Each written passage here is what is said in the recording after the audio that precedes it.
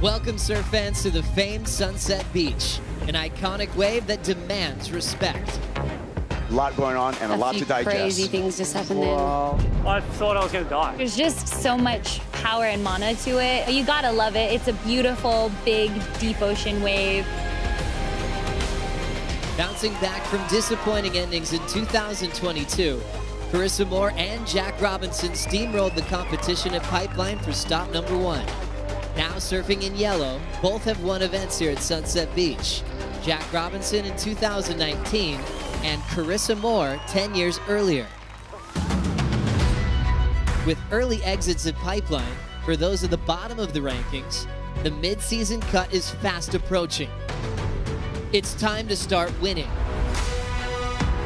This is the Hurley Pro Sunset Beach.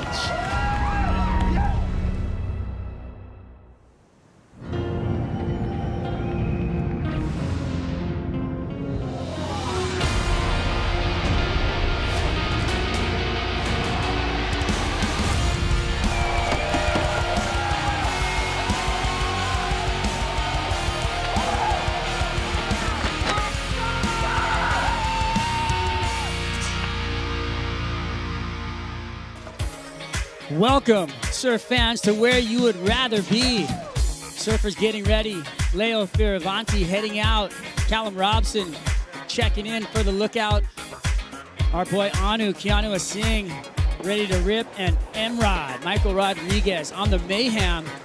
And there's your man in red, color coordinated, Mr. Colapinto going out for the first heat of the day. And we've got some waves on hand, boys. I think we're going to have some red hot action out the back here.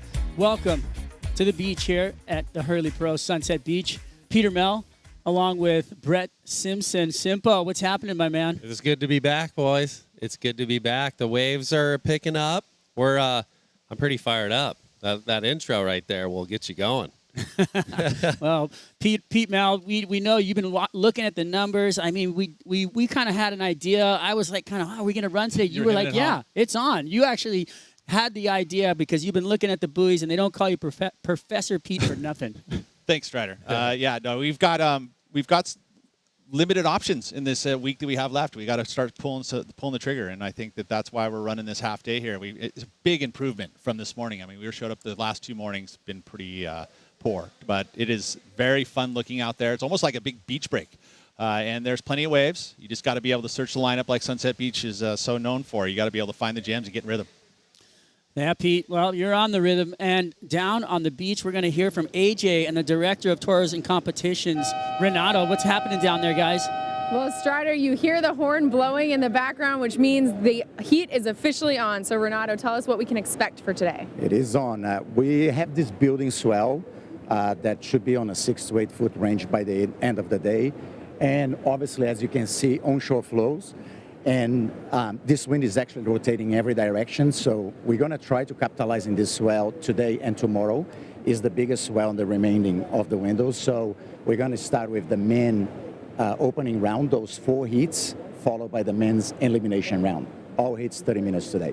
All right, so a lot of action on tap, Strider. We will send it back to you so you can start calling it. Thank you very much, AJ and Renato, down on the beach for the raw action. And out in the water right now, we've got Heat 9 of the opening round. This is a big one for Colapinto, who fell short at Pipeline. I mean, just full-blown brain explosion, along with Samuel Pupo and Ian Gentile. So this is going to be a heater. Pete, describe the lineup for me right now, because you got 2 different swell directions coming in. Yeah, it's broad. Already Sunset's broad, and now we're going to add a little extra to it because there is that east-northeast, which kind of tends to hit down at the bottom and the very top, and then you've got some northwest that kind of feeds in the middle of it all. And so you've got also lumpy seas that kind of breaks up the swell. So there's kind of waves everywhere. Simpo, I mean, we've been watching it most of the mornings since we've been back here, and it's definitely an improvement from earlier, but definitely a challenging Sunset Beach. Yeah, there's a lot of confusion going on right now in the head. I think if you're paddling out there, I think the point's been some of the better waves. They're not always the tallest waves, but on this day right now with the building swell, that's kind of been the area where you can get kind of multiple maneuvers. Like Pete said, there is those wide ones that kind of swing into the bowl, but there's just not enough behind it yet. So hopefully by the day's end we have some of those waves, and I think tomorrow as well. But I think it's about I like Griffin in these waves. Beach break, get rhythm, ride waves. Yeah. Don't sit too long. There's not a perfect wave out there. So ride them, feel it out, and I Find think sections. Yeah, give yourself that opportunity. Well, speaking of riding, we're going to ride right into the Surfline forecast right now and find out what we have on tap, Pete. Well, we had some energy that hit the buoys. It was underneath a lot of other swell, so you couldn't even see it on the buoys. It really just increased by about a foot or two, but there was some energy behind it, and that's what happened here is that we're seeing it start to hit today. It's going to be a short little sideband energy, so it's only maybe 6 to 8 hours of kind of real swell, and it's only about 4 feet. So that's added into the 6-foot wind swell that's coming on top of it all. That's going to ease through tomorrow. The winds get better, though. That's one thing that's pretty cool is that we get favorable winds currently through all the way Sunday to Tuesday. So for the next few days, it's forecast to be offshore at least. It'll still be a pretty jumbled ocean and not a ton of swell. I mean, to look at today, 4 to 7 feet to 5 to 8 feet, right? So we get that increase through the day there. And then the wind's going to actually back off as well, which is actually going to help improve conditions. So that's why we're looking at doing that elimination round this afternoon because the conditions are going to clean up. Well, and it also sets us up for the next 2 days, being that we have 2 days of competition left. And if we have these extra heats here, we had an extra half day. Now we can get it done in 2 days. So ultimately, looking forward, it's going to shrink. You know, there's not going to be a ton of swell. There is some pulses in there. So they're going to have to be pick and choose. Conditions are going to be pretty good, though, and that's really what we're after. And Monday, a holiday here in Hawaii. I don't believe we can run that day. So that weekend, hopefully we'll get some great waves, some great conditions, and we can see, some live action here all the way through that. You can see the lineup right now. There's that kind of north wind pushing over the lip line and making a crumbly line on the water, but I think the spaces out there are super clean once you get into them. I'm actually pretty happy with the way that the conditions are actually looking, just because this morning was pretty tore up, and it was supposed to be pretty strong, and then basically backed off a little bit. With the forecast, and sure enough, it's obviously north winds and onshore, but it's not howling, and it's not tearing the faces up too much. Yeah, sometimes you almost, when it's this size, you almost rather have that little extra power to the wave. You'll probably see a little more lip maneuvers, like thinners and maybe even some airs, So that's kind of cool to think about. Sunset definitely not known for their airs. We've seen them, don't get me wrong, but it's just pretty rare. Yeah, this morning, Jack and Eli and that were going left off the point. Yeah, I actually mentioned that earlier. I was like, hey, there's a couple lefts out there. I was like, what's the over-under if we're going to see a 5 on a left? All right, well, the over and under for Griffin Colapinto on that one. First wave, I do like to see that he's getting things going. With the conversation with the wind, when you're out the back there, you can actually get chipped into waves too with that onshore wind, right? So you can catch waves earlier, set up your turns earlier. Yeah, it's super important. When I surfed out there this morning, and if you're not, we're talking like 5-10 feet, and if you're not in the right spot, you're missing that first turn, and it's a difference from maybe a 4 to a 6 or a 7. So that's super important.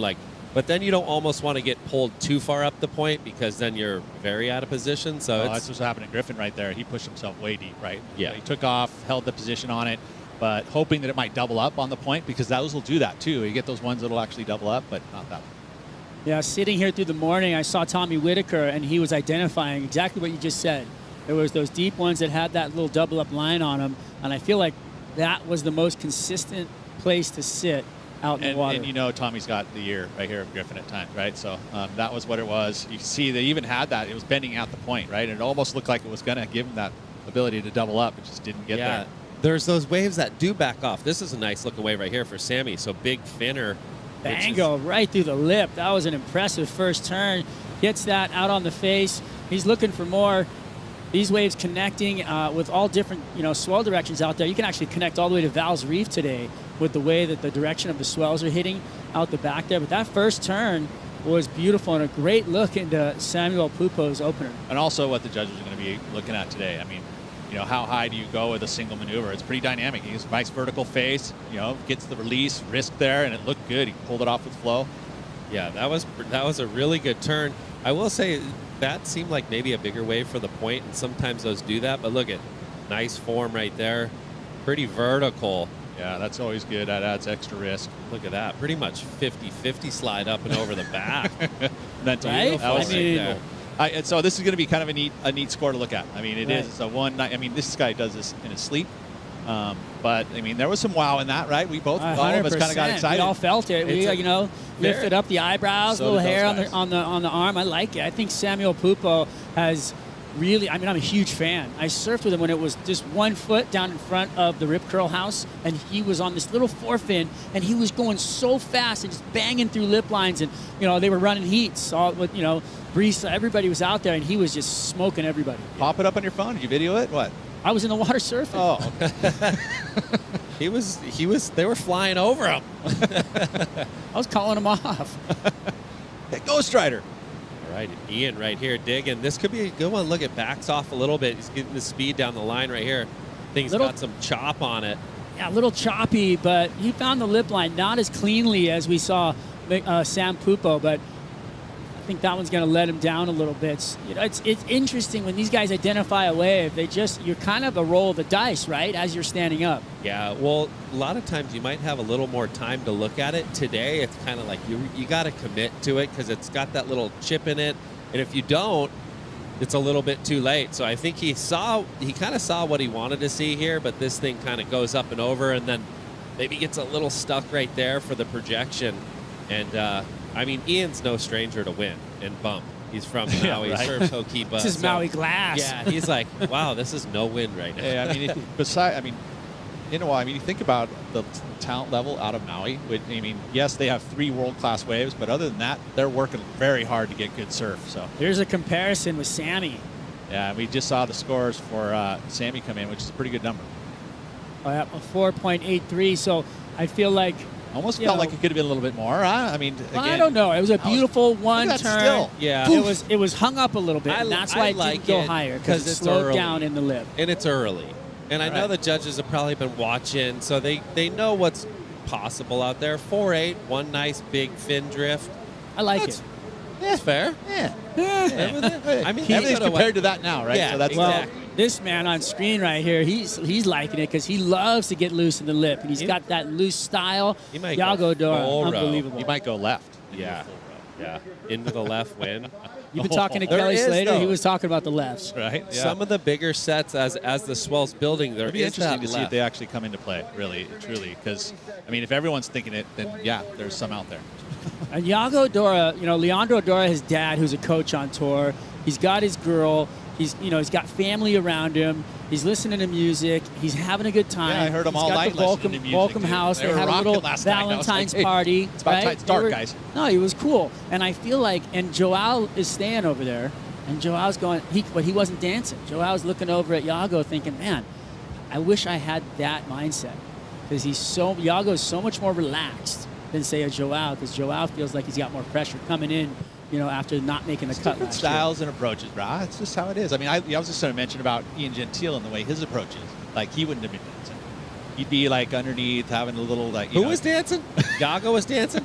Yeah. Well, that's nice. I mean, he looks like he could have the little samba going, That guy's so smooth. Joao should be dancing. He just got a third. Right? I'd be different dancing. styles, different strokes for different folks. Yeah. Everyone kind of elevates whatever They all should be dancing. They're on the world tour. But they How are many there crack to the win. code? That's Yeah, one thing. no. That's a common thread that I feel like we're seeing more and more out of these athletes, and the rookies included, is that when they get on tour, their mindset isn't just to be there, it's to win. But I will say, Yago came in and he probably, over the years was tightly wound. And he understand, I don't compete well like that. They all learn, and Joao is a little more high-strung. You see him in the water, he's moving, he's surfed he's like going. that. He's surfed like that before he was on tour. Yeah. That's just, that's how So that's how he gets his waves. Yago's trying to okay, this is how I do good. How do I find that consistency? Well, look at his dad. I mean, there you go. Like, you just got to look up the ladder and see how that approach, what vibration works, right? And loose and free and dancing is, right there for him. Out in the water, see how he surfs. Right now, we saw Sammy Pupo go through the lip, and he got a pretty solid score, a 4.83. But the judges are leaving room, and they're leaving room for the ultimate score, a 10-point ride. And it is an elusive one that we haven't seen this year yet. But right here, Griffin Colapinto and his 10-point ride from Portugal. Look at his tail-high whip. That was huge. Bango! And just stomped as well. And it was pretty easy at that point in time to be able to call that one a 10. Slammed it shut. So 110, for a 10. So you get the Yeti 110 cooler for a 10-point ride all year this year. I want to see some Yetis getting handed out. I felt like there could have been one for John Florence at Pipeline, and I want to see more. I feel like the judges are stingy with those 10-point rides. I kind of like it. I feel Feels like it makes it a little more momentous. Yeah, I mean, gosh, that wave was amazing, right, John? Yeah.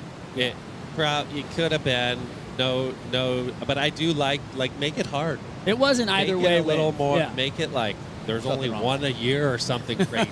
You know? I don't know. There's argument's sake there too. It's always nice to have a 10 happen.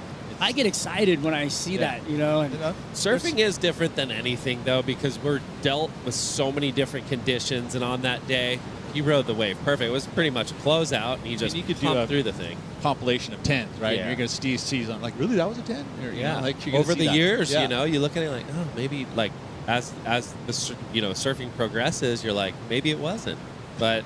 Well, there's one thing that we have to understand is that the 10-point rides are judged on the day. Yeah. Right? So they're not all going to look as good. Here we go. Ian Gentile looking at this one on the inside corner. Nice smooth face, big whip.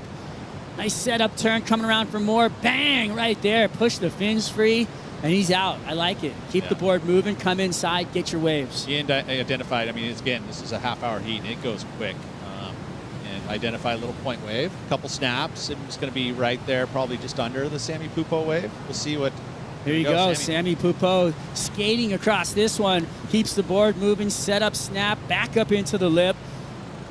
Looks like he's got a little double up coming at him. He's identified a section, big sweeping cutback with the rebound. That was a great redirect right there. He's not done yet. He's looking for more on the inside. You called it, Val's Reef connection. Yeah, well, we were just talking about that. Look at this. He's going to go again on the inside corner. Bango. Throws the tail out, comes in. He likes it. He's already waving for the ski. Colapinto behind him. That's what we call pinballing. Bang! Oh, that's a nice turn That right was there. a critical transition turn in the lip line. Finding more face. Can he get something else out of this wave to get that score up? No. I almost feel like the waves at the point are the good ones are the ones that are hard to get in. And they kind of keep growing. Yeah. They load up. Where if it kind of shows too much in front of you, you're like, you get that one big maneuver and then it kind of tails off from you. So Sammy and Ian was a little bit wider on third priority. I think he thought, hey, sit a little wide, find one of those double ups, don't get left out there, needing that 3 and put a score on the board. Yeah, Well, on screen right there, you got the Red Bull ski and the Surfshark Hawaiian Water Patrol taking the guys back out into the lineup, getting them into it. Here's a replay of Ian's wave. Yeah, look how far out the other guys were. Yeah. They're way out. He was right on that little cubby hole, kind of on the paddle back out. So a little slash right there, and then it's like a wrap slash. It kind of, wave went a little bit flatter, and he kind of tried to slide it. Then this turn right here was big commitment. Just nothing really, unloaded all its energy right here, but that was a nice turn. How's the compression, too? When he presses into the lip like that, that allows you to kind of absorb it, all that energy. Could have easily fell and been under the blue tent right there. And then this one for Sammy, I'm just going to say it, Wastradamus called it, the double up to the inside at Val's. Yeah, you did say that there was a few waves that did that. And, how was that roundhouse? That was just, you talk about textbook roundhouses, that was beautiful. Kept the speed all the way through. Wasn't any real majors until the roundhouse. It was more kind of busy work, slingshotting across, like little speed float, connect the dot, and then the big roundo. So it'll be interesting to see where that goes comparative to his one drawn off the bottom thinner. I think it'll be close. I feel like we're going to see the best score of the heat from Griffin Colapinto just because of his big snap in that critical section. But we'll be right back here at the Hurley Pro Sunset Beach, and we'll find out what scores we got coming down the pipe from the judges.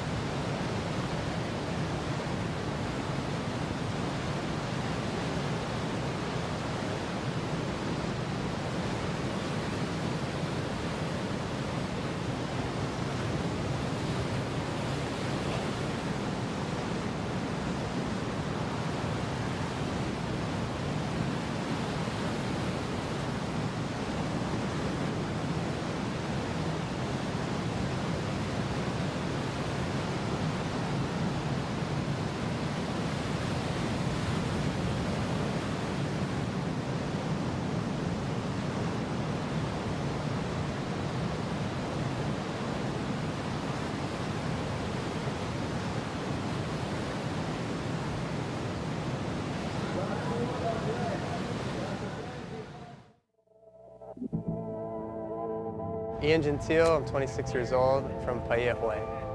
I had so much pressure as a kid and just to compete, and I had the big contract, I had all this stuff going for me, but I went through like a burnout phase. I wasn't really sure if I was ever going to compete again. You know, all the sponsors went, and that was the best thing that could have happened to me. I wish it happened sooner. It sort of like flipped the coin, and I got to go to school for a little bit and got an associate's degree and like did things I never thought I was capable of doing, like sit in a classroom and take a test. It kind of showed that I could like open new doors and just commit. I kind of just applied that attitude towards everything, like equipment, the mental side of things. Like I have to learn, I just want to learn all the pieces, you know, and try to be the best that I can be.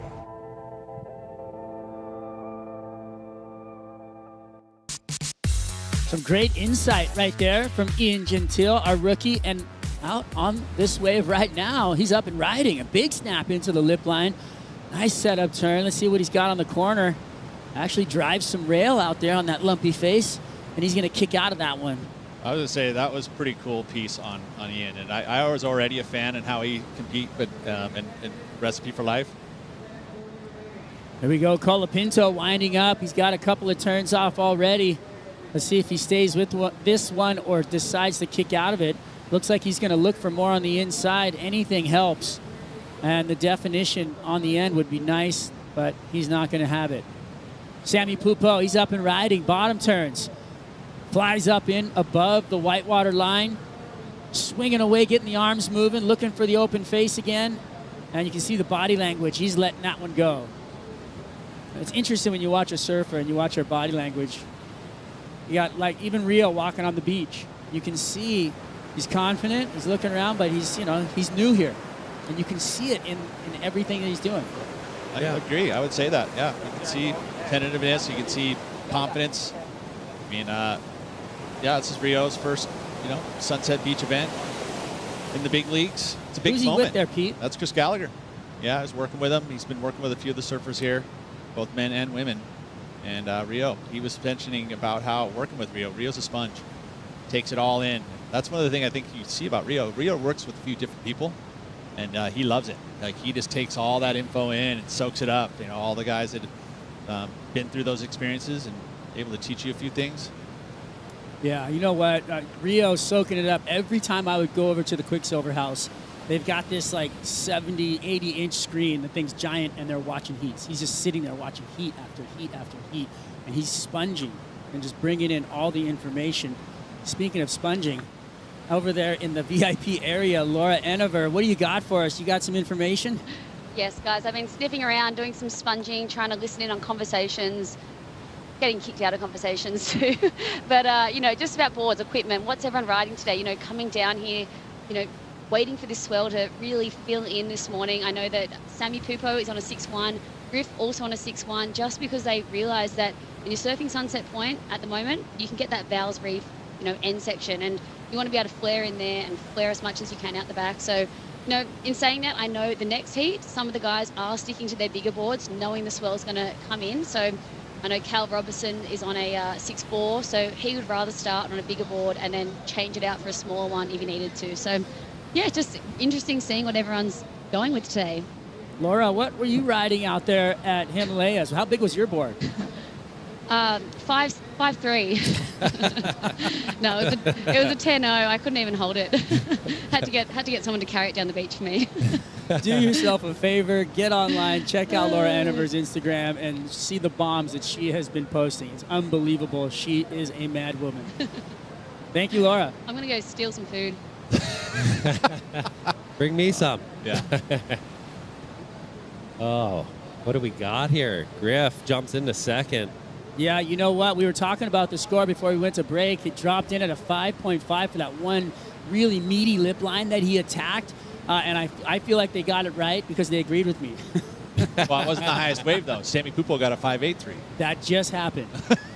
No, they were simultaneously. Yeah. Those are the scores. I mean, it's just a little bit, yeah. Either which way you slice it. 4.83 was the finner this early, right? And then the 5.83 was the connection to the Vowels. 5.5. It's okay, Strap. I think that's going to be, obviously that's the difference in all events, but the big turn, if you can tie in two, you're going to go excellent. If you can't, it balances in on waves like this where there's those kind of three mediocre ones combined together. And you were right. They went 5.83, on Sammy's. It was the best surfed wave of the heat. Yeah, I mean, and it just had, for me, the speed he carried outside, you talked about how that was really what allowed him to get that big roundhouse, is keeping that speed up. I mean, he somehow was able, because it wasn't a wave that had a big, huge steep Didn't have the pocket big maneuver, but that thing kind of great flow. made it. Speed and flow, too. Yeah. Iago Dora getting ready to go out into his heat. Really strong support crew right there. Riddler, the whole Volcom team, Kaimana Henry down there as his caddy. It's all about that support, I think, for Volcom over here. They've got the houses on the beach, and they've got all the guys really pushing them. Yeah, I mean, it's a rad little vibe, right? I mean, I think they've got a good team going. I mean, look at what Jack was able to do at Pipe. He was competing at right out of the front house there, so it must feel good. Yeah, you're just learning a wealth of knowledge, too. They just breathe confidence. That helps a lot when you're paddling out and you trust your instincts. Like just talking about Rio walking out, he there's nerves. Your legs feel like 1,000,000 pounds. You want to kind of try to shake that. You want to get out there a little bit early and kind of try to stand up on your board and feel it. You kind of lose that once you get in the water, though. Part of it goes away, right? Yeah, I always like paddling out early just to kind of get away from it. Just to okay, I'm more comfortable here. I don't have to talk to anybody. Speaking of talk to somebody, I saw you on the beach with a whole crew of Hurley team riders yesterday. Yeah. Oh, we did. We had the posse down there at the beach park. We had a little fun little surf, photo shoot. We did our thing. It was fun. The waves were kind of hard. Oh, we got everybody paddling. That was an interesting situation right there, you guys. That was really fun to watch. At the end, with priority, Ian Gentile will come away with a couple of nice turns. We saw a beautiful snap out the back. Wham! Right into the corner again. I like that. A lot of fire, out of nowhere right there, bringing some power and some speed and some flair. Behind him, Sammy Pupo looking for the lip line himself. Big blowtail. Can't quite bounce out of that one, but that was fun to watch. Progression, you guys talked about it. Little wind, little lip line, little aerials, getting that board flying above the lip. But that opening scene of Griffin having to dive off in the whitewater, then Sammy jumping off that was the board to give way to Ian Gentile, and that was because Griffin was last in priority. You saw Sammy had priority over Griffin, but then over both of them, Ian Gentile was holding it down. And I think we talked about that the other day. That was a little conundrum right there where paddling past someone makes it tricky because this is what happens. Griff is thinking, I'm going, and then Sammy's going, I have priority over you, and then Ian says, I'm going. Well, it's funny. Griffin basically sold that one in my eyes. He was selling in one of those guys on this wave. Yeah. He didn't look like he really wanted it ever. He was always going left, but that was a sick snap. That was the wow factor, right? When things just pop up like that. I love Ian Gentile, that little piece that he had about how, it's exactly that. You watch again. You can't cross over, right? We've seen that happen before here at Sunset Beach. Matter of fact, it happened to Kelly Slater. That was even close, too. Like, if Ian were to somehow get subtly thrown off, would they call it or no? Yes. He was so focused, no, bottom turning. He was locked in. Here's some more live action of a beautiful looking wave for Griffin Colapinto. Goes to the fins. Solid over the rail, coming back in. He's going to look for something else on the inside. He's going to do the Brett Simpson Huntington hop to get into Val's reef. He cuts it back. He slams off the whitewater, trying to set up a big inside finishing turn. Will he get rewarded? That's the question. Val's is a part of the reef way on the inside, doesn't always offer what you want, but if you can get there, it gets really shallow really quick, which makes the wave stand up super fast, and you can do a really dynamic turn. I think it was like Sammy's wave where a lot of the waves are dying out like that. Ian's had a few, and where Sammy got on his 5.8, he got the nice finish in there, a nice snap, and kind of, it just always in the judge's mind, it's nice when you finish on a, impactful note. I think that was a paddle there by Pupo, but I don't know if they're going to change priority. Oh, they did. They did change it. Yeah, Sammy paddled for that wave and lost priority. And in the end there, after we saw that whole conundrum of surfing and guys diving off of boards, rolling over in the whitewater, all with different priorities, it ended up in the end there that Griffin had priority out the back. So he, like you said, sold that wave, but ended up in by priority. I think he might get a pretty good score for his last wave. It works when it's 3 to 4 foot, but if you do, I feel like you Yeah. do that. You do that when it's 6 to 8, No, and you're like not doing that. you're 7 to 8. You're just Yeah, no, you I lost saw your it half your happen heat. the other. Yeah, it's just a Here we risky go. move. This is to see if that mistake is paid. Ian Gentile is up and riding. Let's take a look at what he's got. A couple of slow cutbacks right there, and he's out. But we also owed a score for Ian, right? We are. Right, so we're also Griffin and Ian, and this is an important one because if Ian, that wave, he's got a couple snaps on it. Like there was, is it a 5, 6, 7?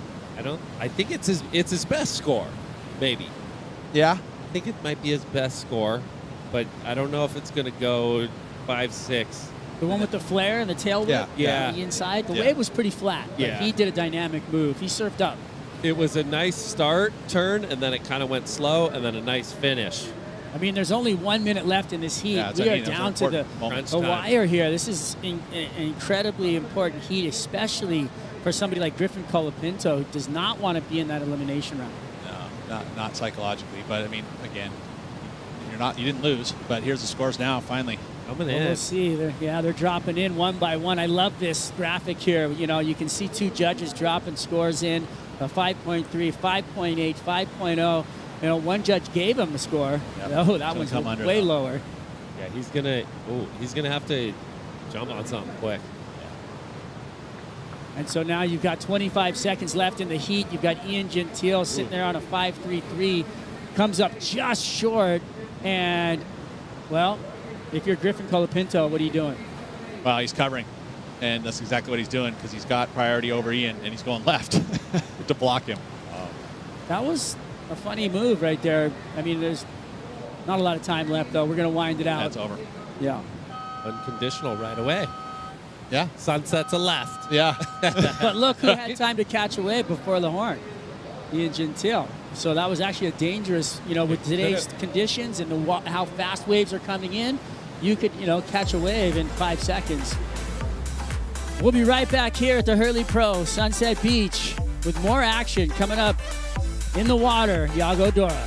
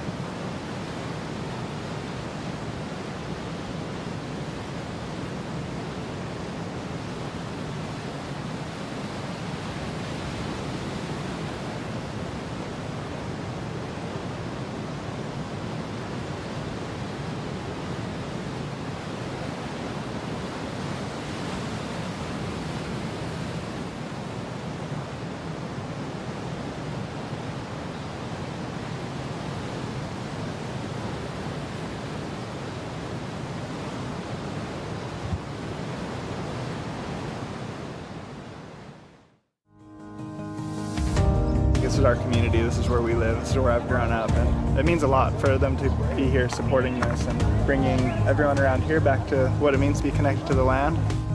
What we kind of formed here is these little islands, and the idea is to create habitat for the birds to nest. So thanks for helping us out to restore this today. Appreciate it. Hawaiian land is so special and it's so prestigious and unique, so we want to keep it that way. It's our job and our responsibility to give back and to connect with each other. We're stronger together.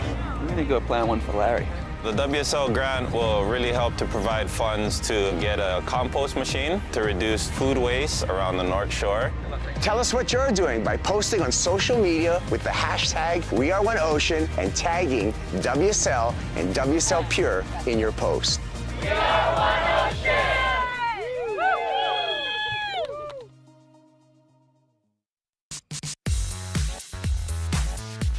Welcome back, and it just feels good watching everybody get involved with We Are One Ocean. I feel like, I couldn't, it's almost it's a tearjerker for me to see Jack, dedicating some planting out there to Larry, our man in the water. So let's get back into this heat. Callum Robson, Yago Dora, and Rio Waeda, the Indonesian, ready for battle out here. This is going to be a fun one. Callum Robson, he's just a steak and potatoes guy. I mean, the way that guy lays down bricks is pretty heavy. Yeah. Just always seeing him talk with Crow or whoever he's working with, he identifies a break really well. And I think that's been a big, strong point, for him on this tour and his success last year. He was, picks the right waves. His surfing obviously is, like you said, meat and potatoes. He just big turns, big power surfer. When you're on the best waves and you surf good, it makes it easy, right? It simplifies things. I mean, sounds easy, right? But that's, but I mean, you're on the if you're on the best waves, right? It's like makes things easy for you. It helps. And Callum is exactly that. He can dissect the lineup so well. Whereas, another dangerous surfer would be like a Felipe or an Italo, where they basically don't need a set to do it, right? They're riding around you, and so that's how they compete. Whereas this guy's going on a 4, and all of a sudden he gets an 8. Yeah. You're like, oh. And so that's a different way to compete. Right? I need the best wave of the day. But I don't think Callum can do the same type of stuff in order to win heats, right? And so he has to go to his best knowledge of riding and dissecting and getting the best waves. Yeah, he does that so well, he makes a ton of heats. Agreed. He doesn't even think of riding those waves, those inside, the waves that aren't going to offer him. Yeah, and that's kind of where I was. Here we go. Looks like we got some paddling. Yago Dora on the backhand, looking loose already. Throws the board up into the lip line there, getting going, feeling that kind of movement to see what he's going to be doing out there, kind of get a game plan going. But with Callum and laying bricks, he's doing work is what I meant, and in Australia they call them brickies, and there's guys that just go to work every day and build beautiful, perfect walls, and that's what he does. He puts together heats. Put the hard hat on and go to work. And again, you understand where your best attributes are, and you focus on that, and then also try to expand from it. But man, yeah, he does dissect the lineup so well, and even just being able to identify it, as we see here, up and riding Yago. Ooh, that was nice. Straight up into the corner. He was just up and riding. Now he's getting a nice 2-turn combo in, going for a third whip. That first turn was beautiful, vertical in the lip line. He wants more. He's looking at the inside. He's going, man, Sammy found it. I want to find it too. And that was crazy because he's going to get a little bonus section right here, the finish. Yes. Wow, so solid wave. Maybe wave of the morning or afternoon. Delight. Oh, Rio on a nice looking milky wall. Bang! Beautiful, but can't negotiate the big float down to the bottom. All that water conversion is really hard to deal with sometimes, Pete. Yeah, it is. Yeah, and he had it. I mean, he was there, and unfortunately, just a little bit at the end, got caught, and yeah, that will reflect the score, unfortunately. But we'll say that the nerves are gone for Rio, right? Yeah. After you do that, you kind of like, okay, man, let me just rewind back to Pipeline. He went over the handlebars on an incredibly heavy wave. It looked like he was going to rip his arm off when he ate it at the bottom. And then the next wave he got was probably the best wave that we saw come through at Pipeline in the whole event. It was, so I think he knows he shook off the cobwebs. Yeah. I mean, similar, different form. Yago didn't get his arm ripped off, but he went on that wave, and it kind of just slingshotted him into rhythm, and all of a sudden he's on a nice little double up right here. And just identifying that too. I mean, it did have a little extra water in it, but that was a beautiful first hook to start this wave off. And then you're mentioning how loose he gets, but that was just gouging. Again, different style of an approach on the backhand, mixing it up. And then found an inside section here too, and just punches it. Do you feel like there was a lot more in the score because of that inside? It didn't seem like a crazy dynamic finish, but I mean, the outside turn was really vertical, beautiful whip in the lip line, Brett. I mean, it's more just buttoning it up. If it comes in that, 6 range, it's like this carve, those 2 turns together right there, from the big snap to the solid carve. Like anytime you get the 1-2 punch, you're going to go. I feel like you're going to go into that good range.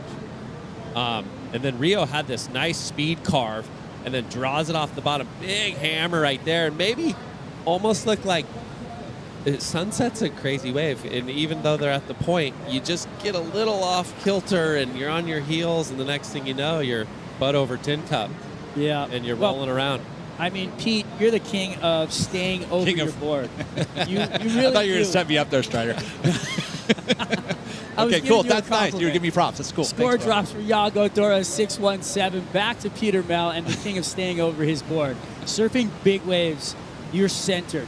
Surfing little waves, which I've seen you. Your life just depends on it, Strider. but in You're not. smaller surf, you really are. You're pivoting and your body is centered over your board at all times, and that's what went wrong there for Rio. Yeah, I would agree. Well, down on the glass right now, right where every surfer wants to be, Sammy Pupo is with AJ. Yes, this is exactly where you want to be after your heat because it means you did something right. You didn't get a chance to get in the water before the competition started today. What were you identifying as the ways that you wanted to take off on and what you wanted to do with them? Yeah, I mean, it's been kind of weird conditions for us. I feel like this whole season really in Hawaii has just been tricky. But conditions today just felt like home, kind of. It was really hard to just sit out there and wait for a perfect wave because I feel like there isn't one. So I was just trying to surf and catch as many waves as possible. I knew that I could do some airs as well if the wave came. So I was just trying to surf and got lucky in the second wave that it just connected all the way down and I got a couple nice turns. So I was going to say that second wave, you looked right at home, the 5.83, the high score of the heat. How did you identify that you were able to connect that wave into the reef at Val's and get that roundhouse? It's kind of lucky, because I was just surfing the wave and trying to connect all the dots, and I feel like that I did that really nice at the outside part, and then just connected really well, and I was just lucky to get that wave. Really, it wasn't really anything that I thought about, so I'm happy that things are going my way, and first heat win this year, so I'm happy, and hopefully I can win a couple more. How much confidence does it give you to get your first heat win of 2023 under your belt? I mean, so much. Pipeline was a tricky one for me. It was definitely not like last year, the conditions, so I was really bummed on that. And I feel like this contest, I just want to take it easy and really just surf as much as possible in the heat and have a little bit of fun. And I think if I do that, I might do it better than Pipe. This was a good start to the fun. Before we let you go, você quer mandar mensagem para o Brasil? Obrigado a todo mundo pela torcida. Minha mãe e meu pai devem estar acordados, minha irmã também. E foi legal, tô feliz, eu tô bem tranquilo, espero que esse campeonato dê certo. Parabéns. Obrigado. Thank you very much and congratulations to Samuel Pupo. And to AJ, thank you for asking those good questions because I was wondering if you can identify those waves that get through the inside. Sammy saying it was kind of a lucky dip as you see Yago up and out, Pete. I was just thinking about Pupo and what he's saying there and talking about Pipeline. I think that he was saying you have an expectation. You make the tour and you go to Pipeline. You're thinking, he got a third with, pumping Pipeline. So like he wanted to see that again. And all of a sudden the expectation, he wasn't, given that. And it hurts. And all of a sudden the result didn't come with it. So now going here with a glass half full, realizing the forecast isn't great, go out there, treat it like home. The points are going to be the same, whether it's 10 foot or 6 foot. Yep. Well, I think to your point there, Pete, and Brett, you can talk to this 100% because you show up at events in your pro surfing career. You don't know what you're going to get. You don't know exactly what it's going to look like. And you have expectations, but you have to be able to adapt. Yeah, that's what I'm saying. It's called being professional. And I think it is annoying, though. Or it can be frustrating. Not annoying, it's frustrating. And you get there and your expectations are down. If you don't change it quick, and I found myself doing this a lot, and if you don't change it quick, you're going to lose. Someone's going to go out there and capitalize, and you're going to lose. So that is important to understand that. And Sammy said, hey, I'm going to go out and surf, have fun. I'm going to stay loose. He wants to surf heats. And I think that's... You got to ride waves. Staying in the moment, right? That's always the cliche of staying in the moment, but that is staying in the moment, right? Yeah. That is the definition. Yeah, because we're all going out. They're all going out to surf in the same waves. Someone made the call. It's on. You got to go make it happen. Well, to your guys' point of staying in the moment and your game plans of everything that you have going, Callum Robson here in Heat 10 of the opening round has not had a wave yet. So he is looking for that one wave that you guys were saying. He's not going to go for those little inside. But you guys said he's not going to take a subpar wave like the other guys because he can't surf up to, create that score out of a smaller, wave. So I like what he's doing. He's kind of sticking to the game plan that you guys threw out there of looking for that really really good wave. Quality wave. Yeah. He might ride 2 waves. He might ride 0 waves. He might ride 1 wave.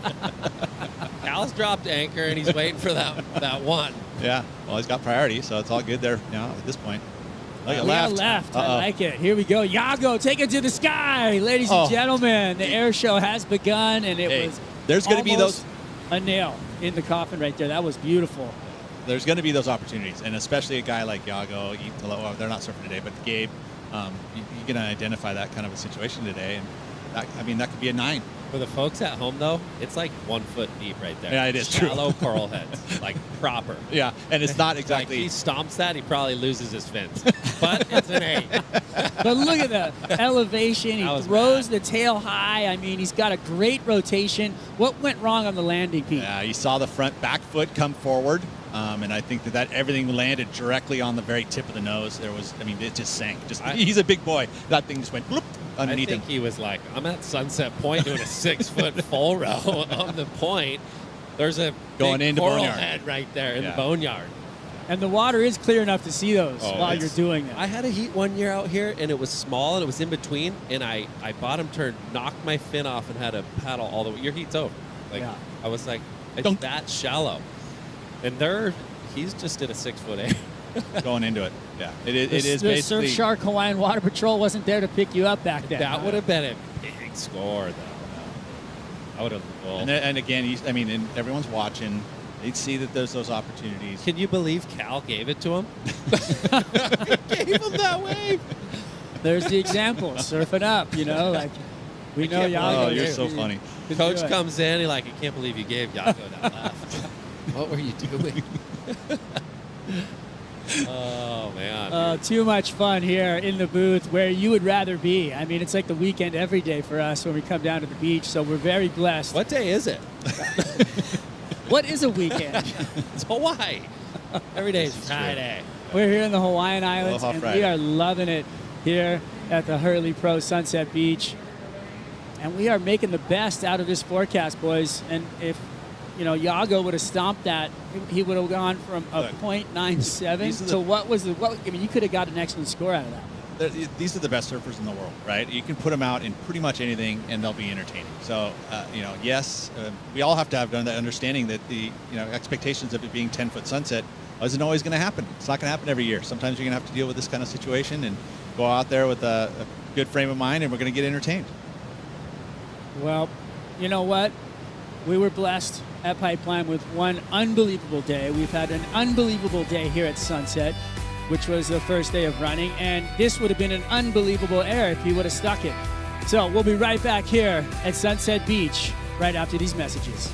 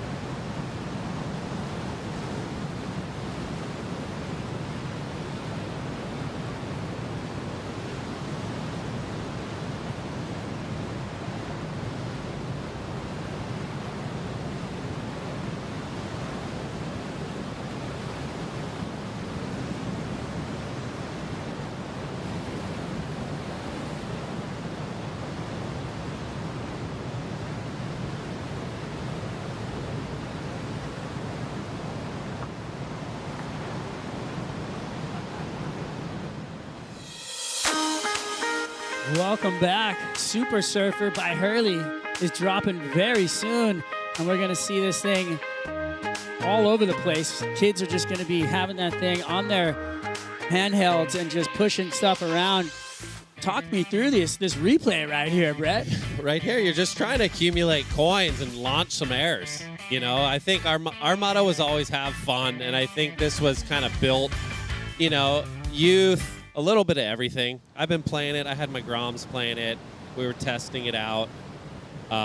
He kept beating me, so I got a little disappointed. But that's frustrating. Kobe was all over you.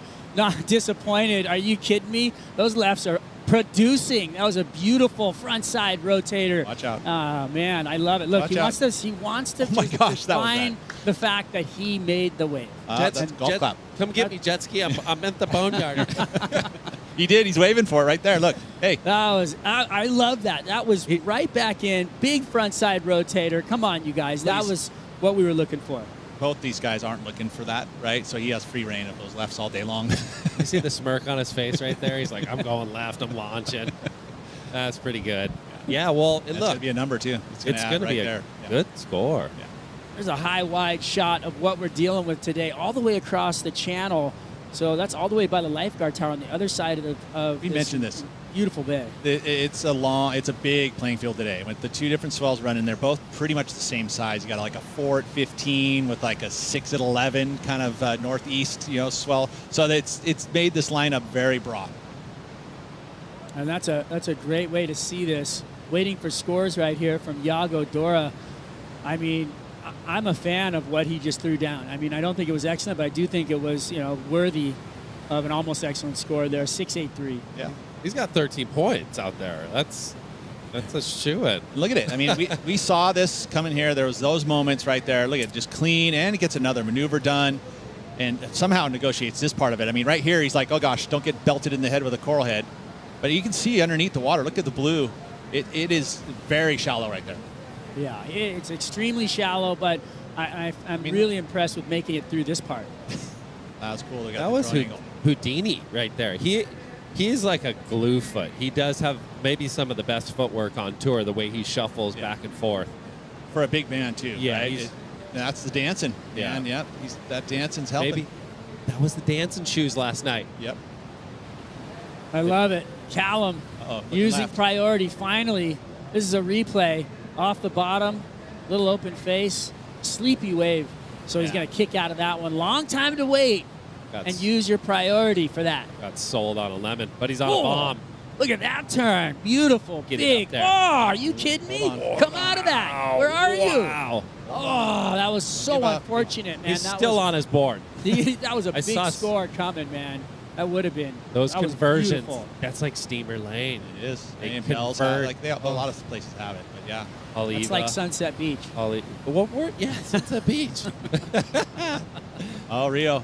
Wow. That would have been a big score. Maybe wave of the heat. You never know. But I had to commit. And the way he did that carve and held the rail to get up there, he did so good. It just a bit unfortunate that thing converged and just kind of sent him for a roll. Yeah, biggest wave of the heat, right?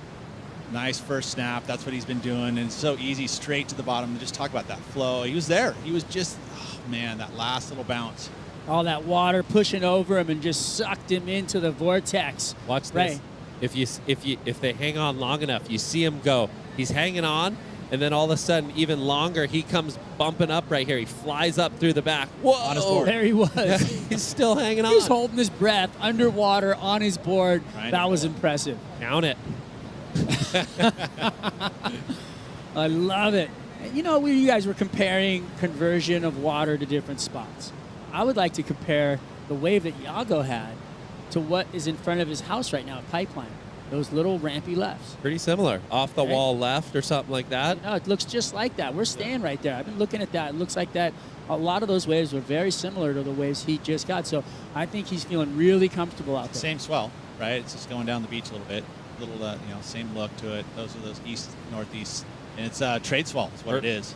Perfect wind into the left, too, which is Iago knows. The board's going to stick to my feet. Well, when she's not on the glass, where is AJ? I wonder what she's doing out there right now. Strider, I dropped your name and somehow they let me into the Turtle Bay VIP area where I have the perfect view of sunset breaking beautifully for these guys. The lefts, we can see it perfectly from the Turtle Bay VIP area, and in between sets, we got some games. Let me tell you, I never lose to myself in this one. Well, watch, now it's gonna fall. Yeah, it's a little baby Jenga. Isn't that fun? Little half stack. Yeah, no big deal. So I've been playing some games in between sets. We got our Red Bull going on, and like I said, just dropped Strider's name, and it got me in here. So nice. Sunset Beach, of course, one of the best places to watch sunset, but if you can't be here at Sunset Beach, Turtle Bay, my personal favorite spot to watch sunset. You guys know I've been spending a lot of time over there getting to try out some of those experiences. So fun, one of my favorite spots every time I come to the North Shore. Well, thank you, AJ, and be careful because you're either going to get in or kicked out if you drop my name. You're either in or you're out. Depends on the security guard. Turtle Bay really producing some beautiful atmospheres over there here at the event and up at Turtle Bay. I mean, such a beautiful remodel up there, and I've just loved going up there and hanging out. Got some great food on site. You can go get a Jamie O experience and get a surf lesson. We got helicopter tours going on up there. I would say there's a little battle here because this is an important second place position, right? You don't want to Speaking of helicopter tours, there's our helicopter pilot, Yago Dora, up and out on that one. So this is an important one for Callum and Rio, and they're both probably having, I would quote, like a shocker, right? I mean, it's a 3 and a 1 for Callum, who has the narrow lead, but Rio doesn't need much, 2.5, and he gets himself second place, and you don't want to go into that elimination round. They've both had a couple points left on the board, and I think now it's really gonna come down. Here goes Rio out the back. Two surfers up and riding. Boom! Big turn. Rio goes down hard in the back, and Callum still on the inside looking for more valves. He's finally loading up. Can he get a little rebound here? A lot of work for not a lot of payoff on the inside there, but there he is. I mean, the Surf Shark Hawaiian Water Patrol picking him right up on the Red Bull ski is going to get him right back out the back. And so he knew that, right? So he's utilizing the tools that are here for him to use. Get your Apple Watch, giving you all the info as far as what you needs. The Water Patrol able to get you out to the channel quickly. Big 2-minute turnaround. So he still has time in this heat, and so working for that, basically adding a point to his total. Yeah, I know. At this point, it's kind of important. I was thinking okay, maybe if it's a 3, it's a 2-1, but maybe if it was a 3 and then, Rio only has it would make him need around a 4, make it a little bit harder, so that the thought was right. The wave just didn't really didn't look score. like it. Yeah. And there goes Callum off the back of the ski right there with the Surf Shark Hawaiian Water Patrol. If you're wondering, Surf Shark, it's a cyber safety out there. It's it's fighting off all the hackers and trackers and viruses out in the cyber ocean. So these guys doing great work while you're out in the water surfing. They're taking care of everything on the back end. Sharks protect you, surfing the internet. My boards are always getting hacked. Well, I don't know if we can do anything about that. Actually, we probably could. We'll find them. Well, look at this, a couple little bumps here. This is that last 4 minutes. Now, this is crunch time right now, like you guys were talking about.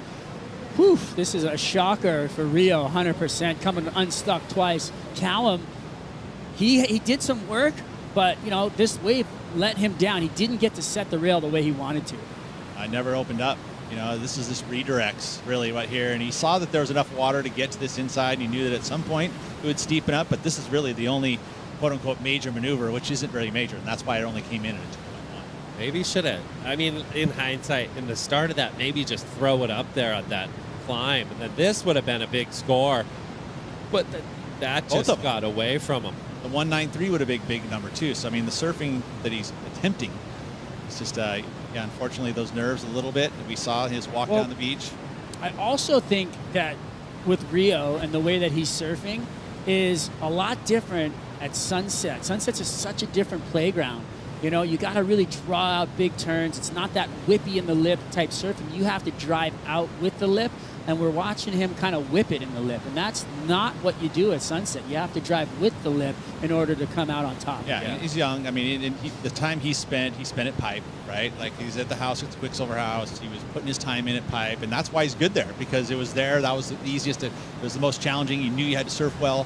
So sunset probably took a little bit of a back seat. You know, thinking about a Jersey and being able to find time to be able to compete at Sunset Beach, I would say Rio has zero experience in that realm. I mean, it wasn't like he's old enough to be able to have QSs or stuff that happened back in the day. Yeah. So he's been after that time, you know. So he wouldn't have gotten his chances to compete here. Well, to your point, Pete, he has 0 events out here at Sunset Beach. So, you know, you're right on the money with your comment, and you can see the inexperience here at Sunset. Not to say that he can't clean it up. He doesn't need a massive score to get back into the advancing position. Paddling into this one, our helicopter pilot, Iago Dora, looking for more lip line, but has to kick out of that one. Rio may think it's a left now. He might be going, what the heck? This guy's at 2 6s and he's going left. He might not even know. It was said this morning over here in the Red Bull athlete area, throw all of your experience out the window because there are no regular lineups at Sunset right now. No, it's well, not. I will say I like his commitment. He's had 2 big chances he's put it up there. He hasn't shied away from it. And, you know, he comes down with those. He's got good scores. It's just, like you said, Strides, it's like out here, it's different. You get up there and all of a sudden you're just lip launched. Like your board's going the other way. It feels like you're 10 feet in the air. You are. Yeah. Oh. Then you land on your board and it hits you underwater and you're like, I might not do that again. This is you know, talking about the Red Bull Athlete Zone, I feel like this is a unique venue where all the athletes actually come and they hang out and they group together. Whereas at Pipeline, you know, they're in the houses or different places. But yeah, here, all the sponsored houses are down that way. So it's really great to see everybody together. You can actually go over there, gather information, talk to athletes. Ryan Callanan, top left corner, Ryan Callanan's eyes shut, just in the zone. You got meditation, and then right next to them, they're talking about last night. And these guys, you Finding got Crosby peace, and them are like, where are you going to surf later? I was in there earlier golf? walking around looking at boards, and Rio's board, he's on a sharp eye. He's got so much tail rocker, it's crazy. And then Callum's board's got way less tail rocker. It's a big, long line, so the 2 different styles of surfing playing in with the boards. I mean, there's so much information you can gather out of that area. Well, he needs a tail rocker into one because it's only a minute left. Woo, we're winding it down here, 53 he only on needs the a clock. 3.5. That's the funny thing, right? A 3.5 with priority. So if he gets a chance, looks like there's waves coming here, Pete. This is the moment, right? This is what you train for. This is those 5-minute drills. He's got to make it happen here. 3.5 is literally one solid turn. Iago Dora sitting on a 13-point total. I mean, that is a solid heat for any man out here right now. I mean, he's doing really well. Here we go. Waves approaching, 26 on the clock. There's going to be some paddling. Who's going to get it? It has to be Rio. He has to go. 20 seconds, maybe is an opportunity. So you got to go. You got to go, right? You got to go. Yeah. 17, 15. Yeah. Here we go. Chance. Rio pulling it up. He gets up. He falls in over the ledge. He comes off the bottom. Bang! Into the lip line and gets body slammed. Oh, that is what you call a true shocker as it winds out to the end of the heat. And we hear the horn here at Sunset Beach. That just knocked the wind out of his sails. Heartbreak City. Wow. We'll be right back here as Iago Dora is victorious. Robson makes it through. Wyatt is going to the elimination round. Sunset Beach serving up some beatings. The Hurley Pro Sunset Beach is brought to you by Hurley, official apparel brand of the Hurley Pro Sunset Beach, and by Yeti, built for the wild.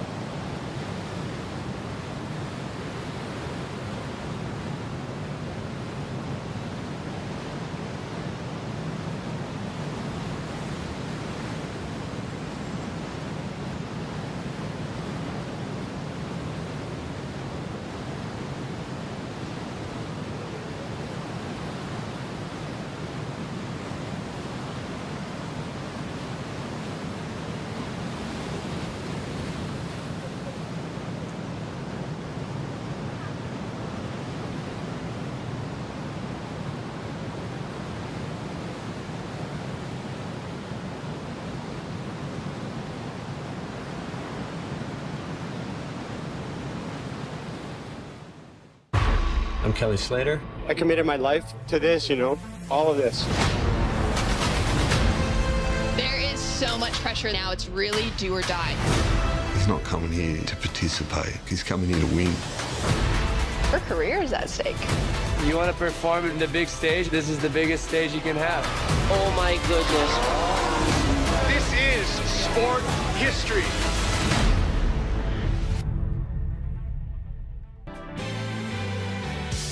Make or break debuts February 17th on Apple TV+. Yago Dora exiting the water after a win in the opening round. We're here, Sunset Beach, CT2, the second stop on the championship tour. This is the Hurley Pro at Sunset Beach. I'm Kuiper along with former world runner-up Megan Abubo. And Megs, hey, it's a different playbook today that our surfers have to adjust to. Yeah, it's looking like a really big, expansive beach break with some reef under it. With packing a little bit more punch out there. But, these surfers are ready. They're always prepared for anything. So, yeah, preparation is going to be key and be able to be adaptable to the changing conditions. What's at stake? You want to avoid that elimination round. So third place to that elimination round. Here's our matchup. Jordy Smith, Leo Fioravanti, and Kolohe Andino out in this Heat 11 of 12 in this opening round. Couple of guys out here who've done pretty well at Sunset Beach. Kolohe Andino, runner-up in 2017 to Connor Coffin, and Jordy Smith. He was our 2016 champ here at Sunset Beach. So two surfers that already have had a success here at Sunset, and the third surfer, Leo Fioravanti, second on the leaderboard right now, coming off a brilliant performance at stop number 1 at Pipeline. yeah, this is going to be an incredible heat. I was excited to watch this one. Jordy, one of the best surfers, most poised out here at Sunset, has a lot of history under his belt. Kolohe as well. He's so polished. He's spent a lot of time in Hawaii as well, and he's looking great. But of course, Leo making the finals. Yeah.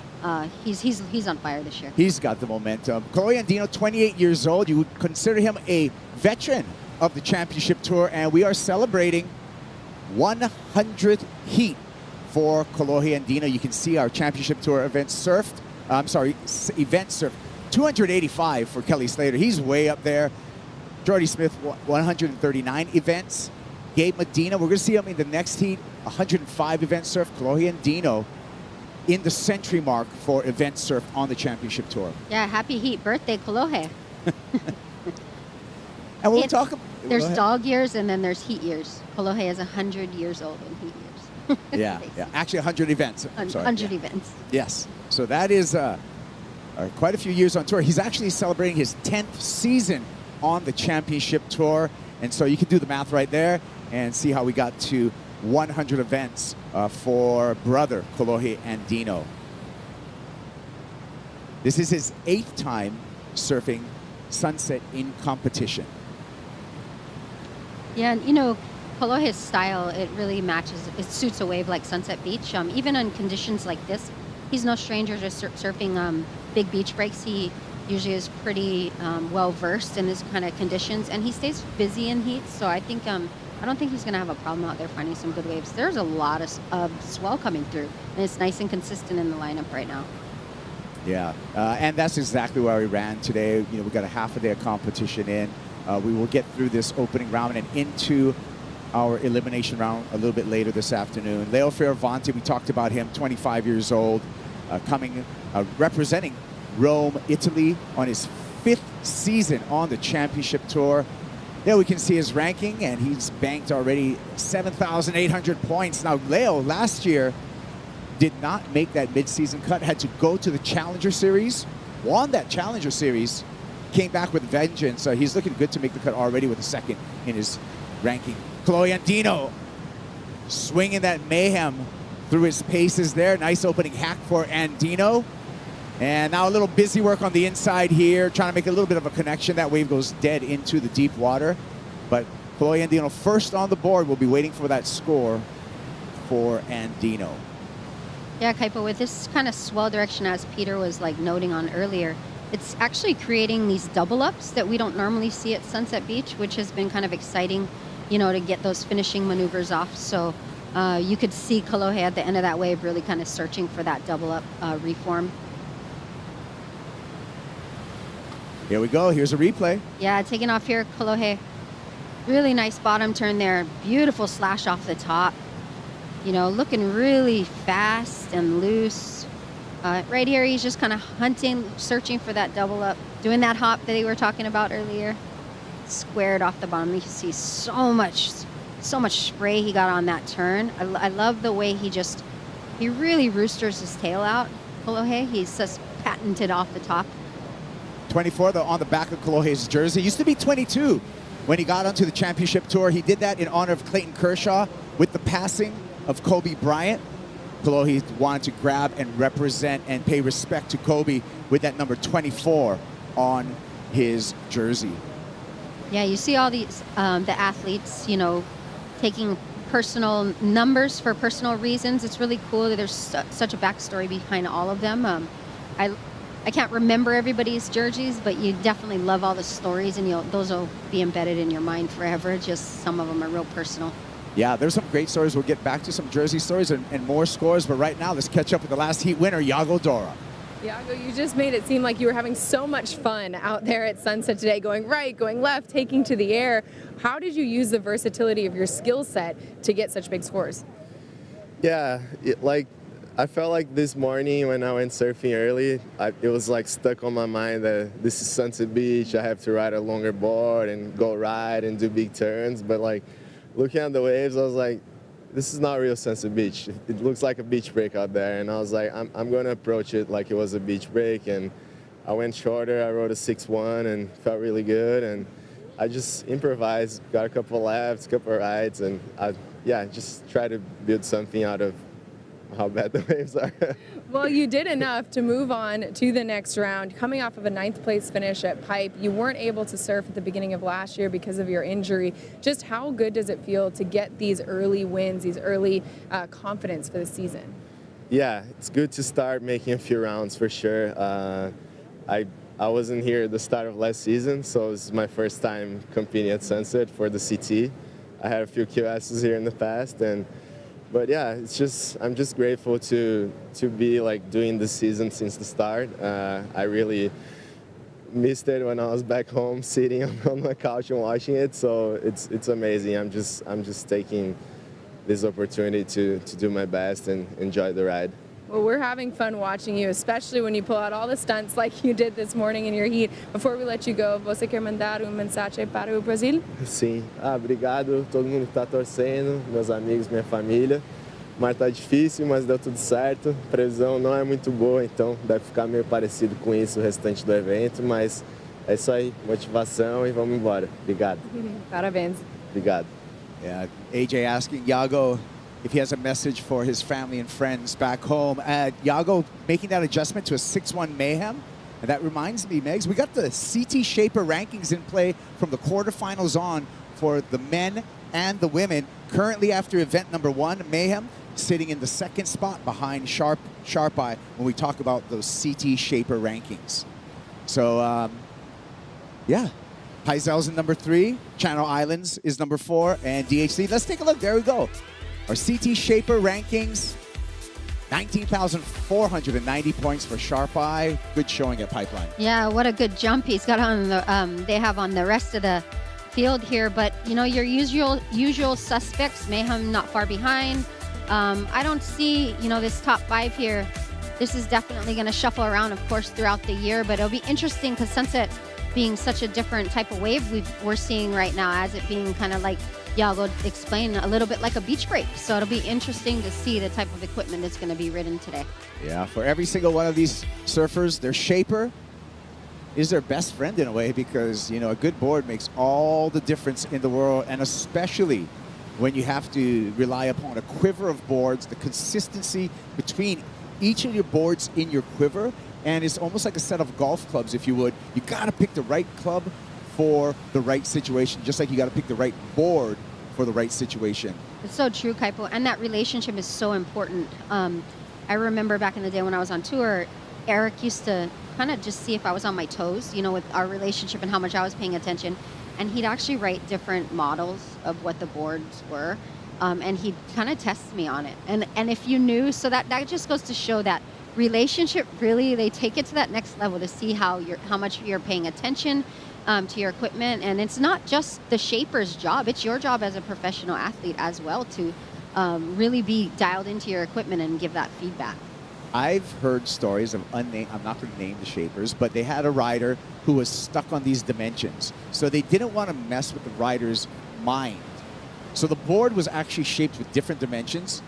The rider's go-to dimensions were written on the stringers. So in the surfer's mind, thought he was riding his same old dimensions, but the shaper tweaked it up a little bit and then wondering why that board went so magic. Christian Bradley's the board underneath Leo Fioravanti's feet right now, and this is going to be the first wave for the surfer representing Rome, Italy. Fioravanti just a couple of S-turns through some sections there. That's going to be his opening number. Yeah, he's just trying to get busy here, Leo, filling the lineup out. I definitely think the surfers are going to be searching for those waves that are a little bit longer, have that middle section to connect, as well as the inside of. But of course, anything's possible. We saw Iago get a great score on a left today. So we'll be waiting for that number. While we wait, let's take another look at it, Negs. Yeah, looks like Leo has a nice little section here. Really nice, beautiful arc there. Cuts back into the whitewash, kind of just trying to set something up here, but unable to really kind of find anything more on that wave for Leo. But great way to get started. It's all about dusting off the cobwebs, you know? Here's a big guy, Jordy Smith, with a beautiful swoop, the South African. Setting up on this inside double up, snaps that Smith Shapes board up into the lip. It's looking loose. Wants a little bit more on the inside. It's not going to get it, but some quality turns out the back. Jordy, so aesthetically pleasing to the eye when you watch his surfing. You know, just so smooth and strong. Of course, he's a powerful surfer, but just I love the way he connects turn to turn, and really not a lot of movement in between. Yeah, very smooth and a powerful surfer. I'm just taking a look here. Actually, for the moment, I have Jordy Smith on my fantasy surf team. So for the moment, I do. Here he is with his first effort. Yeah, beautiful first turn there. Beautiful arc. You can see his just transition is so smooth, powerful, very minimal effort though from his part, but it just looks really, really well thought out. I really like this turn here. As you can see, all the power there on his inside rail, just cutting back. He just stamps that with authority, you know. And this wave not offering a lot after that, but still managing to put together a couple of really nice turns. Still waiting for that score. Kolohe Andino opened up with 3.83. Andino on his second wave here. Carves through that opening turn. Wave steepens up. Double pump bottom turn. Attacks the oncoming section. Throwing the fins. Meeting power with power. And now he's calling for a pickup by our Red Bull jet ski. Taking it all the way in. Maybe have a second chance here at Val's. Yeah, it looks like he's just trying to squeeze everything he can out of that. Saw a little bit more of a sense of urgency for Kolohe there, trying to get busy. Sometimes you got to just, you know, make something happen on the wave. It's still, although it's not big, it's still like a really big lineup. As you can see from this aerial shot, there's a couple of different peaks out there too. And then the inside does have a nice section that you can connect there. You've surfed a lot of contests out here, Megan. What is key to success when you're dealing with sunset at this size? I think it's honestly staying busy, because anything can happen. You can't count on sets coming through, just picking off a nice, great-looking medium-sized wave, but really it's choosing that wave that's going to allow you a couple of turns, a couple of good turns.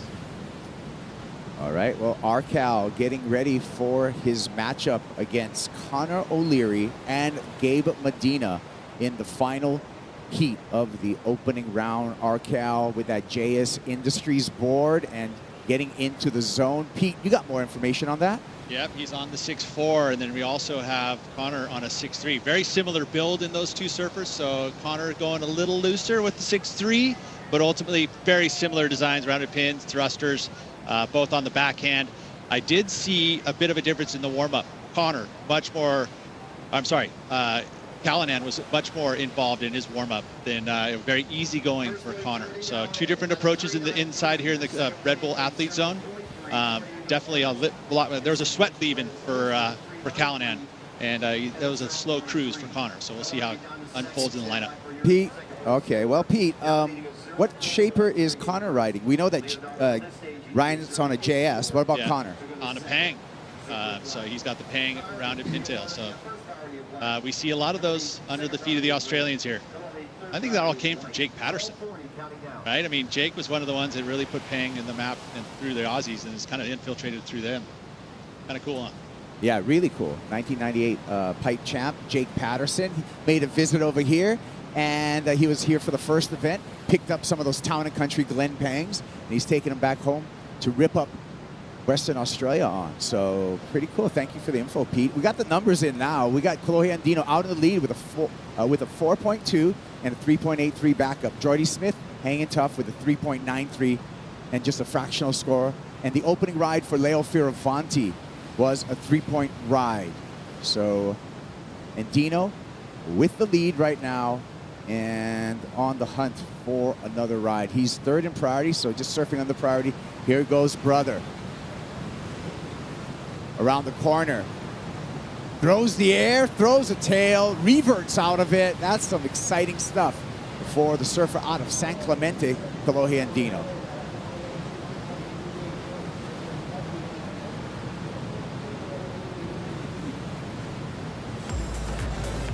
We'll be back with the conclusion of heat number 11, opening round, right after this.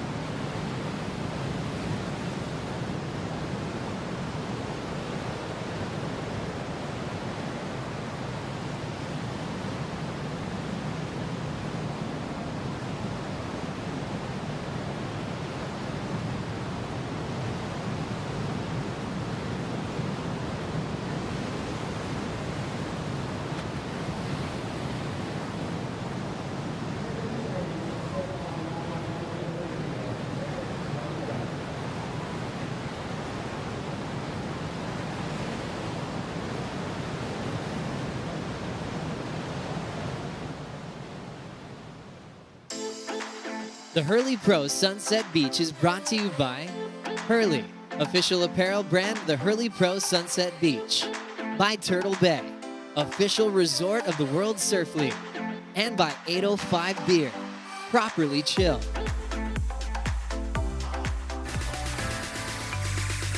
He's here, 3-time world champ Gabe Medina, getting ready for heat number 12 of this opening round. It's going to be an all goofy foot matchup there in that heat number 12.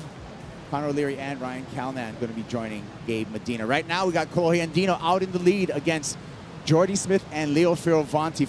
Fioravanti with priority. Let's get to some replays, Meg, starting with Kolohe Andino.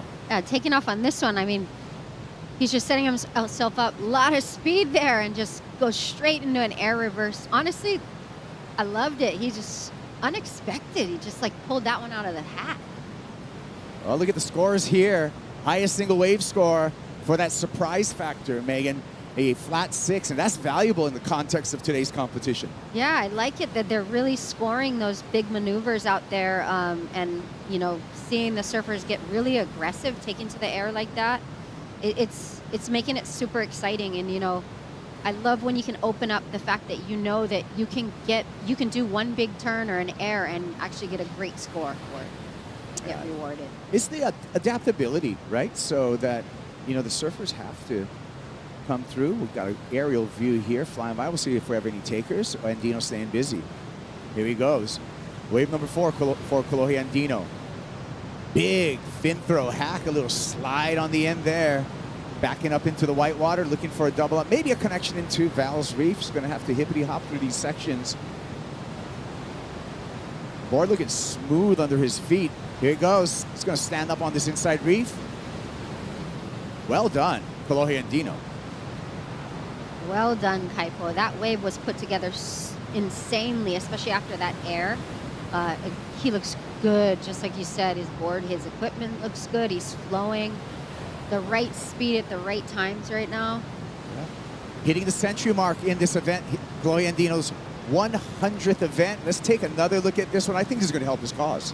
Yeah, right here, he's trying to set himself up for this huge power tail stomp right there. Big turn. A lot of spray off those fins. And then he sets himself up here inside Val's and just times it perfectly off the lip there. And that's not easy to do there. As you can see, this turn here, just look at how controlled that is. Just a huge tail slide.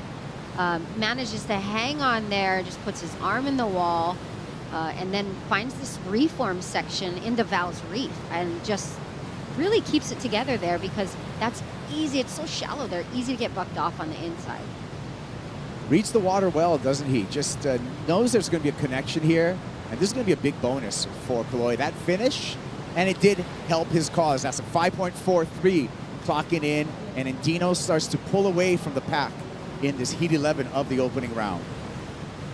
Yeah, I think his approach here, just staying busy, looking for those waves to give him at least 2 really good turns, as sections for turns. Looks like Kolohe paddling out. He's got Pops as his water caddy. Dino Andino out there back up for Kolohe. So that's nice to see the father and son combo being successful right now. Leo Fioravanti with priority. Here we go. Has to just do a cut back into the power source. Here we go. Standing up. Have a soft snap there. So Fioravanti is going to want a little bit more on the inside. He's currently in 3rd place, but just a 1.24 will bring him into 2nd. So he's got the job done there, but he really wants a meaningful score. Again, he's going to milk it all the way through, but not as much opportunity on the Val section for Leo Fioravanti on this wave. Jordy Smith, the South African. Big carve from the big man. Right back into the power source.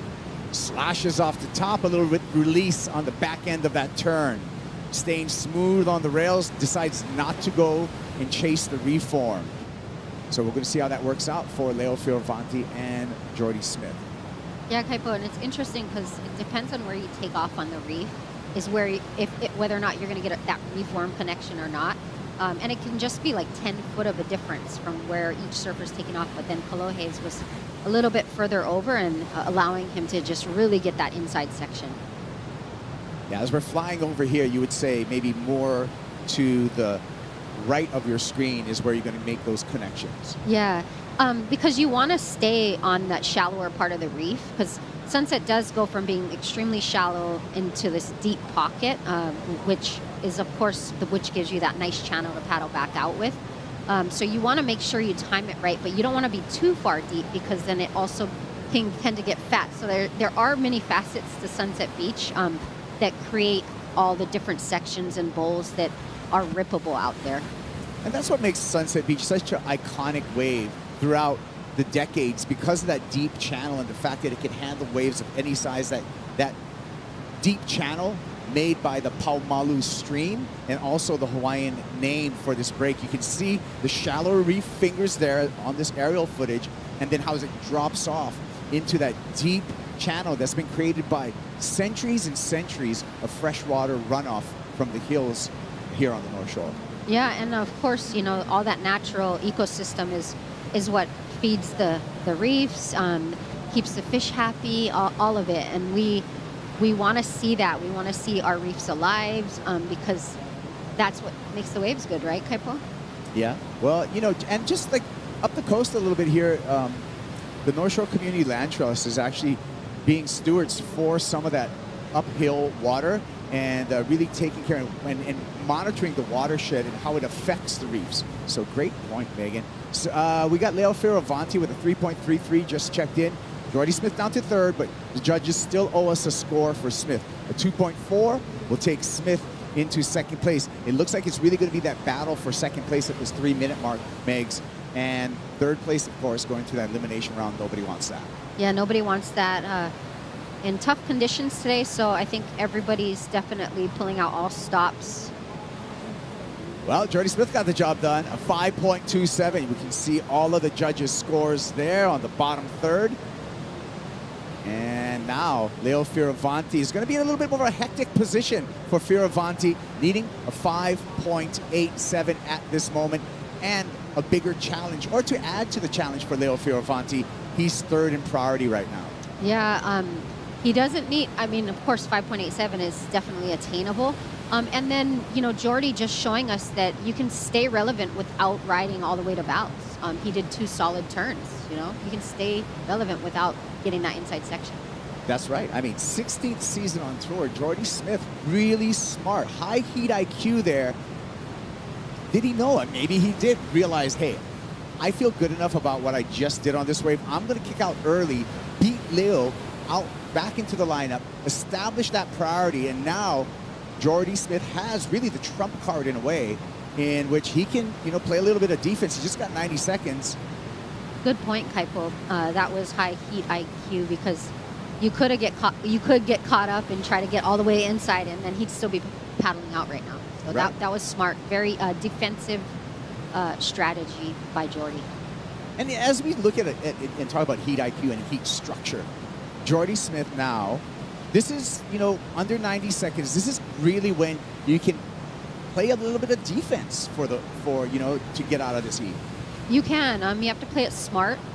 You can play around with the priority. You can even sometimes trick guys into waves. Well, there's no defense right now because Leo did get that wave, but he's going to have to surf his heart out on this one for a 5.87 is the requirement. Didn't see it on the outside, looking at his watch, and realizes that he may come up short. Going left, brother, no harm, no foul. He'll remain in the lead. 45 seconds counting down. Yeah, Kaipo. Jordy had that first huge turn, and that was a big factor in getting that 5.27. So I think Leo, it's going to be hard for him to get the score on that wave. Yeah, just the comparison, right, between the two rides. Jordy Smith sitting pretty. It's in second and first in priority. Looks at the Apple Watch and realizes, hey, I only got 20 seconds to play this one out. Yeah, he's sitting pretty with that priority. And I think I thought I saw a couple of little lines coming in here. Smith's maybe just going to take this one into the beach and be successful in advancing out of the opening round. A 6.16 at this point will take Jordy into the lead. Both first and second advance, but if Jordy does get the score, it will help his seeding into the round of 32. So we'll see if he got that done. We'll be waiting for scores last of Jordy Smith. That was really well surfed by Jordy. And look, he's not done yet. He's going all the way to vows. He doesn't want to just make the heat. He wants to win the heat. Yeah, it gives you that extra confidence, right, Kaipo? That boost. Yeah, and this year, 2023, actually, it does help you because it will help his seeding in the round of 32. So that's something new for this year that we brought back. So a heat win will help Jordy's cause. 6.16 megs, did he get it?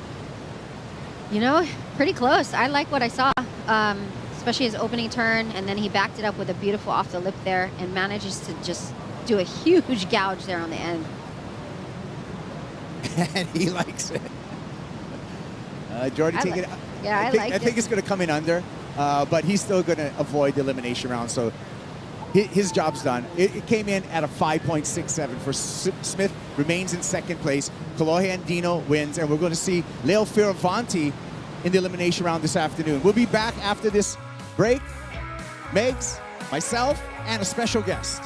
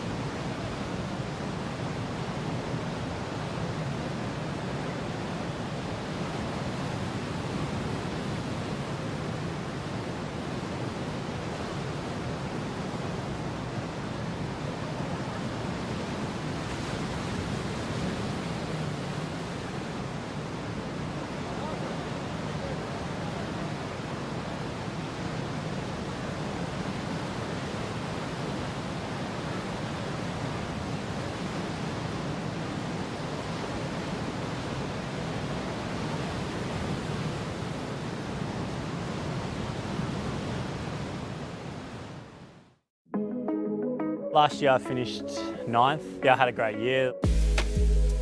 As a kid growing up, you know, if you told me that I would be top 10 on the World Tour, I would have told you you're dreaming. Definitely one of the highlights I had last year was at Sunset. You know, I just went for it and tried to hit a big closeout. That was a dynamic closing maneuver. Somehow managed to just come out the bottom and go, oh my God, it's still on my feet kind of thing.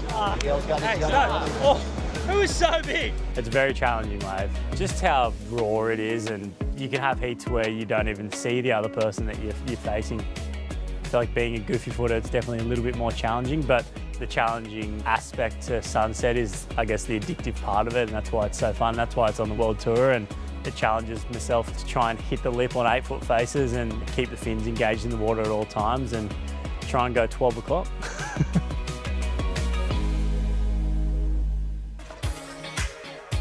It's the Hurley Pro, Sunset Beach, and the final heat of the opening round. Gabe Medina here, 3-time world champ, dropping in. Lip glide on the backhand, sturdy on the heels.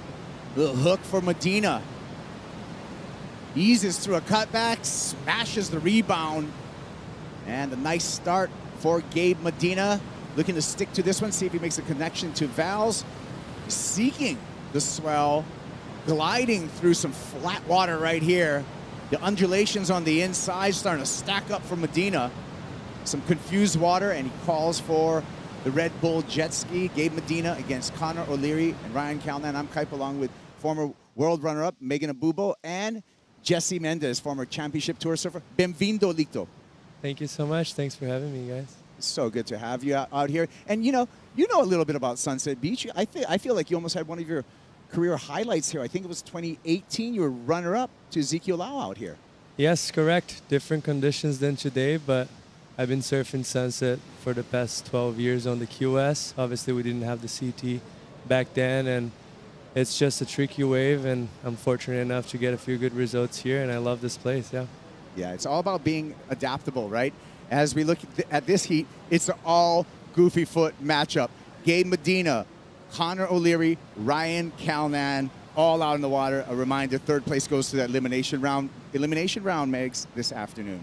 Yeah, third place goes to the elimination round, but you know, one positive about that would be that you get a free surf kind of right now in this is first heat, so. This is a replay of a 4, Jesse, that happened for Ryan Calnan during the break. Yeah, this is a great heat. Ryan is an amazing surfer, has a lot of experience here. Probably the guy with the most experience out of them 3 out here, because he's been surfing the QS also for a few years, and Gabriel obviously didn't surf too much. And this is Gabriel coming up. Like, I just loved how much flow he kept throughout this wave. Like, it's so tricky right now, so bumpy with the north winds we got, and he connected dots perfectly on that wave and throwing a lot of spray, and yeah, that was amazing surfing. Yeah, I mean, Gabe Medina is just a machine, you know, what he's able to adapt to all the different conditions, Jesse. And, you know, I want to hear some of your thoughts, because I feel yourself, Miguel Pupo, and Gabe Medina coming up as young surfers from Brazil were really rivals in your teenage years.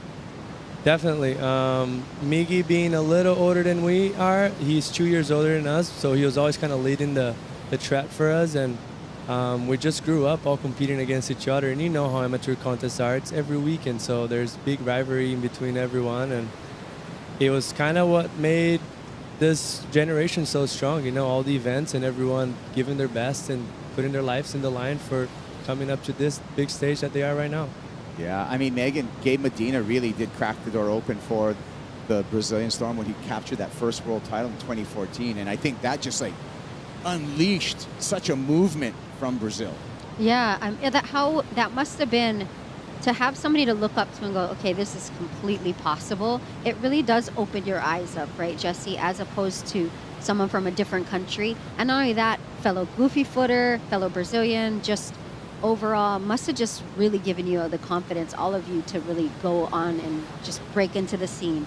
Totally. He led the way for us, obviously. Adriano, and obviously previously a few other guys that were on tour forever. Fabio Gouveia, it's probably my favorite surfing coming out of Brazil, but he was the guy that opened the door, like you said, Megan. And to do what he did with the pressure and the whole country behind him, it's something out of this world. I don't even think I can imagine how tough it was for him those last few days of the pipe in 2014, just going through so much pressure and like so much expectation from everyone, not just him. Yeah. Well, here we go. This is Ryan Callahan on his second wave. He opened up with a 4. This is going to be Arcal's backup. And Callahan connecting. A series of backhand lippers right there. So great timing, great flow for Ryan Callahan. So we'll be waiting for that number. As we're waiting for those numbers to populate, let's hear from the last heat winner, Kolohe Andino. Yes, guys, down here with Kolohe, just letting him know that that was his 100th event. Well, this is his 100th event, and what a way to take out the first round. How does it feel, 100 events? Yeah, I don't know. It's yeah, I still get really nervous and excited, and I love it. So I don't know. It's weird, it's just a game we play, but it's really fun, and we're all obsessed with it. So it's kind of weird, but stoked I made it to 100. And coming back year after year, obviously, what inspires you the most to put on the jersey and get out there? For me, I think it's just the feeling of winning a heat. You can't take it for granted on this. It's really hard to win a heat, and then also the agony of losing. You just don't want to feel that. So I don't know. That's about it. And your heat today, you were just saying you've been putting in a lot of time the last few days, trying out boards and sticking to your spots that out here. Talk us through the heat. Yeah, I mean, I've always liked surfing Sunset a lot. I used to be really bad at surfing here, and I just kind of dedicated like a couple winters to staying up here and surfing it a lot. And then it's one of my favorite waves in the world. But that being said, I've never surfed it on like a east wind swell, so just trying to get different lineups the last couple days, and yeah, stoked they worked out, and yeah, I'm just really happy to win the heat. And what were you riding out there? I was riding a 6.2. I think Matt's calling it the Sabo driver. It's a little secret menu. Yeah, 6.2 Sabo driver. Awesome. Well, we'll see you into the next round. Congratulations, Kolohe, on 100 events on the World Tour. Crazy. Yeah, Kolohe and Dino putting in some time out here. 6.2 Sabo driver. Let me guess. It's a combination between a Mayhem driver and a Sabotage model. That's my guess. What do you think, Jesse? Yeah, I'm with you on that one. I rode for Mayhem for a few years. And yeah, I would say you're right on point with that. What's really cool about this heat? Of course, you guys already probably know they're all goofy footers, but it's really unique to be able to actually peg all the different styles and the way they surf instead of like, regular versus goofy or 2-to-1, and actually see the unique styles put together. Jesse, as a goofy footer, you must love seeing that. 100%, and 3 of them are completely different surfers. They just step on their board differently, and yeah, that's very interesting. Look at how quick Ryan Callahan was to get those 2 backhand reels right in a row, Jesse. Man, I don't know if people understand how tough it is to surf the wave like that. Like in these conditions at Sunset, that was so hard to do it. Just putting the board on the lip and so much backwash in that thing. It's tough. And you can see the struggle is real because that was unusual on this replay to see Gabe Medina struggle through that wave, Jesse. 100%. I just looked back and I saw that this wave that he caught was a little bit wider. So typically on the where we usually surf when the waves are bigger and more on the bow. So add into that, there's a lot of backwash that comes back in that little section, and also transitions are very tight. Even though the wave has a lot of wall in front of you, it's still like a small shelf of reef that goes very deep after. So that's what happened to him. He did that floater, came around, and the wave kind of got hollow but disappeared right after. So you're trying to figure out that perfect timing to just connect the dots. Yeah, being adaptable. Megan, you talked about that, when we first got on air, being one of the key things because it's unusual out there. It's an uneven bottom. You've got to be adaptable and really reactive to what's going on. Yeah, you have to be able, and that comes with just all the time, these surfers are putting out there, but it also comes with not being too headstrong in your mind, right? And going, this is my game plan. You have to realize that halfway through the heat, things might change. You really have to be open to doing something different if something you're already doing is not working, or just trying to spice it up for the judges as well, right? 100%, and Gabriel's the king of that, I guess. He's so adaptable. Here he goes. vertical lip bash, throws the tail on the back end of that turn. Talking about adaptability, Gabe Medina one more time. This is much better for the 3-time world champ. The flow and the commitment, and with those sections just popping up, attacking those sections. Connor O'Leary right behind him. The lanky Australian swinging through a backhand re-entry on his own. Looking for more through here. Has to carve through that fat section. Wants to double up on the inside. Needs to chase the whitewater into valves if he wants to do so. He's got it on the inside. And some confused water for the finish as Connor O'Leary hails the Red Bull jet ski. Gabe Medina just has that uncanny ability to go from 5th to 6th gear. He's just so quick between maneuvers, you know. I mean, everybody's, of course, fast on tour, but somehow he gets to that next section, as you can see here, in just another gear. That and just manages to take that speed and does not lose it throughout the entire wave. Yeah, Jesse, talk us through this replay right here. I mean, basically Megan said what he needed to be said. The transitions in this wave, mostly in a day like today, is going to be the toughest part, and he just crushed that. And what about Connor? Connor, same thing. Nice first start, and it feels like he's riding a little bigger board, and that's very critical. He has so much power, a lot of drive through his back foot, and just drives through the wave very nicely. And just connecting the dots and trying to get that little bonus section on the inside. It wasn't the greatest inside like we've seen this day, but it was a little something extra. He got it. Yeah, from Cronulla, New South Wales, Connor O'Leary on the paddle back out. He's got some Glenn Pang, some local shaper underneath his feet. 5th season on the tour. He's been on tour, off tour, had to really fight to stay on. He was the 2017 Rookie of the Year. We're waiting for the number for O'Leary. We're waiting for the number for Gabe Medina. Medina currently in the lead. And I have a feeling with that last performance, we're going to see that lead extend. The 6.17 drops for Gabe Medina. He's in the lead. For more on Gabe, I'm going to throw it to Peter Mel. Yeah, Kaipo, I mean, I don't know if you guys caught it, but on the way out, you know, this place we get to have caddies, right? So it's kind of a neat thing. Not many events on tour have caddies, but one of the caddies for Gabriel Medina, Billy Kemper. And if you're going to list some help and have a waterman in your corner and someone to yell at you from the channel, why not Billy Kemper? Yeah, Billy Kemper, there he is. He's actually on the QS level, a multiple event winner here at Sunset Beach. And Billy is a good guy to have in your corner, Jesse, because Billy has won out here off the point, in the middle, and in gigantic Sunset Beach over all these years. Totally. He knows this wave. I think he lives right here, right? Yep. Am I wrong? So he surfed this wave as much as anyone has surfed in the past 10, 15 years. And it was very smart of Gabriel to do that, because Gabriel does not have too much experience out here. He's only surfed a very few QSs out here, which he's got second here before.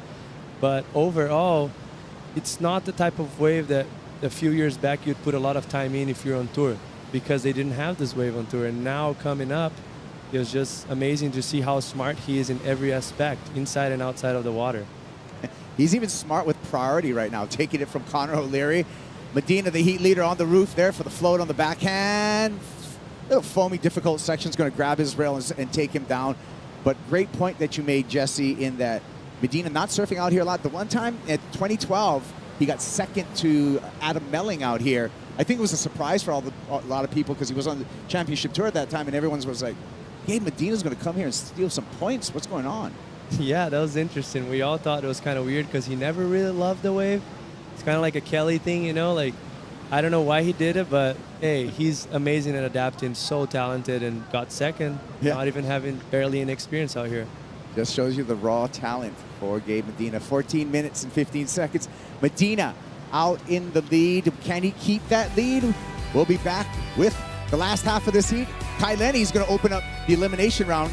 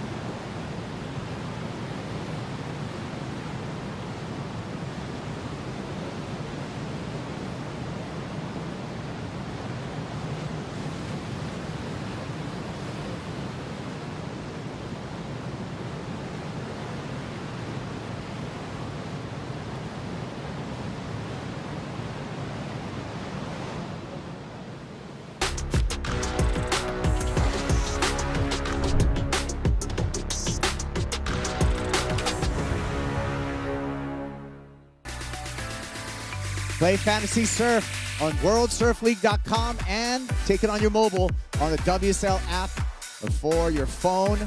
Remember, you got to get your teams locked in. They're going to lock after the start of the round of 32 for men, round of 16 for women. During the break, Ryan Calnan got a wave, Megs. Yeah, right here he sets up for a beautiful arc snap there, straight up into the lip. He's searching right here, double up. Really quick off the lip there. I just like how just fast he's looking off the top, you know, and so strong. And he's reading the waves really well. It's not easy to find waves like this. I mean, he just did 4 great turns. That was a 4.6, Jesse. Pretty good effort. Amazing effort. And what I like to see on that wave from Ryan is he surfs a little different than maybe both of Gabriel and Connor. He uses a little bit more rail, so he engages a little more rail, and that gives him a good drive throughout the turns. And that first turn looks so big for such a small section, so that was great surfing for him. Connor O'Leary, live action here. Big hooking turn. Throwing a bunch of spray there. Just eases through that second turn. Vert. 12 o'clock on turn number 3. Now chasing the whitewater for the connection. Gets that double up section. O'Leary needs a 4.87 on this wave to get into second and advancing position. Banging away. Nice rhythm on the backhand for the finish. And a nice drop for Gabe Medina. Much bigger wave for Medina. Carves off the top. Swoops into a cut back into the whitewater. Attacks. There's some jumbled water. This wave a little deeper into the channel and likely not to make the connection for Medina, and he hails for the ski. Your thoughts on that exchange, Jess? Yeah, that was a bigger wave for Gabriel. I think Connor had a little bit more of opportunity.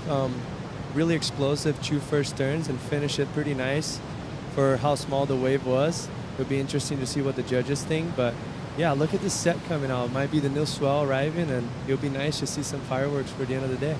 Here's a replay of Medina, Megs. Yeah, sets up for a nice first turn there. A good-sized wave, as you mentioned earlier. Even allows him to get that finishing maneuver right there. But this is the wave that Jesse was talking about. He just gets that extra stamp, like the amount of pressure he puts on that front foot to just goes from back to front right here. And you can see it, so he gets that extra power snap on his backhand that just looks really well and polished, and it just really sends a little bit extra water off of his fins, and you can see it right here. He's going to do one last maneuver. Yeah, and for more on Connor O'Leary's blades, let's go for a Hurley board breakdown with Laura Enever. Laura? Yes, guys, down here in the competitors area, and I've got Connor O'Leary's board here. This is his 6.3. Didn't make the cut for today. He's out there on a 6.5, and he is one of the surfers on the CT that comes to Sunset and jumps on the local shapers, the Pangs, the town and countries. So out there, he's on a 6.5, and he's actually got a replica that Micro's sitting on in the channel, but he said that he got new quivers, got a new quiver this year, but just wanted to stick to the one he rode last year, which is his Old Faithful, and he actually rode that at Margaret River as well. So he has taken these Pangs international out of Hawaii, but yeah, he's on the Old Faithful that he puts on ice and only rides in heats. Thank you for the breakdown, and thank you, Hurley, for the board breakdown. Connor O'Leary, Glenn Pang, Town and Country Surfboard's been around since the 70s. Glenn's been a master shaper, and Megs, when you talk about, putting together bottom curves and dimensions and templates for the North Shore, Glenn Pang's got decades of experience. Yeah, and North Shore, local shapers just really know how to do that. The right amount of rocker and the curve, even on the bottom of the board. I think they keep it kind of simple, but the boards need a certain something for our waves here. The amount of power to match the power with the board and the surfer, of course. But Jesse, when you come here, what do you notice a significant difference in our local Hawaii shapers as to the boards you get on tour sometimes? 100%. Let's just watch this Ryan's wave and we'll get back to that. Wow, see what I was talking about? How he's able to drive through the turn and make it look so big. And unfortunately, there was only one turn wave, but that was a big turn. Probably my favorite turn of the heat so far. But going back to what he said, Megs, yeah, I've rode Tokoros probably for 10 years straight here. And I've been riding sharp eyes now and only sharp eyes. But yeah, it was a huge advantage, mostly at sunset. The hardest wave for you to surf, or at least for me to surf in Hawaii, was always sunset. That's the wave I put the most time in it because I knew how hard and tough was it. So these waves are great. Look at this bang. One turn, like you said, Jesse, but a big dynamic turn. Just needs a 4.74 for the score. I'm going to put your judge hat on, Jesse. Do you think he gets the number? I think it's very close just because it's one only single turn, but it was as critical as it gets and probably twice as big of a turn as any turn on this heat. Look at back foot drive, just pushing through so much water, and then very critical too. He had a little airdrop to finish that turn and came out so clean, which is tough out here in a day like today. So it's very close. I don't want to make the call. Live action right here. Gabe Medina, I believe Medina's on a Tokoro. He brought some Cabiancas here, but he also got a quiver of Wade Tokoros as well. And looks like, I think, I'm going to say that he is on the Tokoro in this heat, Jesse. I'm not sure what to tell you. I haven't spoke with him about it, and I haven't seen too much free surf. The waves haven't been the best. So, yeah, but one thing that it's interesting here, we're talking, maybe it's a little bigger now, but 30 minutes ago it's probably 3 to 4 foot Hawaiian. And anywhere else in the world we'll be riding normal boards or a 1-inch step up. And you see Connor O'Leary, he's riding a 6.5. That's a big board. That shows how much pressure and how much volume this wave has. Yeah, and why do surfers need big boards out here, Megs? Oh, well, there are a number of factors. One being paddling. There's a lot of water moving. 2, just being able to hold your rail because you're not doing small turns. I'm not saying small waves, you do small turns. It's just you're doing big arcs, and so you want to be able to hold that rail in. And you also want to be pretty dialed in with your fins, right, Jesse? Like, and make sure they're the right size because there is so much water moving. You can see from this aerial shot, there's a lot.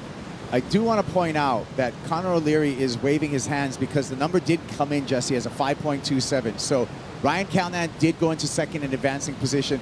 Now, Connor O'Leary is in a vulnerable position. He's in third. He has priority. He wants an update right now. Yeah, it's tough. 5 minutes at sunset goes like a flash. Very easy for you to not find anything, even though it's a average score of a 4.44. And yeah, it's not an easy score out there today or any day at sunset. Yeah, I've been calling it the time bandit, right? Sunset Beach, the time bandit.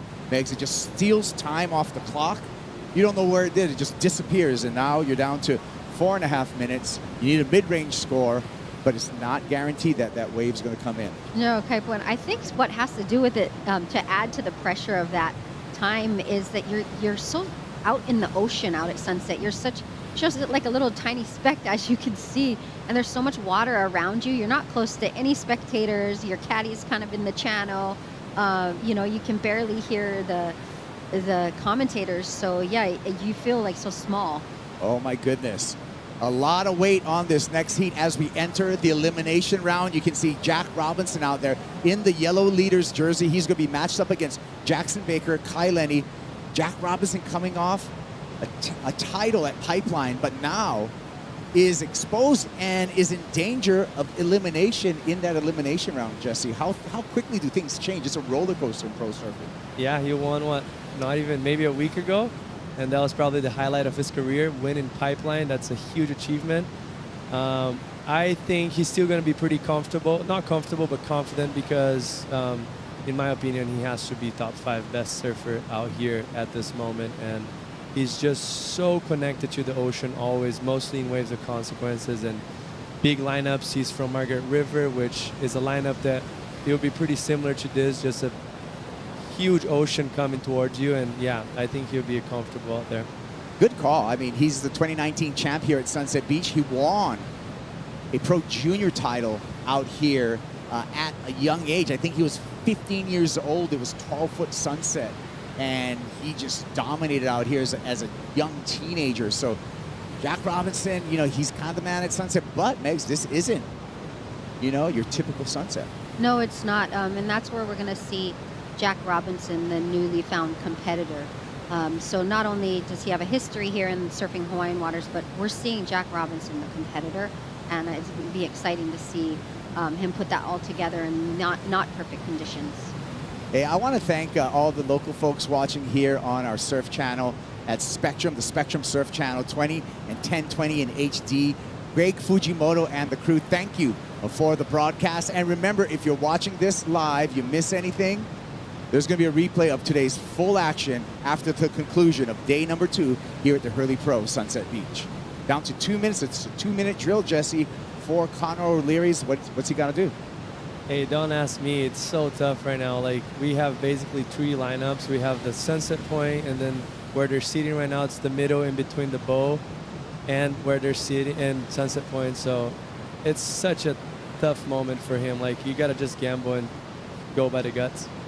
Yeah, Megs, it's not so straightforward takeoff zone, is it? He's going to have to just fish through the lineup and hope he hooks up into one. No, yeah, but he's been doing a good job of picking really good waves out here. As we saw him ride quite a few nice waves. It's just the exchanges, you know, Ryan and Gabriel just having the better of him in those exchanges. But at least he has priority, so he has to be happy with that, right? There's a need, 4.44. Doesn't take that one down to a minute for O'Leary. You know, although there's a lot of like wind out there and elements, the faces are really nice and clean. All the waves coming through, not a lot of bump and chop on the face, so that's definitely, you can see from this shot how smooth the water is, even though there's some white caps outside. These are some tense times flying by, and you can see just to make a decision on positioning and wave selection. I mean, it is difficult when it's down to 30 seconds here. Connor O'Leary is just going to have maybe 2 more chances with the waves coming through. You can see the jumbled wind swell as well, Jesse.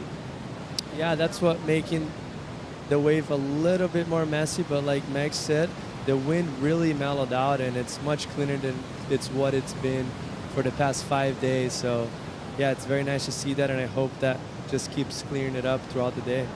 Yeah, well, Connor O'Leary may have to surf later today. Again, we're going straight into the elimination round after this final heat. There we go, Medina, Calnan, they got the rest of the day off. Connor O'Leary, we'll see him again in the lineup. Thank you, Megs. Thank you, Jesse. Speaking of elimination round, we got heat 1 of the elimination round right after this.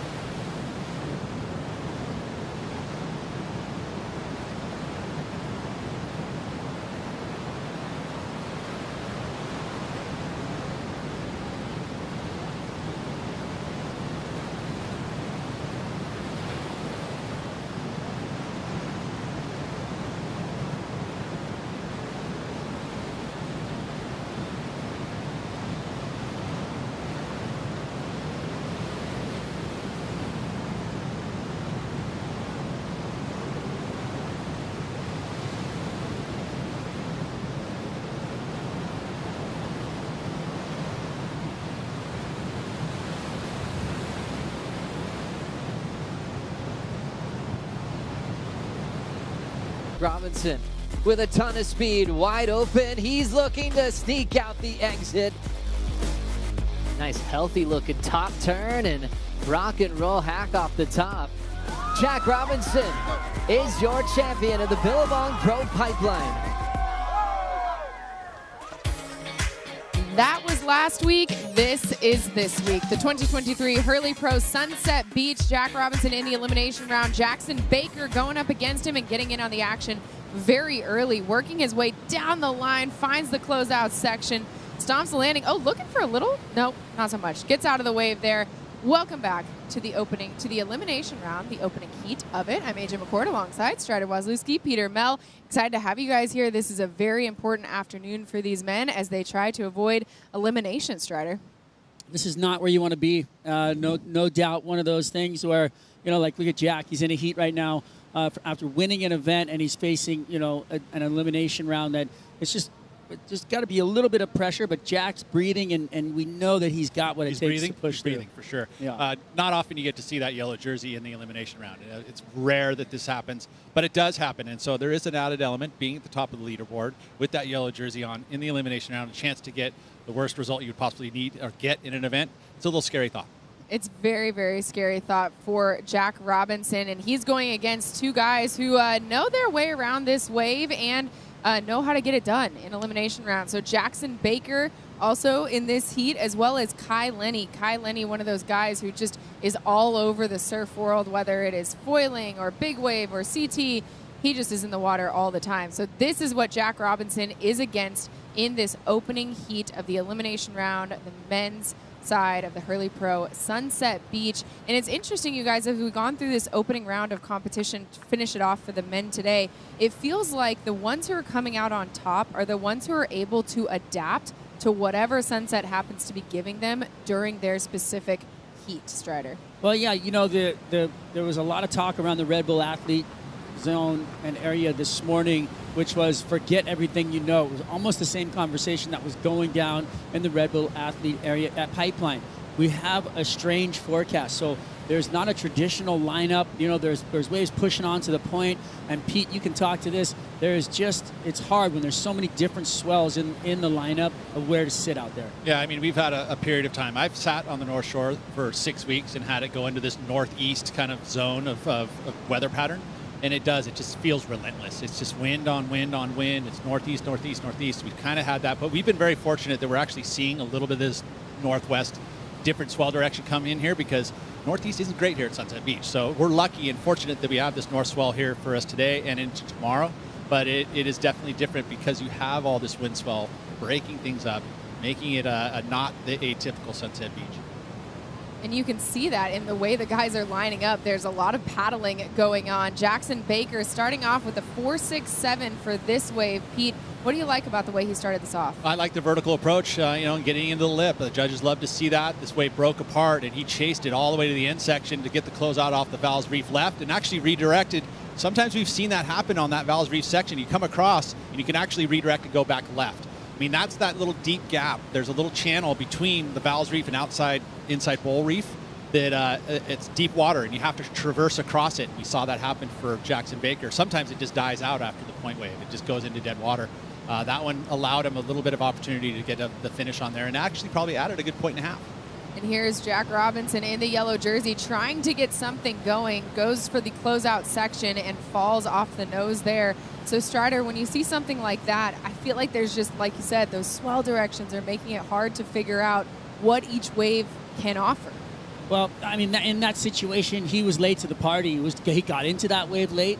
And he also, so in turn, his timing off the bottom into the lip line was late. You'll watch it. If we get a replay, you'll be able to understand exactly what I'm talking about. But it's just an unfortunate thing. When you're paddling into a wave at sunset, you want to be up early. You want to be out in front of it because you have to react to the lip line. It's a little further away and a lot longer than you think. It's all a different timing here at sunset. So you can see him coming off the bottom, but you see the lip line's already thrown out as he tried to get up into it. So the nose of his board poked through the lip, and then he was late in transition coming back the other way, free fell, and his board was basically disconnecting from his feet as he came to the bottom. It's a hard way to get started for Jack Robinson, coming in at just a 0.8, so obviously a score that he would like to get rid of at some point in time in the next 23 minutes. Kai Lenny still waiting to get in on the action. While we wait for that, let's head down to the glass. Laura Enever is with our last heat winner, Gabriel Medina. Gabby, calm and controlled. That was your first heat out sunset in about 5 years. How'd it feel to get the jersey back on out here? Yeah, that was fun. I mean, it's not the sunset we know, but I'm happy with the win. It's pretty tricky out there, it looks like a beach break pretty much. And yeah, I just tried to catch waves really. I'm happy with the win. And you've been here a while now on the North Shore. You're riding a Tokoro out there. Have you been practicing on that the last week? Yeah, every time that I'm in Hawaii, I pretty much use Tokoro. It's a shaper that I really like to surf while I'm in Hawaii. But I've competed with some journeys as well, you know, back in the days. But yeah, I've been riding Tokoros and it felt good, you know, especially in this wave. I think feel more comfortable and I don't know, feel better. I'm happy with my equipment. Nice. And coming off your last result, you know, feeling confident and comfortable, what have you been up to the last week? I mean, I've been training, I've been surfing a lot, been hanging with my friends, and yeah, that's pretty much it. And working with Billy Kemper, you know, local, he's had a lot of success out here. What does he tell you to do? Yeah, Billy is a guy that knows this wave really well. He told me to catch waves, you know. But yeah, the other day we were pedaling out and he was kind of showing me the spots. And yeah, I didn't spend much time here at Sunset, so I just rode Billy, you know, just give me some tips. And yeah, I think it's been working. Awesome. Into the next round. We'll see you soon. Yeah, thank you. I would say that local knowledge has been working for Gabriel Medina, and that's something too we keep talking about. This doesn't feel like the traditional sunset break, but that's why when you have somebody like a Billy Kemper who you can tap into, Pete, to get that knowledge, it's so critical. It is critical, but I mean, I still believe that, I mean, the reef hasn't changed, right? So Right. the certain areas of the break that are going to give you the best opportunities are going to be the same. They're always there. So someone like Billy to be able to kind of showcase that, like, hey, if you're going to catch a wave, you know, midway out, you got to be able to have it go all the way over to the Val's Reef, so you're going to get those steeper, shallower reef part of the reef. If you don't know that, you're going to go into deep water. So ultimately, good work there by having Billy on his camp. Kai Lenny up on that one. We saw one move already, trying to connect something here on the inside, see if the wave can stand up for him. It does. Bangs one off the top before he rides on out of that one. So Kai Lenny, one of those people who I was catching up with his coach Doug yesterday, and he was talking about just how well they know this reef strider and this break in particular, and feel like you saw that, kind of what you were talking about, Pete, on that wave from Kai. But in the meantime, Jackson Baker also in on it. Nice bang off the top there on that closeout section, going down the line, trying to squeeze one more out of the wave, but that maneuver falling short for Jackson Baker. So he's not going to get the finish. He is going to add to his score line of a 4.67. So get that second wave, which, you know, you got to start somewhere. 20 minutes left in the heat. Start building the house, if you will, brick by brick. So Kai Lenny's going to come in with a score to get him on the board, and then we're waiting for his second score on Jackson Baker. But Strider, neither of those waves probably ones that they would like to keep. Here's Kai Lenny's. Yeah, I actually really like this wave from Kai. I mean, beautiful lip line snap, great flow back into the pocket. Wave regains composure, gives him some more time to do some turns. You know, I think that setup turn maybe slowed him down a little, but he met the lip perfectly right there on that last turn. So I think he's looking really sparky out there. I mean, look at him. He's in the lip. He's throwing tail. He's finding those beautiful, you know, point waves. He does know this wave really well. When his first win ever came from Sunset Beach in a stand-up paddle event that he fought his way into. So I think, you know, great work for him. And what about Jackson Baker, Pete? What do you think about this? What went wrong? Well, I think picking the wave choice, right? I mean, it just gave him the one opportunity here, and then at this point was way late as it went on. That's a point wave, which means it's way up the top of the reef, and it's going to stay on that shallow section they call Sunset Point. Some waves will connect across to that deeper water I had mentioned before over to Val's. Those didn't. They stayed back on the reef. You know, they're good waves, especially if you identify them that they're going to bend back at you like Kai's did. Kai's on a shortboard. I mean, he's out there on a squash tail, normal shortboard, like totally different equipment than probably the other guys are on. They're on pintails, a little longer rail line. Like Kai went out there going, I'm going to go blast the lip, you know, and he's so accomplished riding anything. The guy can ride anything, from foils to 10-foot surfboards to stand-up paddleboards, and surf them so well, wind surfboards. So he has such a great understanding of equipment, and he's super dialed in, right? With KT, they work together, you know, all the time, developing boards that he can compete on the QS Tour, he can compete in the championship tours like that, or he can go on to the stand-up world tour. Like, crazy stuff. Very versatile waterman, as it were. for Kai Lenny. We are waiting on his score to drop, and like you mentioned, Strider, that wave actually stood up on the inside, had some more there. So again, it's about picking, Pete, like you're talking about, the waves that you can do something on the backside, but then we'll stand up for you on the inside as we get a look at our set at the beautiful Hurley Pro Sunset Beach, the flyby here. Such a beautiful spot to have this competition. Strider putting his hands in the air. Make sure you can see us here, and then the judges, of course, right next to us to the left of your screen as we fly out, so you can get an overhead look of Val's Reef and see some of those foam trails that we talk about sort of being indicators of where the wave is going to break here on the beautiful North Shore of Oahu. The crowd filling out a little bit as well too today, which is great. We have some nice weather. Well, to be honest, it's the weekend every day here on the North Shore. I mean, it's just so beautiful. It's where everybody wants to be. I mean, I'm not gonna. It's a really awesome benefit to our jobs. I mean, we couldn't be in a better place. And you think about it. You go to Hawaii for vacation, right? So most of the people here, except for the people who live here, they're on permanent vacation in their mind. That's why they moved here. So it's ultimately, it really feels that way. Everybody's out having a good time. Let's take a look at the leaderboard. After one event, we had the Billabong Pro Pipeline just a few days ago wrapping up, and you see Jack Robinson wearing that yellow jersey, finding himself where, as Strider said, the last place you want to be in, the yellow jersey, which is the elimination round. And he's in third right now, which is kind of scary. Exactly. He's got that 0.8, but we see Jackson Baker's last wave coming in at a 3.73, Kai Lenny's first wave at a 3.5, Leo Fioravante in second, Kai Oibella. Zhao Xianca is somebody that I feel like we've seen a lot of confidence from him in his first few heats of 2023, and certainly this is such a fun time of the year for me because I feel like it's this time where everybody is figuring out everything that I worked on the off season, all of my goals, are they translating? Are they being put into practice in the way that I want? Because you still have some time to adjust if they're not, Strider. Well, you don't have much time.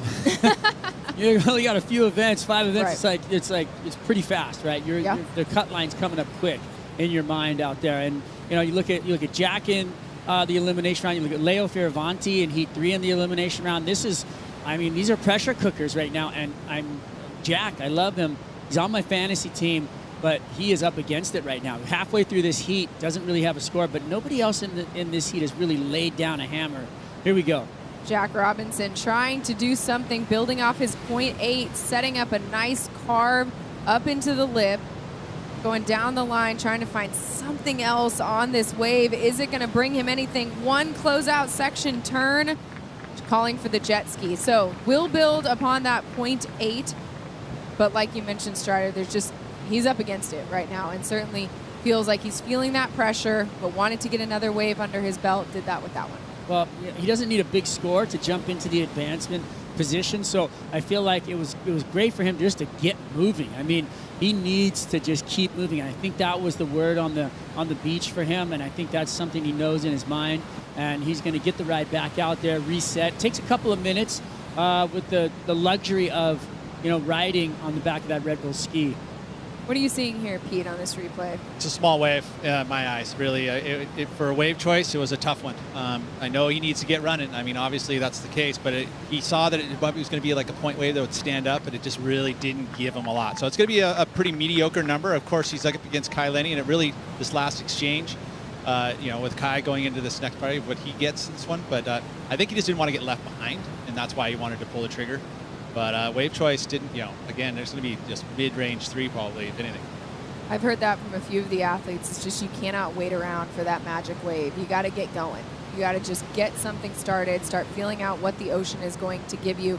For Jack Robinson, it was a smaller wave, Pete, but you have a 2.83. So building off of that, he's now in that second position. Kai Lenny in second priority, sitting in third, looking to build off of his first wave of a 3.5. Jackson Baker, who's somebody who got busy very quickly while we were in the commercial break, waiting for this to get into this heat. He got his first wave, and now Kai Lenny up and at it, going down the line, bangs it off the top, little floater, sticks the landing there. Now working that wave, trying to see if it's going to connect on the inside and give him anything, which it does not. So one big maneuver there from Kai Lenny, Strider.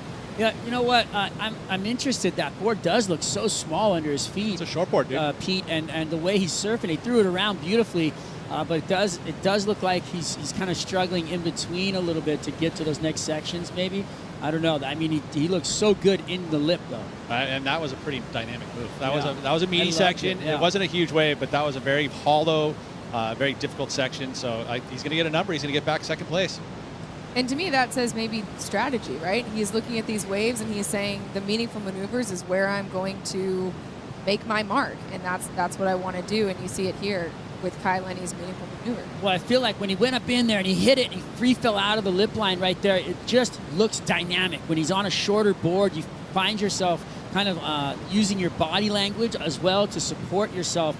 And you saw that in this move, and you can see it wedging on the reef right there. He throws it out over, it comes down with the lip line. Perfect timing to ride out of that. A little late, you get blown up by the whitewater. A little early, and you're breaking an ankle. Kai Lenny with a 3.13 for that effort. The huge maneuver off the beginning, the big maneuver off the front of that wave, but Jack Robinson now again with his back against the wall. 12 minutes to go. Jackson Baker has been in control. We'll be right back with the Hurley Pro Sunset Beach.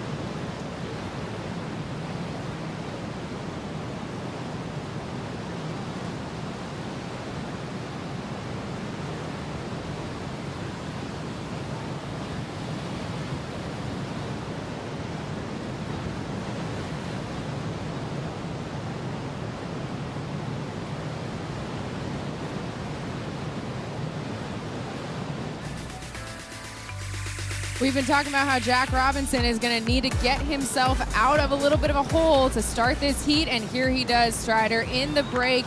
You see this off the top of the wave, cut back into the power source, looking for it to connect. It looks like it's going to stand up for him. It does. Bangs it off the closeout section. Get a little fist pump from it.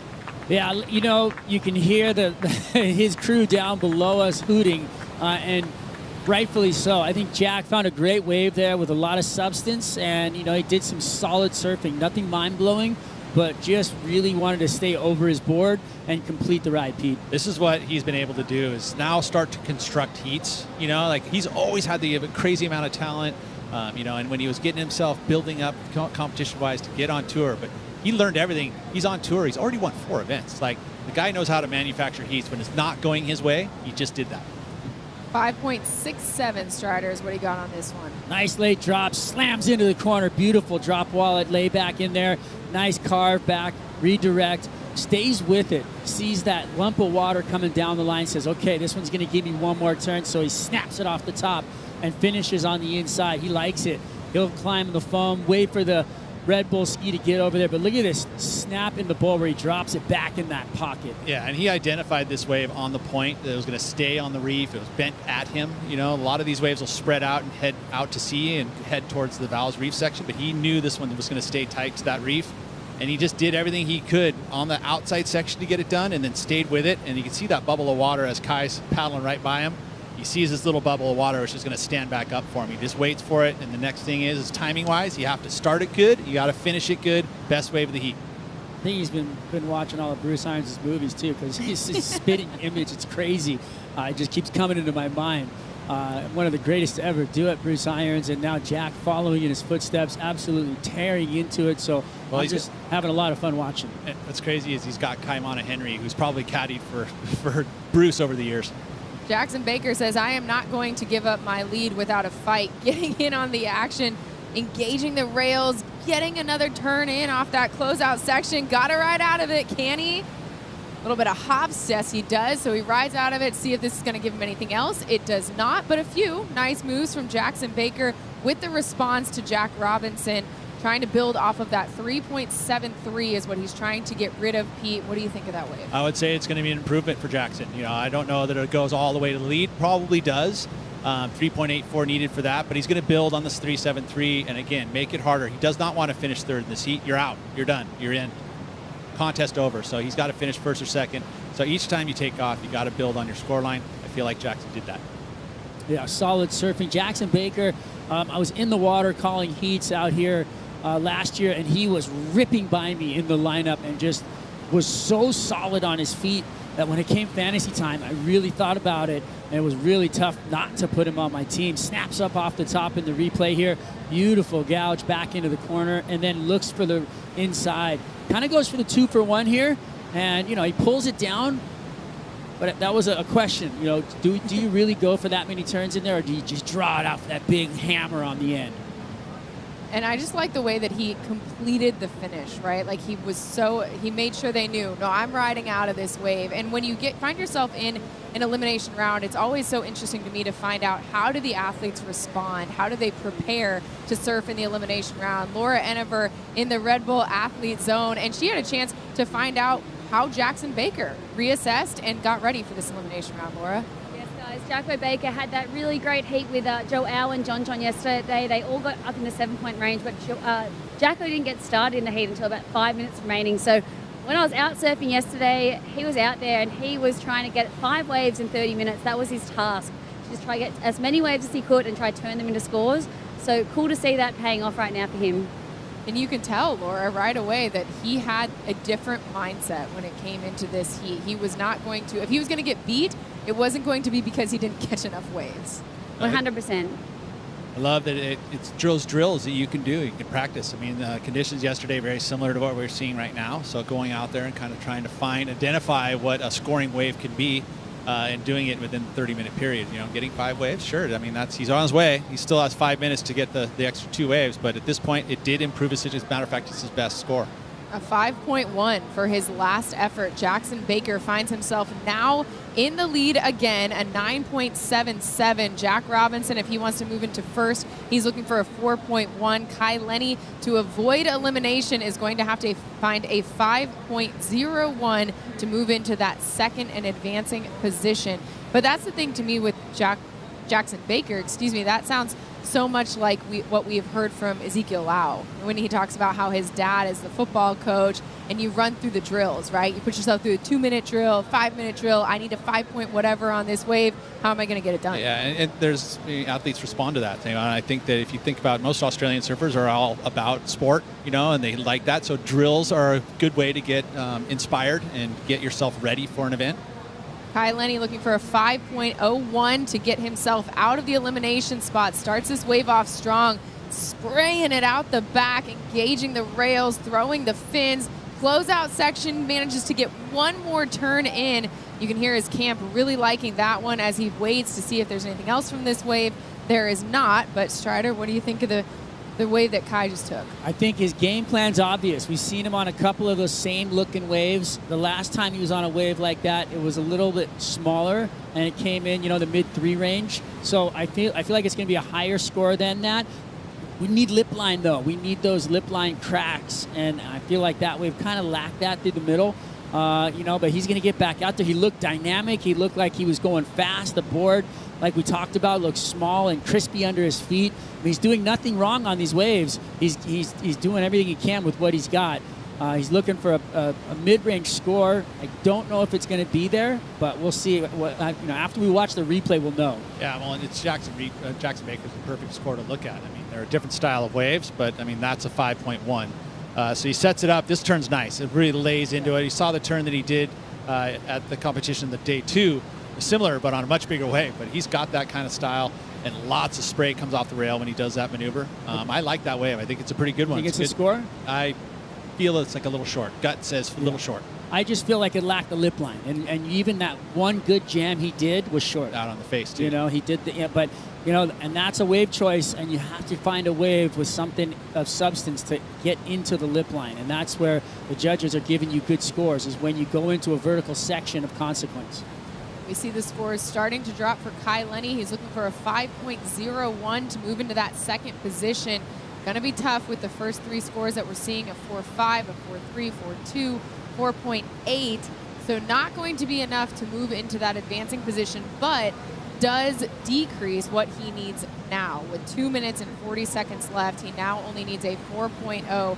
Jackson Baker taking a look at that wave, opting out of it. He is in the lead with a 9.77. Jack Robinson out the back in the yellow jersey with priority sitting on an 8.5. So with priority, Jack Robinson now in a spot strider where he can sort of pick and choose what he wants, because his biggest goal is to keep Kai Lenny off of a wave that can provide him with that 4.01.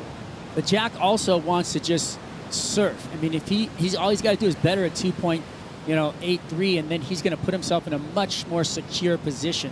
The 4.0 that Kai Lenny needs is out there. We know that. He just got the 4.5. We know he's capable of getting it. It's going to be an interesting run with the way that he's going to have to surf this heat, sit on his opponent, and think defense. There's but Kai also there. Get into a wave that'll better his situation. Yeah, Kai's at the bottom of your screen now, just coming into frame. He did call for the ski, but I think it's quicker to paddle out because of sitting where he was in the lineup. So he's actually made himself out there. But a buck 30 left in this heat. Jack with priority over, as well as Jackson. Going to be tough to find a wave. And they're looking for it as we speak. I feel like we've seen a lot of movement in the lineup, a lot of searching for what is the spot that the wave's going to come to and give me what I want. Like you mentioned, Strider, Jack Robinson certainly not content to just play defense and keep Kai Lenny off of a wave. He would like to win this heat. Coming off of a very strong start at pipe and having this shocker of a situation where you find yourself in the elimination round, he wants to remind people, no. This is the fluke, right? Not pipe. So Kai Lenny up and riding under the priority of Jack Robinson, starting off the wave with a nice swooping carve, trying to get back into the power source of the foam, find something spectacular like you were talking about, Strider, to really leave no doubt that it's worth a 4.01. I think that was enough. Negative, Ghost Rider. Do not buzz the tower. That was not what he was looking for, and Jack identified that when he saw the wave. It was a risky maneuver, though, because he was like, do I go on this wave, try and better my score, and leave him out the back to get the score, or do I play defense and just, looking at this wave, I don't think it's going to be it, so he's going to let him have it, and he's going to sit out the back and hold on.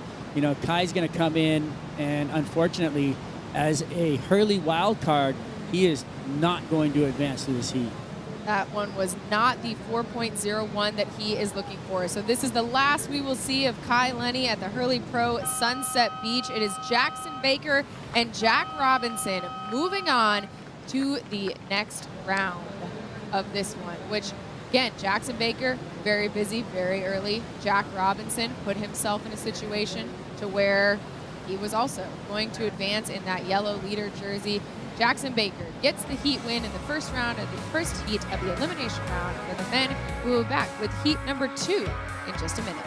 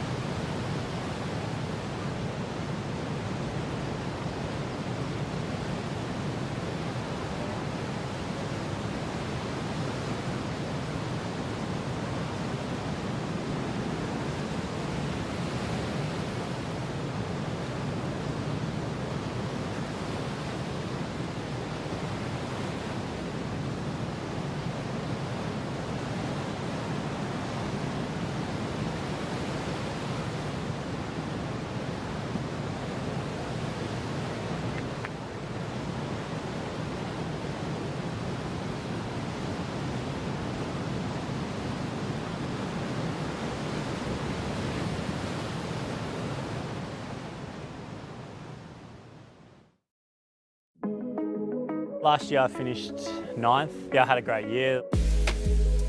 As a kid growing up, you know, if you told me that I would be top 10 on the World Tour, I would have told you dreaming. Definitely one of the highlights I had last year was at Sunset.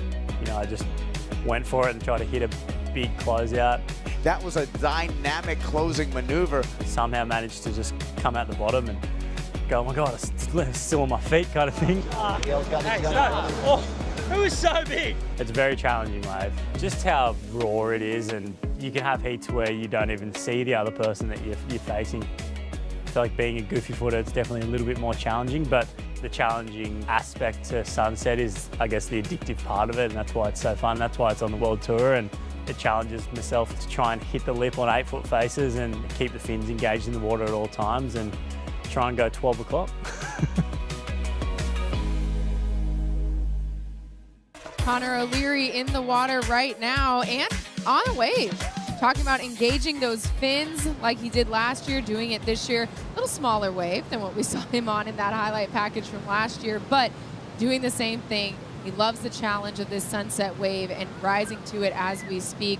Off the closeout section, he gets one more maneuver in before calling for the jet ski. You are watching the second heat of the men's elimination round of the Hurley Pro Sunset Beach. That was Connor O'Leary in the water. He is facing Ian Gentile and Keanu Singh to try and make sure that they move on to the next round. AJ McCord, Peter Mell, and Strider Wazlewski in the booth with me. Keanu up on his first wave now. You see him get one turn in before the whitewash says there's nothing else for you. And so he says, I would like a jet ski, please and thank you. 26 minutes, just under 27 minutes left in this first heat, and a lot of action. Ian Gentile looking to do something there, but has to bail on that wave pretty quick. So a lot of action, you guys, really quickly to start this, but maybe not a lot of action not a lot of meaningful maneuvers so far.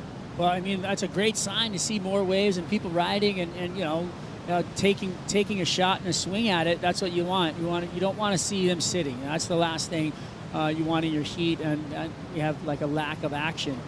We want to bring it to you, and as it's a high volume punch rate is what we'd say. High volume punch rate. Yeah, it's lower tide now, right? I think that's helping a little bit, steepen it up a couple waves. And again, like when you watch a heat previous to that where you see it's kind of slow, you're gonna make choices and grab these smaller waves. But good surfing here from Connor O'Leary. Even though it was a smaller wave and it was just these two maneuvers, you can tell that he's on point. He wants to win this. He doesn't want to get out of here with the last place. And your wild card, Keanu Singh, this guy knows this wave so well.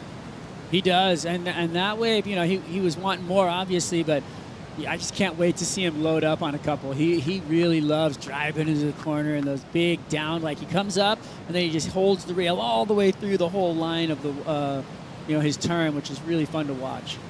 So we started this heat with a flurry of action, which means we were waiting for the judges to catch up with the scores on these ones, taking a look at them and judging them based on, of course, what the wave is offering, how much they did on the wave, how much they left to be done. Ian Gentile with one score in at a 1.5, so you see him currently sitting in the lead and with priority out the back. Jackson Baker coming in, a happy man. Good job out there. Fun surfing with you. Yeah, you too. So gnarly in that round. It's like, let's listen into this conversation between Jackson and Kai. Like the under priority heats, it's like you've actually got to get scores. For and like, sure. And when I heard everyone getting threes, I was like, I swear everyone's surfing pretty good. Like, it's just hard. Like, they just corners back. It's hard. It's challenging out there. Ian Gentile doing his best to make it look easy, though. The closeout section keeps the fins engaged through that turn. Nice finishing maneuver, Strider. Yeah, that was some fire. You know, it's funny, his body language, I think, you know, like sloth. And the board is on fire. I love the juxtaposition because that quiet body, but with that board, and they say, watch the surfboard, because that's where you're going to see what's happening. The body can be doing all kinds of things, but that surfboard tells the story. Off the bottom, comes into the corner, pushes super hard and fast, and you know his arms are down, nice and quiet, but look at the surfboard, slams into the corner. Great surfing, great style, a lot of power, and this finishing move right here is really on point. Right, perfect timing into the lip. Super hard to do out here at Sunset to do a turn like that. So great performance out of Ian Gentile. And that leg extension on that turn, it just shows how committed he is to the turn, right? Which I think the judges really look for is how much do you commit to the turn that you want to do on that closeout section. I just look at this board and he's got 0 logos on it. Like, he is so low key. He's like, just, I mean, he came here this morning and he was like on the beach and he's kind of hiding in this little shaded area. He's just the fly on the wall, just the silent kind of assassin. You just don't even know he's around, and all of a sudden he goes out there and blows up. Like, that's how he was on the Challenger Series, watching him compete on the Challenger Series all season. It's just amazing stuff. He got himself qualified. And now that he's on the championship tour, I like this guy's chances as a rookie to make big results. The judges like that last wave. 6.67 for Gentile. Connor O'Leary getting things started, looking for his second wave. Nice turn to start. You see him trying to set something up on this section. Nice bang there off of another little section. Seeing if there's anything else on the inside, there is not. So a few good moves, though, from Connor O'Leary. And like you said, Strider, we're seeing a lot of action early on in this heat, which is a really good sign because you just want to see the surfers do their best with the waves that they have. Yeah, fun to watch Connor surf.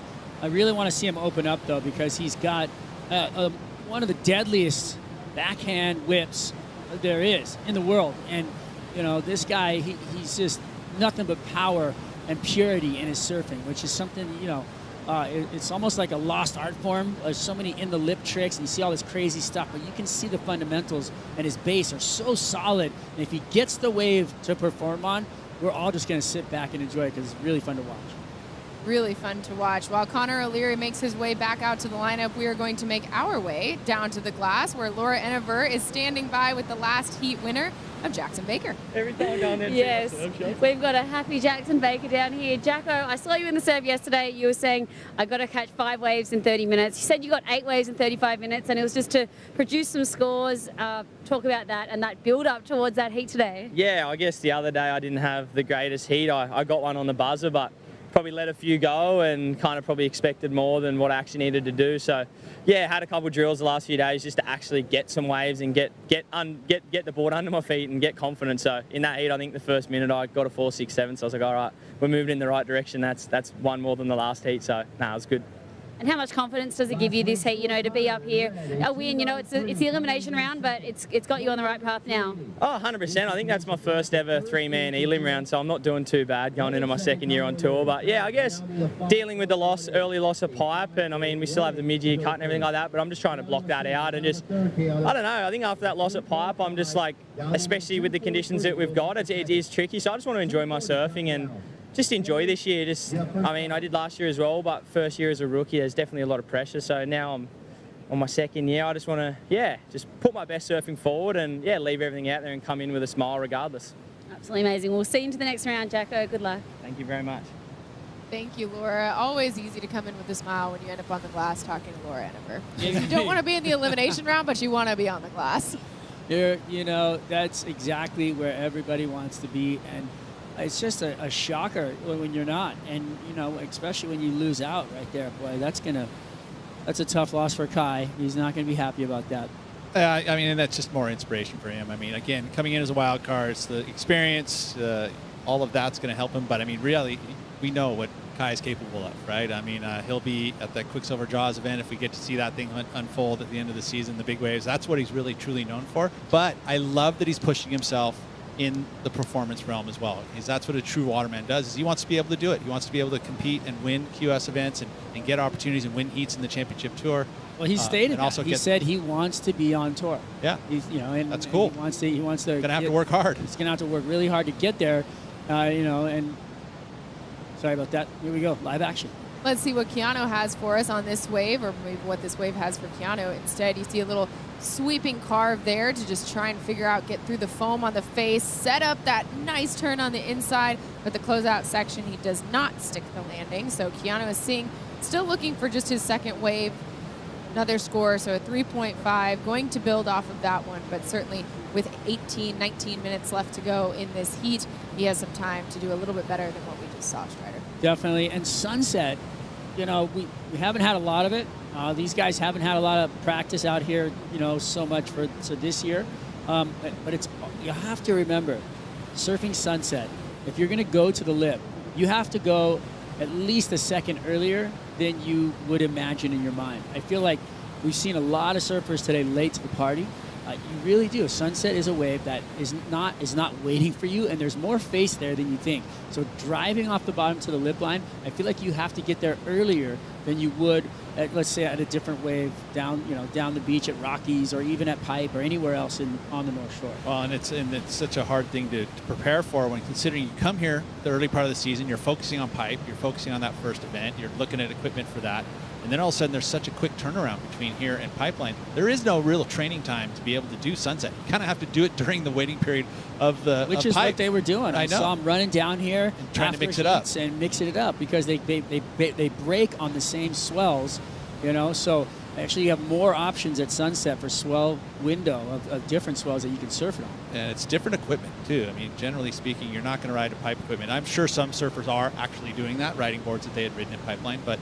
I mean, really, if you wanted to focus your quiver on it, they would be kind of two different beasts. Yeah, 100%. And then looking at the quivers for Sunset, we talked about it a little bit earlier today, but the tail rockers, out here are much less, right? And generally speaking, but there's some surfers that ride rockers. Well, I was just going to say, the Zuvies, the Sharp Eye surfboards that I checked out, all had a little kick in the tail, a little bit more. I don't know if the rocker was actually more as a total, but there was a definite kick in the tail that I saw that was much more abrupt on the Zuvies. Well, and that's just a way to have it, a little X factor, right? Added into your equipment, a little, it's like a wing on an F1 fighter, Yeah. Rio Aida getting his Apple Watch ready to go, jersey on. He is surfing in heat number 3 in this elimination round against Leo Fioravanti and Ezekiel Lau. So a big task coming up for Rio Waida. Back in the water, we have 16 and a half minutes to go in this second heat of the men's elimination round. Ian Gentile sitting on an 8.17, but really that's a very strong start for Ian Gentile because one of those weighs a 6.67, better than the combined score of his opponents, both their 2 waves. So Ian Gentile with a strong lead in this one. Connor O'Leary, Keanu Asing, who won the 2016 Quicksilver Pro France, he is trying to get his way back into this heat, sitting in 3rd priority. Connor O'Leary with priority. Ian Gentile sitting in that 2nd spot. So we have 16 minutes left. I'm curious, Strider, with this sort of timing, with what you've seen so far in this heat, how busy they've gotten, what do you think the strategy is going into the back half of this heat for primarily Keanu and Connor? Well, I feel like Connor hasn't found the waves he wants, right? He's still looking for the wave that's going to let him open up. And, Keanu has, and unfortunately was a little bit too far behind on one, and the other one, he came unstuck. So, that he kind of let himself down in that sense. So they know what they want to do, but I feel like, O'Leary just needs to open up. Keanu hoping this wave opens up for him, gets a nice opening maneuver, working through the foam, tries to add in one more turn, but falls off there. So not necessarily going to better his situation the way he wants to. So right now, Ian Gentile in the lead, Connor O'Leary with priority, Keanu getting his way back to the lineup, and we will be right back. The Hurley Pro Sunset Beach is brought to you by Hurley, the official apparel brand of the Hurley Pro Sunset Beach.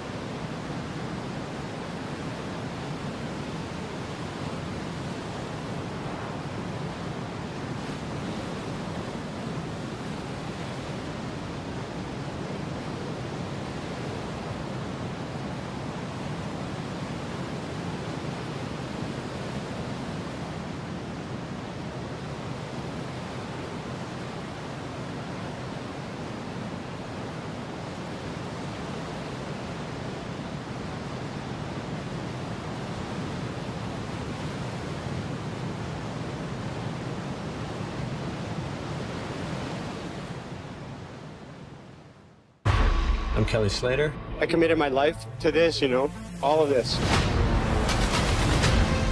There is so much pressure now. It's really do or die. He's not coming here to participate. He's coming here to win. Her career is at stake. You want to perform in the big stage? This is the biggest stage you can have. Oh my goodness. This is sport history.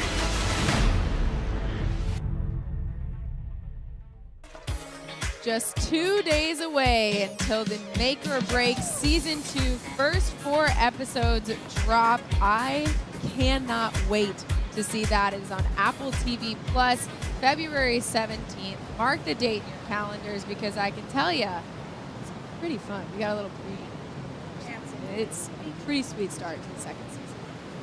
I can't wait. It looks like they're having a good time down on the beach. I love the pups on the beach. I like That the is one of squeeze my bottle right favorite. there. Look at that happy dog. It looks like a berdoodle. It's so hot. They got to make sure they have some water. 100%. Beautiful day down here at the beach, right? I mean, sun's out, blue water, palm trees. It's all the checks are being checked off on the brochure. I feel like, yeah, that's what Kaipo would say. Kaipo would say something along the lines of like, this is the day the brochure brags about. Yeah. Here we are, Ian Gentile in the lead, the 6.67 and a 1.5, looking to build off it. Gets his fins engaged on that first turn, waiting for the face to open up for him. Bangs another turn, sticks the landing, tries to see if there's anything else on the inside from this wave. Make sure you stand out there, stick the landing with perfection. Nice little setup. Doesn't have anything else on the inside. I like where he got this wave. It was a little wider and allowed him to get 2 maneuvers done on that valve section, right? He almost maybe had a little connection to the inside, but very similar to the 6.67 that we saw from before. The big first turn, got across the section and tagged it the best turn coming on that final move. So I like what he did. See, he's sitting off into the channel area and picked this wave up away from his competitors. And it paid off because he got himself a high-quality wave here. 100%. And look at the turn. Where he's placing his board is in the meatiest part of the wave, right? And those surfboards that he's riding, those Marcio Zubis, the Sharp Eyes, when I was checking them out, look at how tight his transition is right here. It's super tight, and that board has got that flip in the tail, allowing him to fit into the curve. And that was something that I felt like I was going to see a difference in with the surfers on those boards today, and I am, and I'm loving watching it pay off, them riding those boards with a little more curve underneath their feet.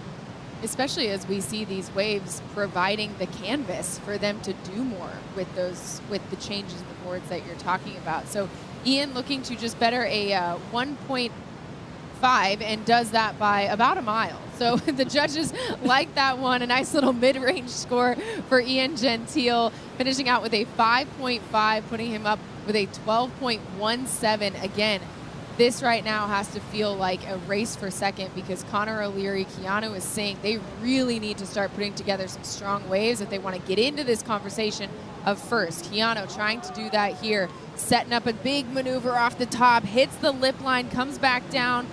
Nice little carve to try and get himself into the inside section. He does, bangs it off the lip and sticks the landing. That's one way to get yourself back into the conversation. If you're Keanu is saying to try and need just that one big wave to get yourself in the conversation with Ian Gentile. You were mentioning about what they needed to do, right? And they kind of really, at that moment in time, they needed 2 waves. And they still need 2 waves, considering that now Ian Gentile has found his backup. He's way out front. I mean, with 12 points, that's won most of the heats today. There was only one other heat that was at higher points for Iago Dora with 13 points. So he's put himself in a great situation. And now Connor and Keanu, especially now Keanu picked up his best wave. This is the battle for second. Yeah, and being a local boy, finding something, that is sniffing it out, really. I mean, look, he struggled into this thing, but then went to work. He got a nice quick turn and then saw the bubble underneath it. This was a really hard turn to negotiate. Hits the lip, falls out of the sky, and has to ride out of it. But you could see the confidence when he did it as he arced up into the lip, right? So he flies out over it. A split second later or sooner, and he would have went down. But right here, when he stands up at the end, he likes it. You can see that's pure confidence coming out of him, and he knows he's gotten a wave to better his situation. Ezekiel Lau looking to better his situation. He is in the next elimination round, trying to avoid being eliminated by Leo Fioravante or Rio Waida. So Keanu is saying, like we looked at it, it was going to improve his situation, that last wave, coming in at a 4.5. So he now has put some separation between himself and Connor O'Leary. Connor needing a 5.0 to advance into that second position. Keanu looking for a 7.67 in order to get into first and start threatening Ian Gentile. Connor with priority out the back. Yeah, and for Connor, you know, he's got confidence in the water right now because he knows he hasn't had the chance to open up. And when he does, I'm going to tell you right now, he's going to impress, and the judges will take note. We're all going to go, whoa, there he is, you know. I just hope he gets that chance. 7 minutes, 40 seconds remaining. Certainly, we feel like so far it's been a very active heat. We have a lot of waves being ridden, so could be some opportunity. Look how far away those two are. I mean, considering that, you know, Ian Gentile in that blue jersey is sitting off to the side. I mean, that's where he feels like he's going to get those higher quality waves. I mean, it's probably not as consistent because it's deeper water. And then you see Connor sitting more up on top of the point, obviously with priority. But just Ian feels like the better quality waves are just a slightly bit wider. I mean, he's been right so far. So far he has. Worked out so well where he's sitting. He's actually perfectly placed himself, and you know, in this heat, and we're watching him run away right now with a really solid heat total. So it is a battle for second. And you look at those two scores, the 6.67 and the 5.5, and we mentioned how similar they were, and they were kind of on the same portion of the reef. They gave him the same style of wave. So he obviously identified that as the waves he wanted to ride. Keanu Singh, though, trying to remind everybody, I'm not going anywhere just yet, because like you mentioned, Strider, that local knowledge, I feel like we're really starting to see on a day where Sunset is offering something different than maybe what people are used to. Again, if you don't have that innate local knowledge because you put in so much time at this break, people are tapping into who does have that local knowledge? Who can I get something from on a day where, like Pete, you said, the reef doesn't change, but how the waves set up and show up on it, it does. Yeah. And Keanu, he's down here with Reynos Hayes. He's got a coach. He's got somebody helping him. You know, headspace, watching waves. They were over there. I walked into a conversation and I was like, oh, sorry, because I realized that they were working, you know, and I was like, you know. How good is that? That's a relationship that goes back decades. Yeah. You know, and just to bring that kind of familiarity to Hawaii specifically, I know that they've probably done how many amateur events together, right? And, as well as, you know, into QS events. And then now on the championship tour level. Wow, looks like the Tundra 110 getting some use over there. Jack Robinson in the cold pond. Look at him, man. You know, that thing is freezing, filled with ice and water, getting those legs cooled down.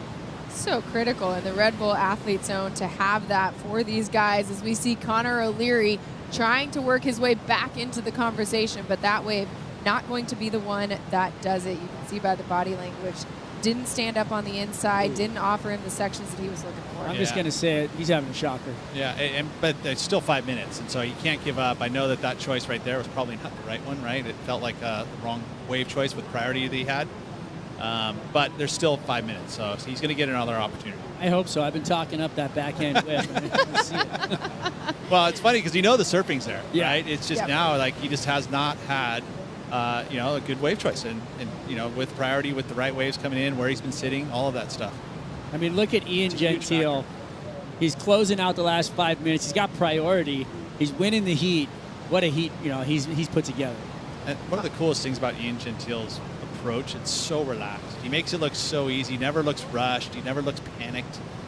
He literally is like, I mean, there's this piece that we got to see earlier today about how he's been living his life, where he stepped away from pro surfing and decided.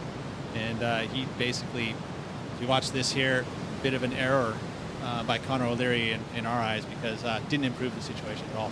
Yeah, not at all. Up and out, and then just loses, you know, back to the end of the priority line right there. So, but back to Ian Gentile, you know, I mean, he's like, it's like going to the Costa Rican rainforest and looking for the sloth, the most sought after thing. But once you get to see him, you're really impressed. I'm trying to follow you on this one, Spider. Help me out. Sloth. Oh, the sloth. Yeah. Oh, Just like calm, okay, cool, collected. Got there we go. I didn't hear the sloth part. Moving slow. Connor O'Leary back up here.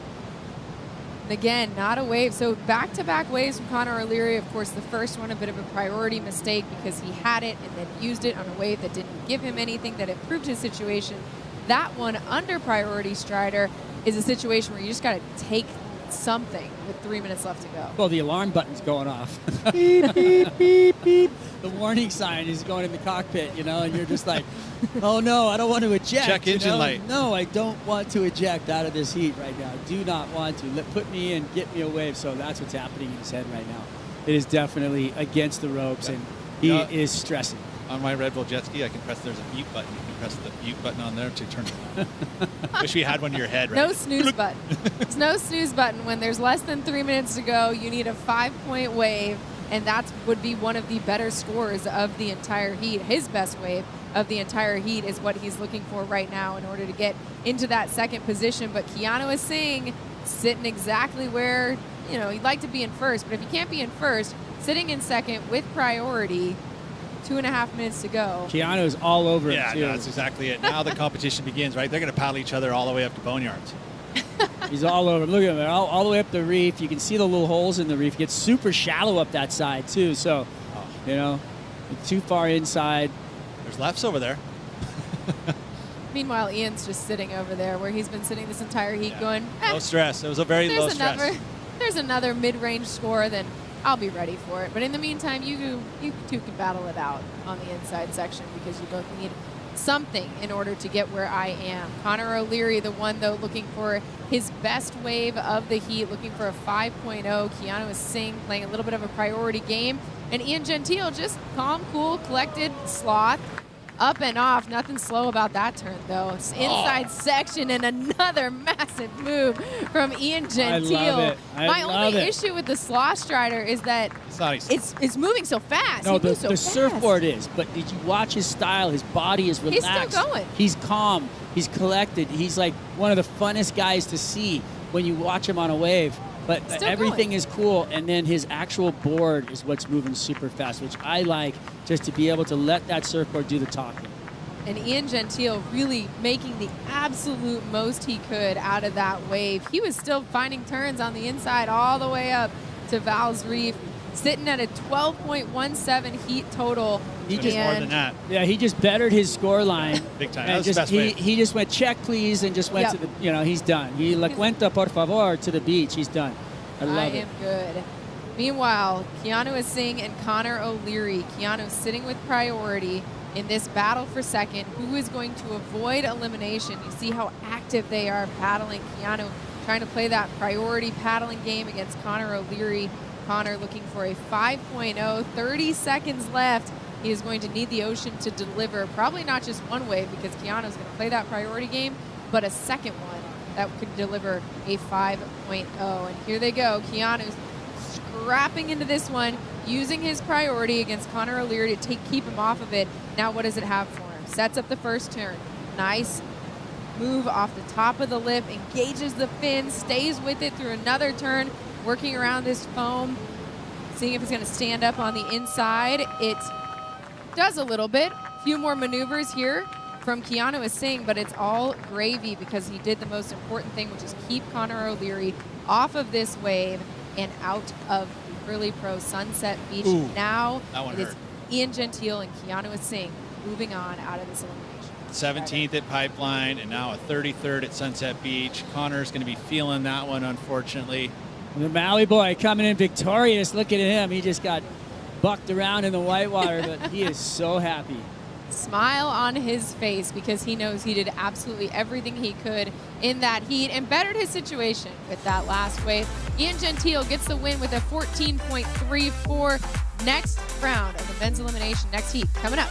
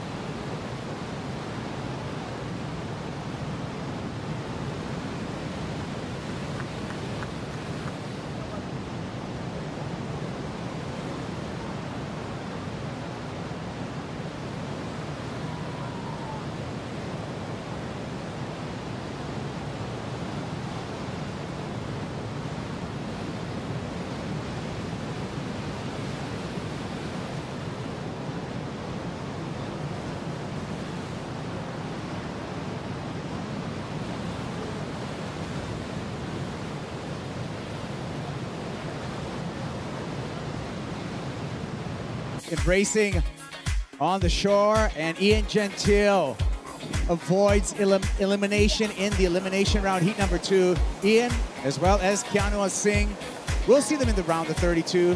What's happening here? We got more of the elimination round coming your way. Kaipo along with Megan Abubo and the Charger, Laura Enever. Thank you for joining us, Laura. Thanks, guys. Yeah, it's been fun running around the beach all day, doing interviews, and it's been an exciting day. I've been loving the way everyone's approaching it out there today. So much creativity and flair. So really cool to see. Yeah, it's really cool to see the adaptability. And Megan, it looks like the swell's coming up right here with the opener, Leo Fioravanti. This is going to be the surfer representing Italy's first wave in his matchup against Rio Waida and Ezekiel Lau. Take a look at the characters in this heat. Remember, this is the elimination round, 3rd place. Gets a 33rd, and nobody wants that, Megan Abubo. No, nobody wants that. And no one wants a 33rd. This is a great matchup. I love like all these surfers, really unique approaches out here, different styles. I'm sure Zeke Lau is going to try to pull from his good friend Keanu Singh in that last heat. But, you know, Leo, again, he's on fire from the last event. Talking about Zeke Lau, Laura, I mean, he is the most decorated out of these 3. When we look at Sunset Beach performances, he was a 2018 champ out here in the World Cup. 2013 won the World Cup. 2017 he won the HIC, which was a qualifying series, as well as 2011 winning that HIC Pro while he was still in high school, I believe. So big accolades. But you know what hurt Ezekiel Lau? 2019, when he had that 2nd place finish to Jack Robinson. That one stung him.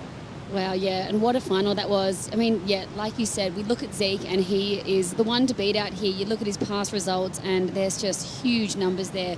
He's got 1st, 2nds, quarters, last year 5th place here, and this would be his, you know, his weapon, I would say, on tour. And I love seeing him in these heavy water waves and what he can do. But yeah, I'm excited to see how he can approach it today. Yeah, unusual to see him in this elimination round. 29 years old, out of Honolulu, Hawaii. Got the number 86 on his jersey, 86 on his back. I asked Zeke why. Well, his dad's high school football jersey was 85. Leonard Lau, a receiver for St. Louis High School, went on to be a star at the University of Hawaii, Megan, and then followed up a career, a great career as a high school football coach. Yeah, you know, Zeke really respects his dad, follows in his footsteps. He's a very proud Hawaiian boy, Zeke, and Sunset Beach is his bread and butter. The reason why he does so good out here is he has such a strong, powerful bottom turn and mix that up with one of the biggest hacks on tour. So yeah, he's also not afraid of any sort of size of wave. You know, he was one of the surfers on tour competing in the Eddy, which was, you know, a couple of weeks before Pipe started. So he's not afraid of heavy, deep water waves, and he's not afraid to just jam it into the lip on some crazy, crazy sections. So a sigh of relief for Ian Gentile. He avoided elimination. He won his heat in the elimination round. Let's hear from him. Wait, we're going to see actually from Rio Waida, our representative out of Indonesia, up and down for Waida, just a 23-year-old rookie on tour. Now let's hear from Ian Gentile. Ian Gentile getting a chance to surf twice in a day, which is not necessarily what you want, knowing that it's an elimination round. How did you regroup and get ready for this heat? I just kind of went home. I'm staying like walking distance, so I just went back to the apartment, cruised for a little bit. I actually watched the replay and felt like I made that heat, you know. I feel like maybe they just wanted to see me surf again.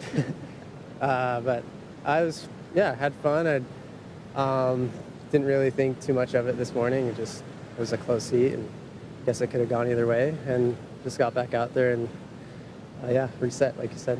Well, your second heat was certainly fun to watch. I know you would have rather not had to do it, but you had some really impressive turns, really picked your waves well in that heat. What were you going out there? What did you set out to do? I noticed, like, I actually paddled through the channel, and this morning I paddled up the point, and I kind of just saw some wider ones coming through. And so that was, like, one of the big changes. And I also went a little bit smaller board, because there was just like so much chop. I think I was on a bit of a too long of a board this morning. Just felt way looser.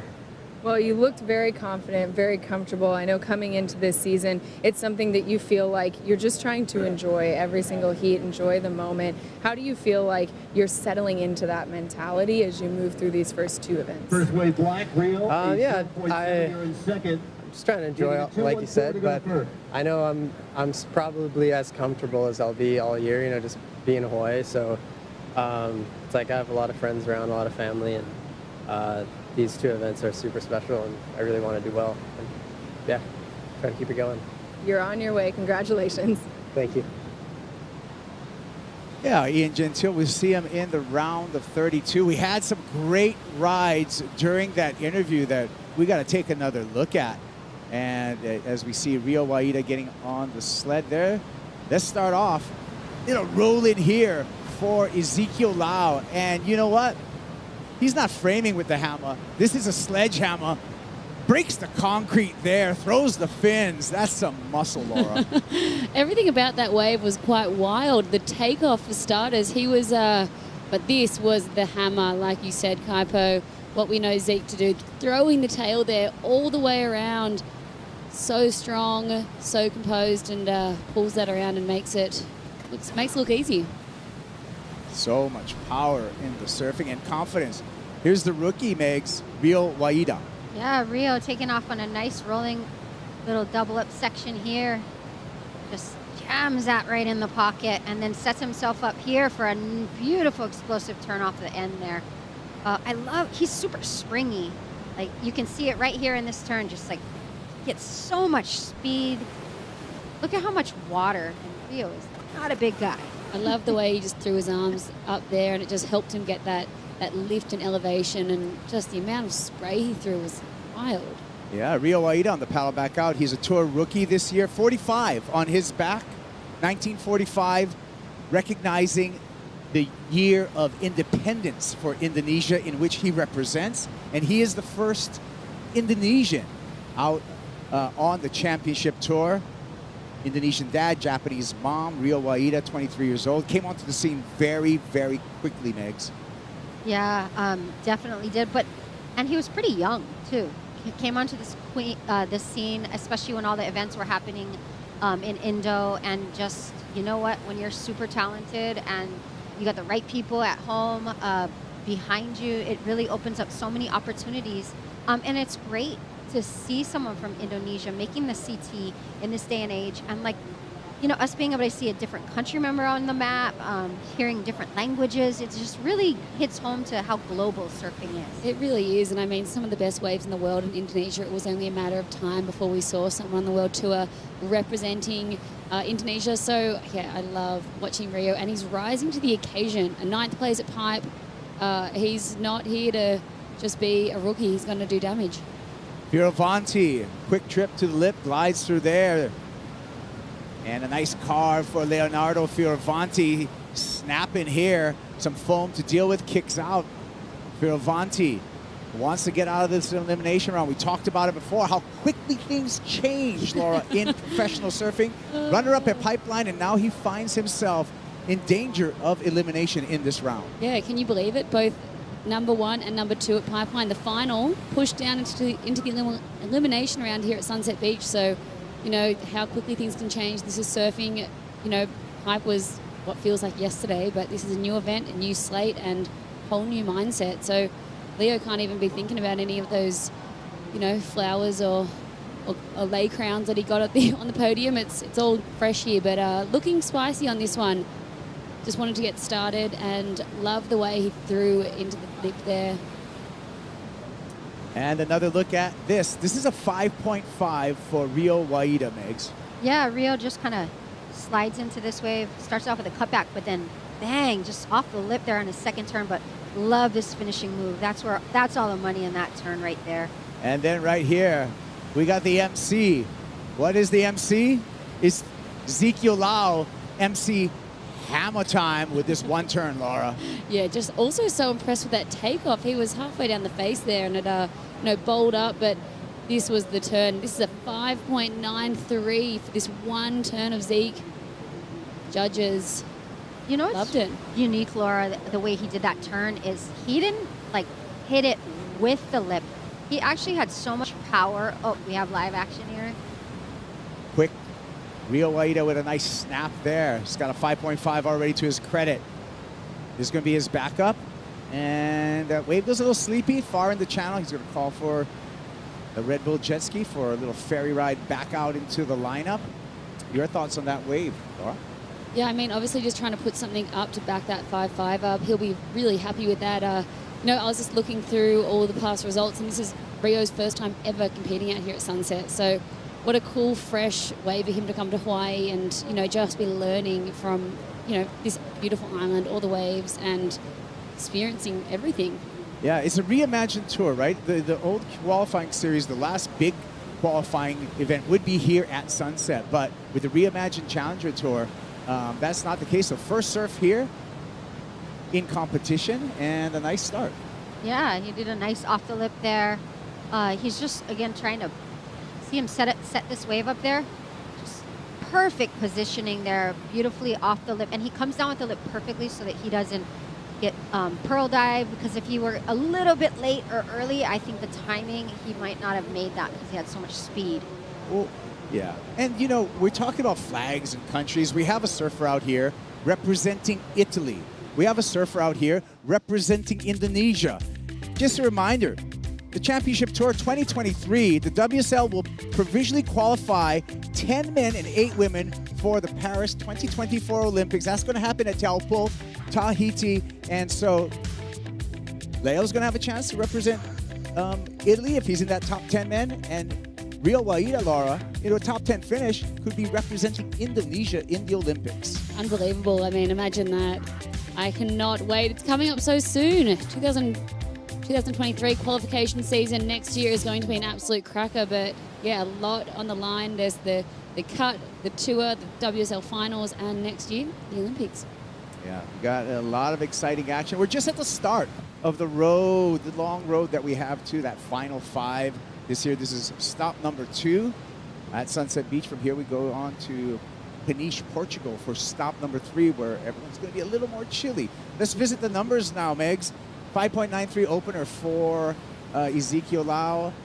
Keeps him in 3rd place because he needs a second wave. Taking a look at our tour leaderboard coming into Sunset Beach. And Laura talked about it before, Megs. Jack Robinson survived the elimination round. Leo Fioravanti needs to make it out of this heat. Yeah, and a reason being, I mean, Pipe and Sunset, 2 completely different waves, opposite ends of the spectrum when you're talking about competitive surfing. So it's not surprising to see that these surfers can catch themselves in the elimination round. It just goes to show, you know, the variation in waves that we have on the CT Tour. Yeah, it really does. It is a challenge all year, but everyone has got their favorites, right? Everyone's got their favorite surfers, and, you know, you want to get behind your favorite surfers on tour. We talked a little bit about different jersey numbers. Number 11 right there. Who's that? Kelly Slater. And you can get all of the jerseys at WSLstore.com. 45 jersey number riding right now. Rio Waida. Just a quick one for Rio with that up and out. But it is the beginning of an exciting season. Zeke Lau out there in the number 86 jersey, being very patient. He has the biggest, largest single wave score, but still does not have the backup, Laura. He does have priority. What do you think about his positioning? I mean, he'll be feeling really stoked on that 5.93 and confident. He looks like he's sitting way further up the point than Leo. You can see him there on the right of the screen. You know, I think Zeke, knowing that he got a 5.9 for one turn, he could just be looking for one-turn waves for the rest of the heat, because, you know, most people progressing through today, you know, 2 6s is a heat win pretty much. Yeah, 5.93 so far in the score line with 14 minutes and 20 counting down for Ezekiel Lau. Needs the backup. We'll see if he can do it right after these messages.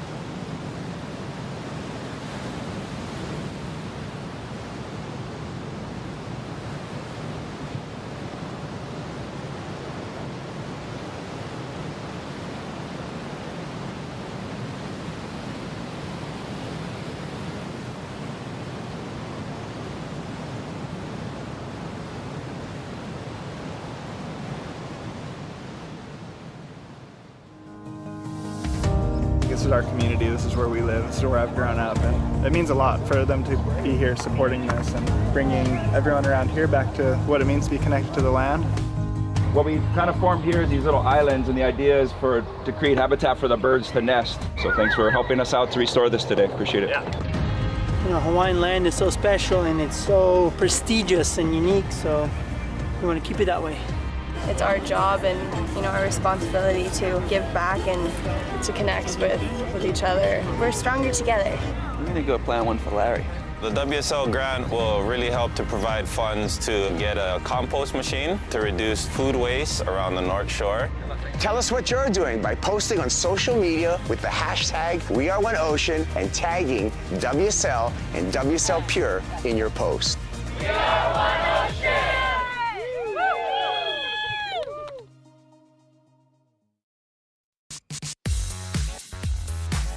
Bubbling our toes in the land with the Kokua Hawaii Foundation, and we are one ocean. Ezekiel Lau dropping into this wave. This is going to be the backup for the Hawaiian.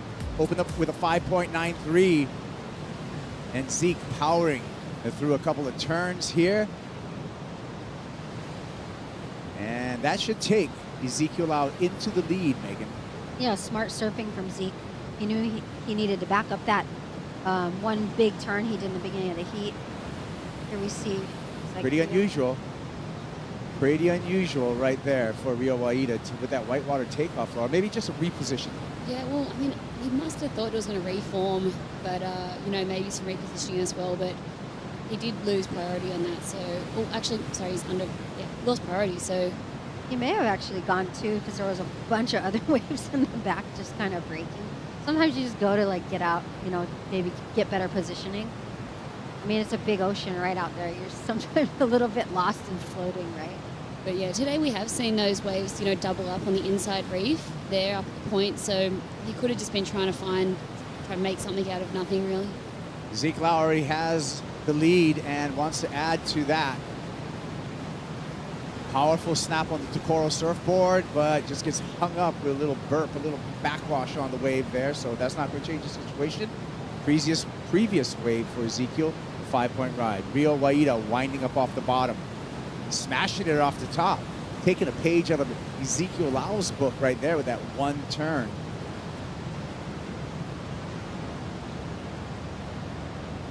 Rio currently in second, looking to improve upon a 3.6. Leo Fioravanti, beautiful carve. And the layback hack seems to be in fashion right now, Laura. Yeah, I mean, big drop wallet. Judges love it. I mean, maybe these boys playing off each other there, but I think, you know, Leo, that was a missed opportunity. That wave, there's not many waves out there that have that big end section, and the judges love when you can complete big turn on a big end section. You can see him there almost kicking himself, knowing that that would have been up in the sixes. I think the layback is so appealing to surfers because you've got this section on coming into you, and it allows you to really like jam that back foot in and do an explosive maneuver, and the judges get excited when they see a lot of water, right? And you can see it right here. Oh, beautiful first arcing turn. But here, that section coming into him, but he just kind of timed it wrong, Laura, like you said. It's just really gives you that opportunity to like displace a bunch of water, though, that second turn layback that all these surfers are kind of going for. Yeah, it would have been a beautiful turn if he made that, but he's still going to get some good points for that first wrap that he did. That was beautiful. And Rio, here he goes, another big blow tail. I think the hard thing about Sunset is obviously it's got the warble in it, but Rio just going high there, kicking the tail out, throwing the fins, and just making sure he puts his weight over the front of his board there, just to get back down there.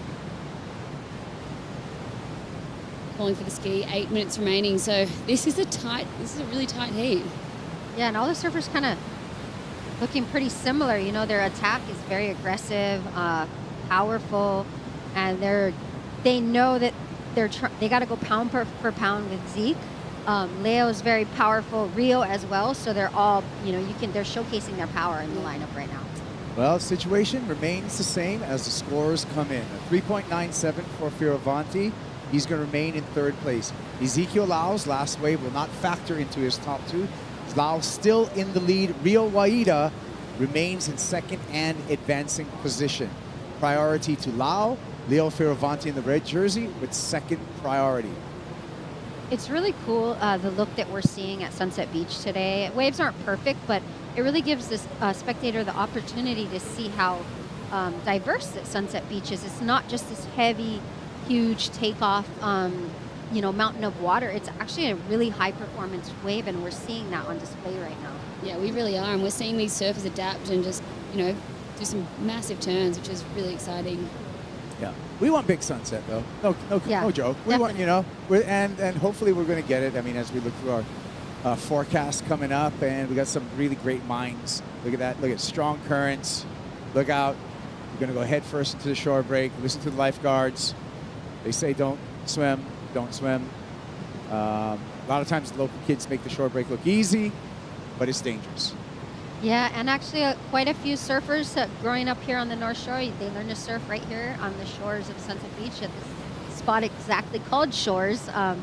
And sometimes you see it in this shot when the surfers are getting the last turn in. So it's many surfers. You can see it right there. Many surfers learn to surf on that very little double up reform. And looking back to last year, Zeke actually took out Leo in the round 3 before Zeke ended up moving into the quarterfinals. So Leo would not want to be bowing out again. Nice rebound to begin for Leo Fioravanti. Looks down the line. Sharp turn there. Nice snap up in the lip. He likes it. He needs a 5.11. He's going to stick with it. Little connection, perhaps, just into the channel. He likes the quality of those 2 big turns. What do you think? Yeah, I mean, that was a great ride for Leo. He really liked it, as you said. You rarely see them get excited like while there's still possibly another turn to have. And you see him here. Nice floater, able to maintain his speed there. But this is the turn right here, setting up.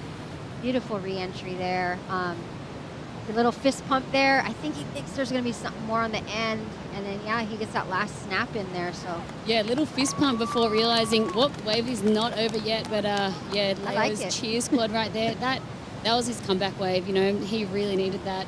The energy was there. His style, the fluidity of that, those turns was really cool. Yeah, the girlfriend like that. Sophie in the back of the truck. Number 46, as we see Leo paddling back out on his jersey, the jersey number that he chose, because it's the same number as a good friend of his, Valentino Rossi, who is a Grand Prix motorcycler, a Moto Grand Prix star. And so they share the same number jersey, and so he's got some Italian pride there, and rightfully so. We're waiting for the number. Again, Fioravanti needing that 5.11 to overtake the second in advancing position. There's a look at Fioravanti. Even the mindset that he must be in right now, 3rd place with 4 minutes to go in the elimination round, and obviously last week being the final. I think he's going to get it. Yeah, he's going to get the number. 5.11 is what he needs. We can look at the math already and know that whatever judge throws at is 5.87. He's got it. He's into second place. Rio Waida now with pressure on the Indonesian. Laura, 4.38 for Waida, and tricky part is he's second priority.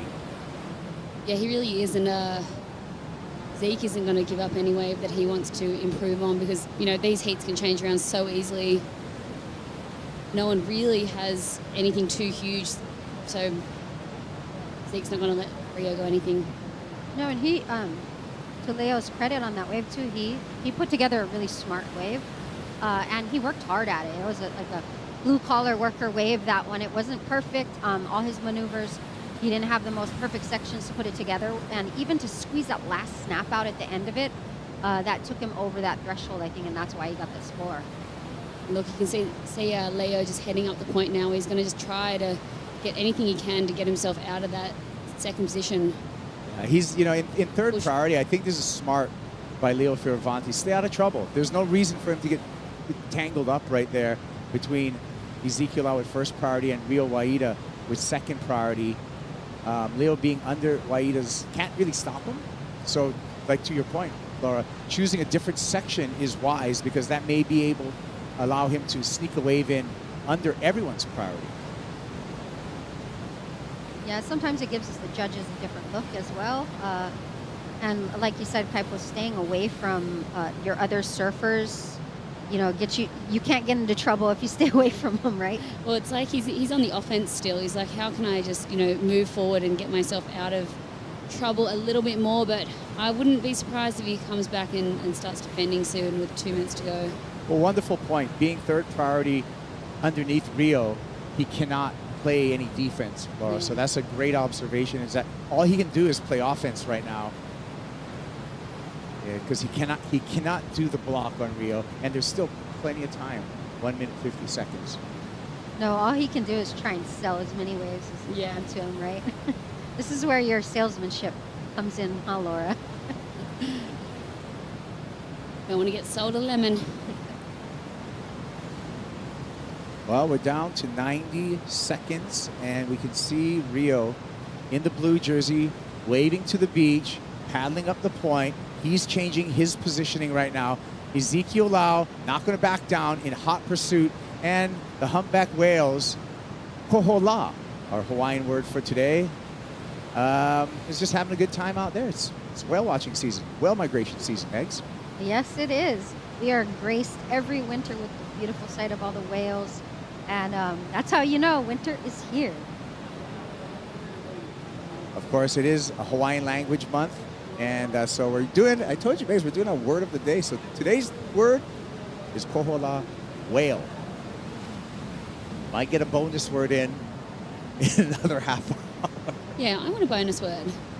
We're going to get you a bonus word in the next heat then, Laura.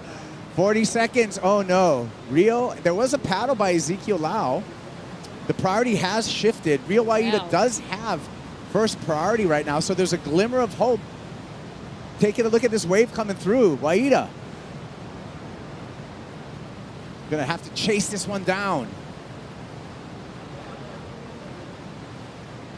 His name is Rio, and he needs to paddle fast. Oh. Wait a minute. Oh no. That is this is a situation with Ezekiel Lau with third priority. He did not see the change of the priority, and we may have just seen a horrible interference at the end of the heat. Going to work in Rio Waida's favor, but that is going to take out the heat leader if it is deemed an interference. This is shock right here. A shocking moment, Laura. Oh wow, this is going to be heartbreaking right here for Zeke. He was definitely in third priority there. Might not have known it. It's just sinking in right now what has just unfolded.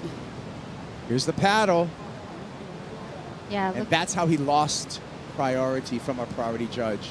And this is the infraction. Yeah, and you can see possibly why he might have thought that he lost it, but it's pretty clear, the rule book. You're just so far out to sea. The heat's on the line. You can see he's just really confused. Rio seemed really confident that he had the priority, so it'll be interesting to see. Maybe Zeke just wasn't aware of the switch there. Yeah, we have not got. He was in first place. He was in first place. He didn't have to be that aggressive because top two come out of this round, to tell you the truth. So he's going to rethink that. We are not official as of yet, though, with that interference. So we have not gotten word from the judges' tower on that infraction. And you were actually noting that earlier, Kaipo. You were noticing that Zeke was staying pretty close to Rio. Priority interference, white on black, and that takes Ezekiel out to third and eliminates him from competition. What a shock. Wow. Well, that was a shocking conclusion to Heat 3 of the elimination round. Heat 4 elimination round right after these messages.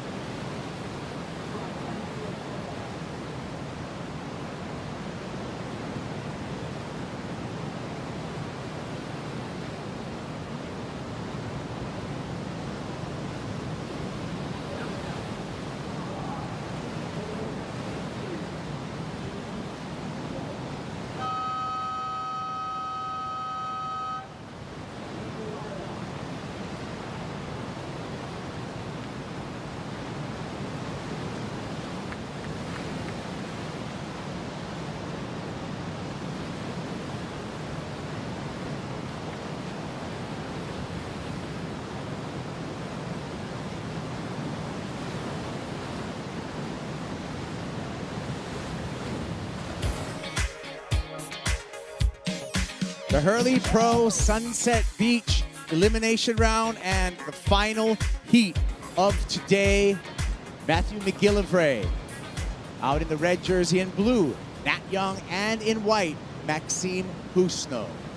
So South Africa, the USA, and France all represented in the water. Top two move on into the round of 32. Third place takes a 33rd out of Sunset Beach. Kaipo along with Megan Abubo and Laura Enever on the call here. And your thoughts on this heat, Laura? Yeah, this is a good last heat to round out the day. Obviously, none of these men wanting to pack their bags and head home, but I'm expecting it to be a battle. Yeah, I always love seeing these new matchups on paper. You know, Maxime being a tour rookie, just kind of seeing them come head-to-head with each other, which you've never seen on paper. So just kind of see how they all react to each other in the water would be unique. It's interesting calling Maxime Husno a rookie, which he is. It's his first year on the championship tour. He's 30 years old, however, out of Reunion Island. 10 years he spent on that qualifying series to finally overcome in the Challenger just in 2022, finished number 4 in the rankings and finally qualified for the championship tour, Laura. Yeah, unbelievable. He won that World Junior title way back in the day, and he's just been, battling on the QS. He's had some incredible results, but he just hasn't been able to make the tour and make his dream a reality until last year. It all came together for him, and he had some incredible results on the Challenger Series. Good pickout. 2009, he was a World Junior champ taking out Jadson Andre in that final. This is Matthew McGillivray from South Africa, J-Bay, South Africa, on his opening ride. This is third season on the championship tour. McGillivray, always smooth with his surfing and just finishing up there. Yeah, when you're a so-called rookie, but not really a rookie, I feel like that's when you're one of the most deadly guys in the water, because you're just really excited to showcase what you have to the rest of the world, which you haven't been able to do on the world stage like the CC Tour. Yet you have all this experience, and he had, as you said, a wonderful junior career, an amazing qualifying career. But Maxime is just overall, like, being from Reunion, he's so well-rounded in the different types of waves. And he seems really calm as well, hanging around the comp site. He has that emotional maturity, even though this would be a new place for him. I really think Maxime is just enjoying the ride and just soaking everything in about being on tour. Yeah, we're waiting for that score from Matthew McGillivray. He's on the paddle back out. He's on a Channel Islands. It's a 6'5" Proton, 19 inches by 2 5/8. His backup is a 6'5" Rook. So Channel Islands, the board supporting Matthew McGillivray. There he is on the paddle out. He got 3.67. You were talking about Maxime Husno. Maxime Husno also on the Channel Islands out there. Much smaller equipment. 6'1", 18 3/8, 2 1/4. And his backup's the same exact one. So both surfers getting supported by Channel Islands out there. And of course, we look to the CT Shaper rankings, Laura. That won't kick into the quarterfinals, but it is an exciting element of the 2023 Championship Tour. It really is, and the cool thing about Sunset is that we're seeing all these local shapers, the Paings, the Takoras, the Arakawas, they're all going to be coming out of the woodworks and climbing that shaper rankings, and it's just cool to see who's making the swap, the internationals, switching up their shapes from pipe, and Sunset is its own beautiful beast, so needs its own beautiful boards. Yeah, I mean, equipment's so important, and it's kind of impressive in a way in that we saw John Florence on our opening day of competition perform spectacularly on a 6'2" Paizel, but it was the same model and dimensions that he rode over a pipeline. That's not typical thinking, but John makes it work. Maxime slashing his CI. So nice opening turn for Maxime Husno with that light EPS equipment under his feet. It looks like it's just gliding on top of the water. But Kaipo, I think John only rides a 6'2", right? He has that or a Waimea gun in his person, doesn't he? Totally. That's a testament to not only Paizel being an amazing shaper, but I mean John and how talented he is that he can surf for instance, say 6 to 8 foot sunset and 6 to 8 foot pipe. He could ride a canoe out there and get a 7.5. And you know, it's interesting with this CT Shaper rankings too, are the shapers that their riders don't change boards when they come to Hawaii, such as Mayhem, yes, such as Channel Islands, as you mentioned, Sharp Eye. These are boards that, these are surfers not trading boards very much here in the Let's learn more about Maxime Husno. My name is Maxime Husno. I'm from France and Réunion Island particularly, and I'm 30 years old. So my jersey number is number 17. I chose it because my wife and I are born on the 17, and we got married on the 17, so that was my first choice. I've been on the QS for like over 10 years. I went down for a bit, lost sponsors, and that was a very hard moment for me just to decide if I could keep going on my career or if I had to stop it. Luckily, what drives me a lot was just surfing, the love of surfing, and I've always been driving to surf perfect waves, and that's why I wanted to be on tour.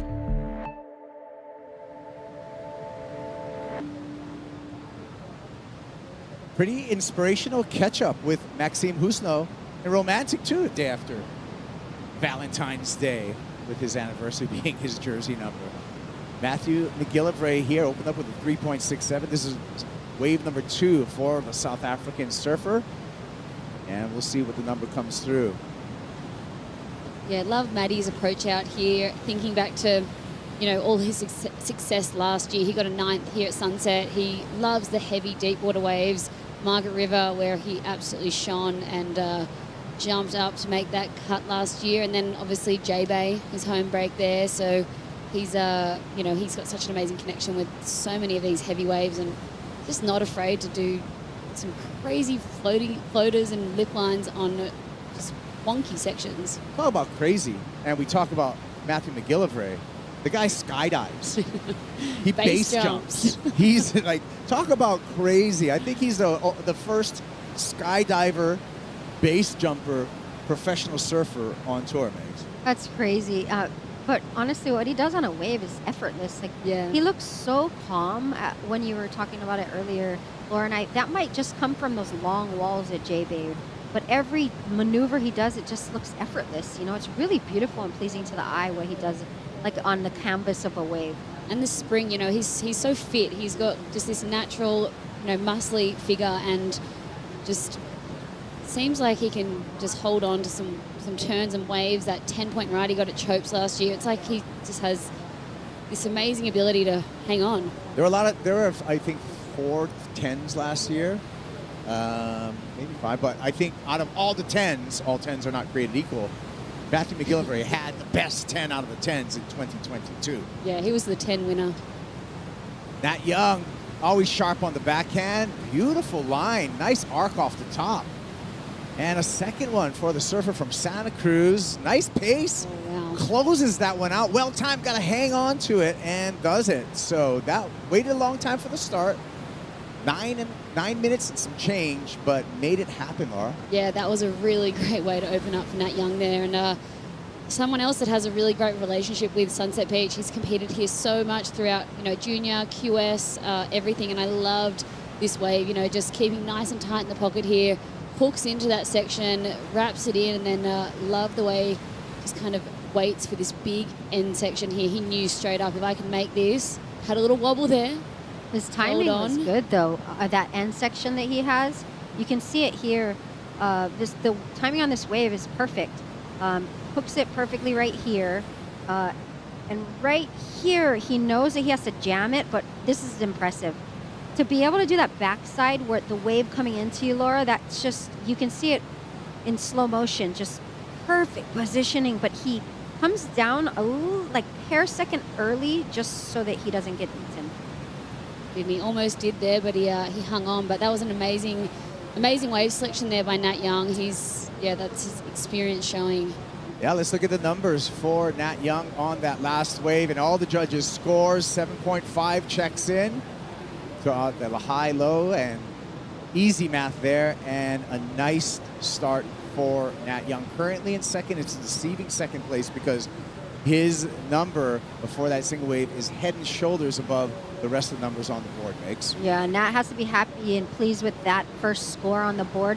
He waited a long time, like you said, Kaipo, but hey, you only need 2 waves out there. So he's pacing himself. Yeah. It takes 2. I've said it before. Rob Bass, DJ, Easy Rock said that years and years ago. It takes 2 to make things go right. And all you need is those 2 waves, Megs. You giggled right there because you know that jam. Yes, I think we all know that, right? And Kaipo's joke of the day. Yeah, I recycle that one all the time. You know, we got to look at some of our top waves that have been coming through. Nat Young is certainly in that conversation.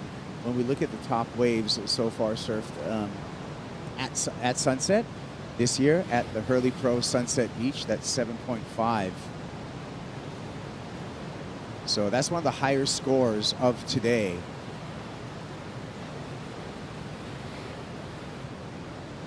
Leo, what do you got to say? He's with AJ. No priority in the lineup. Leo, just coming out of the water of this elimination round, there was a priority interference with Zeke at the end there. What did you see from the water? So I know Zeke was being a good friend, staying close to Rio for me. But it was weird. So Zeke paddled for a wave like 2.5 minutes to go.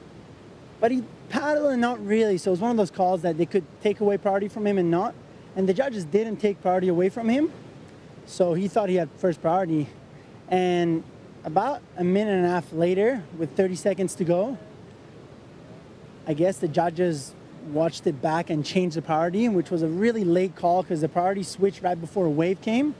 So it was a tough decision that Zeke started going, thinking he had first priority. And I tried to yell out to Zeke, telling him, Zeke, don't go.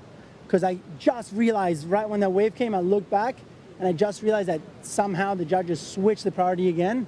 So I feel so bad for Zeke. I mean, that was a tough call because within like the wave coming, obviously you're focusing on the wave coming. And if for 1.5 minutes you've had priority, you're pretty guaranteed the next wave is yours. So that was a tough call that, I mean, I'm sure Zeke is bummed, and I hope they rewatch it and you know, if they switch the priority, they should have done it straight away as soon as they thought that Zeke paddled for that wave, not right before that last wave came. In the midst of all that, you put together a pretty good heat. You're standing here on the glass. You've made it through to the elimination round. Watching the first 2 heats of this elimination round, what did you want to do in the water that you were able to accomplish? You know, I had a tough start in that heat. They both had some really good scores, and I was quite behind. But I never stopped believing until the end, and I knew I had to fight. You know, every heat this year, I'm gonna have to fight till the end, and I know that for a fact. So I believed in myself until the very last second, and I was, you know, I fell off on a really good wave, which I would have got the score already. And I went back out. I'm like, all right, Zeke let me go on this wave, and I mean, he was too deep for it, and I just tried to do 2 big turns, and I got a good score. And then at the end, I was just hoping that, you know, I couldn't do much with third priority, but yeah, that was a crazy ending. Crazy ending, but a good result for you. You're on to the round of 32. Congratulations. Thank you. Ciao a tutti in Italia, lo so che è tardi, un abbraccio forte, alla prossima. Thank you. Thank you. Hey, crazy ending, okay? It's a sport. It's a sporting event. Sometimes the calls are going to be looked at, and I think everyone in the whole system is going to take a look at that. It's going to be a controversial call, but it is sports, and sometimes there are those controversial calls as we see Nat Young swinging through the paces here, looking to back up his 7.5 and looking to make the connection into Vals. He's not going to do that, but Nat will go into the lead right now, Megan. Yeah, he will. Backing that 7.5 up. Smart surfing from Nat. You know, now he can kind of step back, evaluate. Okay, I'm going to look for one more good wave. I don't have too much pressure and stress over me. Now you see him set up for this one. Nice first check turn into a floater. But I like here how he just does a beautiful carve there and manages to actually end it with a great last turn, Laura. Yeah, that was super smart under priority from Nat there. You know, obviously knowing 7.5, he doesn't need much to, you know, break into that, you know, 10 or above range where he could feel pretty confident going into the last half of this heat. So third priority, a 3.6 for that, and he's going to be feeling confident and comfortable. Yeah, and That means a lot. 14 minutes, 30 seconds. Maxime Husno, he needs a 3.3 to get into second and advance. We'll see if he can do that. We'll be back after this.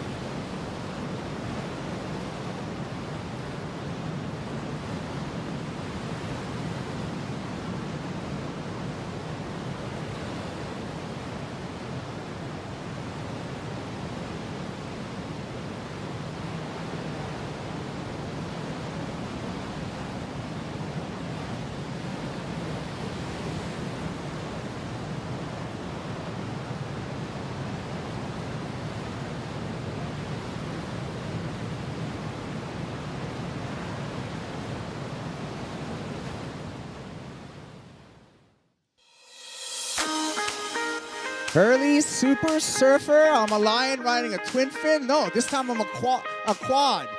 What's Leo got for us? All kinds of different personalities. What do you think, Megs? Which one do you like? I like Huey. Yeah. I mean, they're all so fun. Look Getting towed in like Laura. Got a little bit of something for everything, and you get some points, and you can go straight back into the barrel. Yeah, eat up those buoys. Super Surfer from Hurley. That's the mobile game Super Surfer. It's dropping soon. You can visit hurley.com to download, pick your character, have some fun with it. I'm a mongoose. You're a mongoose. That's my animal right there. Matthew McGillivray on the comeback here in second place right now. McGillivray, smooth on the rail and looking to secure at least a second place here. Lay back to finish. And going to do the dance here, see if he can get into Val's. He's going to do so. See some steps he has to overcome as it double triples up. All kinds of warbles coming through here. McGillivray going to stick with this wave for the finish. Why not? Pop it. And incomplete, but Wow. a nice effort by Matthew McGillivray, He Laura. got so much done there. That was like he was on that Super Surfer game. Yeah, literally. Squeezing the absolute juice out of those right there. Nat Young, our heat leader, back against the wall. Difficult foam climb and accentuating it with a little bit of a tail throw. Looking to better his 3.6 at the moment. Megs, that's our lineup. Yeah, look at that. Starts at kind of at backyards up there at the top, comes down into boneyards and Sunset Point, and the surfers are kind of surfing between Sunset and Sunset Point in the middle. Absolutely stoked that they've got the the jet ski assist today as well. I think on a day like today, Matt McGillivray, if they didn't have the jet ski assist, probably wouldn't have milked that all the way through just because the paddle out takes up so much time. So having that jet ski assist, you can really squeeze those waves for everything they got and not be too worried about time. That's right. The Red Bull jet ski with the Surfshark Hawaiian Water Patrol piloting it. That Surfshark fights off all hackers, trackers, viruses in the cyber ocean. Release her full potential in the waters and online. That is the Surfshark Hawaiian Water Patrol, some of the best on those Red Bull jet skis. There they are. And Kamalani Ahui captaining, piloting that jet ski. Second generation, Laura. Not all heroes wear capes. They wear spray jackets. So Kamalani's dad was one of the founders of the Hawaiian Water Patrol. I call him the boss, Terry Hui. Yeah, Uncle Terry. North Shore fixture, just an overall good guy. Everybody's uncle, everybody's favorite uncle. I just say yes, sir. Yes, sir. Or yes, uncle. That's why I call him I the just boss. get big hugs from Uncle Terry. You know? Oh, you got it easier than I do. Yeah. See, one of your girls sometimes. No. But what does make it great with the Hawaiian Water Patrol is, I mean, you can't see it so much because the lineup looks beautiful today. It's really nice, but there is a lot of current when you're paddling back out. Sometimes you can get stuck in that washing machine of sunset and you don't move anywhere. Your board doesn't go anywhere, your duck dives aren't working, and you're just kind of stuck for like a minute. Yeah, honestly, I went for a little paddle out here yesterday and I felt like I was going nowhere when I was paddling. Wow. I was actually just getting sucked back to shore. It's pretty windy yesterday, wasn't it? It was pretty windy, yeah. Got a bit of windburn on the lips. And that's where board size, that's why guys tend to ride a little longer board out here besides just the surfing element, but really the paddle power. Yeah. All right, well, 8 minutes, 35 seconds. Nat Young in the lead. McGillivray's last wave was a 5.5 where he absolutely melted. So did his job. He did further distance himself from Maxime Husno, who's sitting in third place. Maxime needs 5.14 at the moment to advance. Maxime with priority, however, and 8 minutes on the clock. Yeah, Maxime's really dropped the anchor at the moment. Obviously knows what wave he really wants to try get. He looks like he's sitting much further up the point than Maddie and Nat right now. So obviously looking for one of those bowly waves on the point to really try and dig into. And sometimes when you surf out here a lot, you realize it's not as always going deeper that's going to get you those longer runners. If you sit a little wide, I've learned out here, like sometimes 15, 20 feet wider than what you think you should. Those are the best waves that stand up on the reef the best, Laura. And I think on a day like today, you know, we've seen all the biggest scores come from waves that have had an end section. So, you know, the big end sections and the big committed turns where the wave just bowls out the most, that's what the judges love to see. So Maxime, he's going to be looking for basically a closeout to try get some critical surfing in. How important do you think is milking the wave? I mean, we saw Matthew McGillivray, Laura, take it all the way to Val's. Well, that's two very different waves. You know, a 5.5 from Matthew McGillivray. He did about 20 turns on that wave. And, you know, look at Nat Young, 7.5, three nice turns. So it's just... It's still quality over quantity is what you're saying, right? But if you got to juice out a wave, maybe you can get it done. You could, for sure. I mean, Maxime only needing a 5.14, that's less than what Matthew McGillivray got. Yeah, I think a lot of the work gets done out the back, though, and it's just extra butter on the inside. I think it's an easier job as well. If, you know, you're taking off and you just want to do 2 big turns, that's an easy 5 and a quicker 5 than 10 waves to the beach, 10 turns to the beach, sorry. 6:25, you can see in the right hand of your screen, that is Maxime Husno in the white jersey. He does have priority, doesn't need a big score, just a mid-range score to move into second place. Looks like we got some lines out there, Megs. It's hard to tell with this mixed up wind swell, however. Yeah, it's hard to see and the definitive peak that's coming in, but that can actually be an advantage because, you know, none of the surfers are really sitting neck and neck. They're all kind of giving each other a little bit of space. And also, it can allow you to catch a wave when you weren't expecting it and, you know, get a great score if you put it all together right.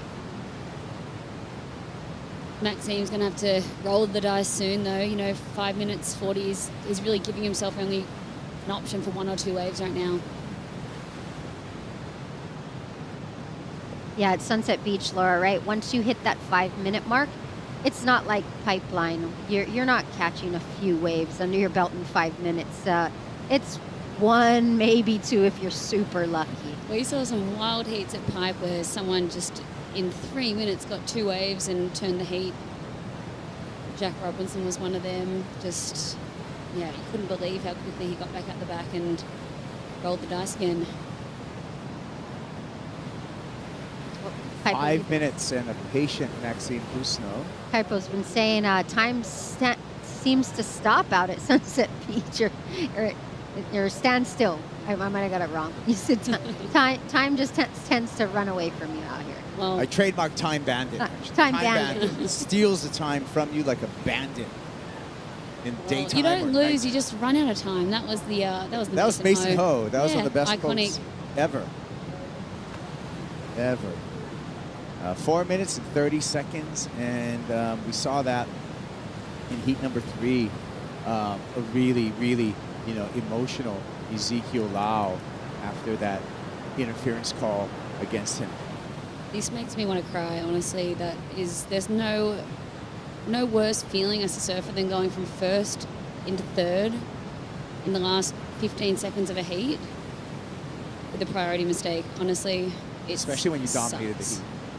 Yeah. And sometimes, you put a jersey on and, I don't know, it takes you to this frame of mind where you're so aggressive sometimes in the water, and then and time just goes so quick, and you're really trying to make it come all together at the end of the heat, and things just went so fast and you didn't even realize what happened. The hard thing is he was actually trying to be, good teammate to his mate Leo and try to, do his part to, not let the positions really change, and that's going to be what is kicking him the most. It wasn't even to save himself.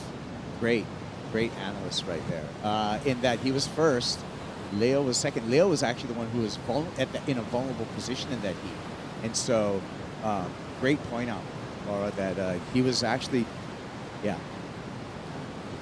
Well, 3 minutes and 10 seconds, and all eyes on the water right now. It is a tense time for Maxime Husno.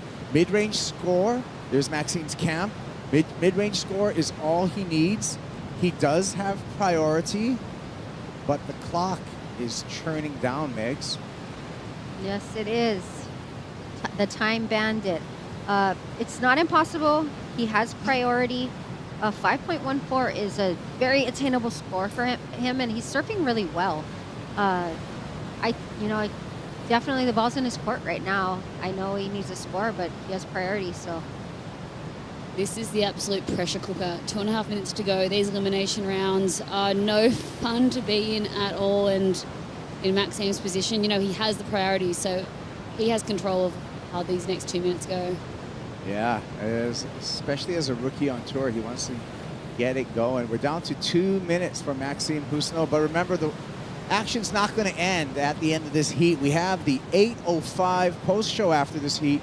We'll go over all of today's happenings in both the opening round as well as this elimination round for men. That follows the conclusion of this heat. You can see Maxime, his body language, it looks like he's starting to realize, review the last 20 minutes and say, why haven't I given myself more opportunities or chances or rolls of the dice?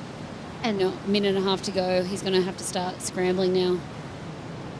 Matt Young's happy to surf right now. He's in the lead, and he's just taking swings at it in that he's third in priority. So surfing on the priority, freed up Matt Young, looking pretty good at the moment because he's in first.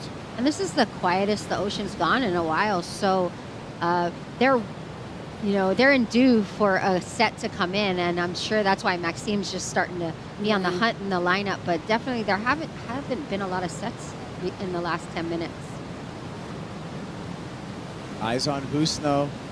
1 minute remaining.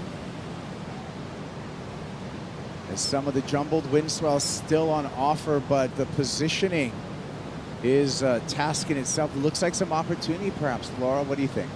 Yeah, some lines coming out the back. We'll see where Maxime is in the lineup. He's making a move.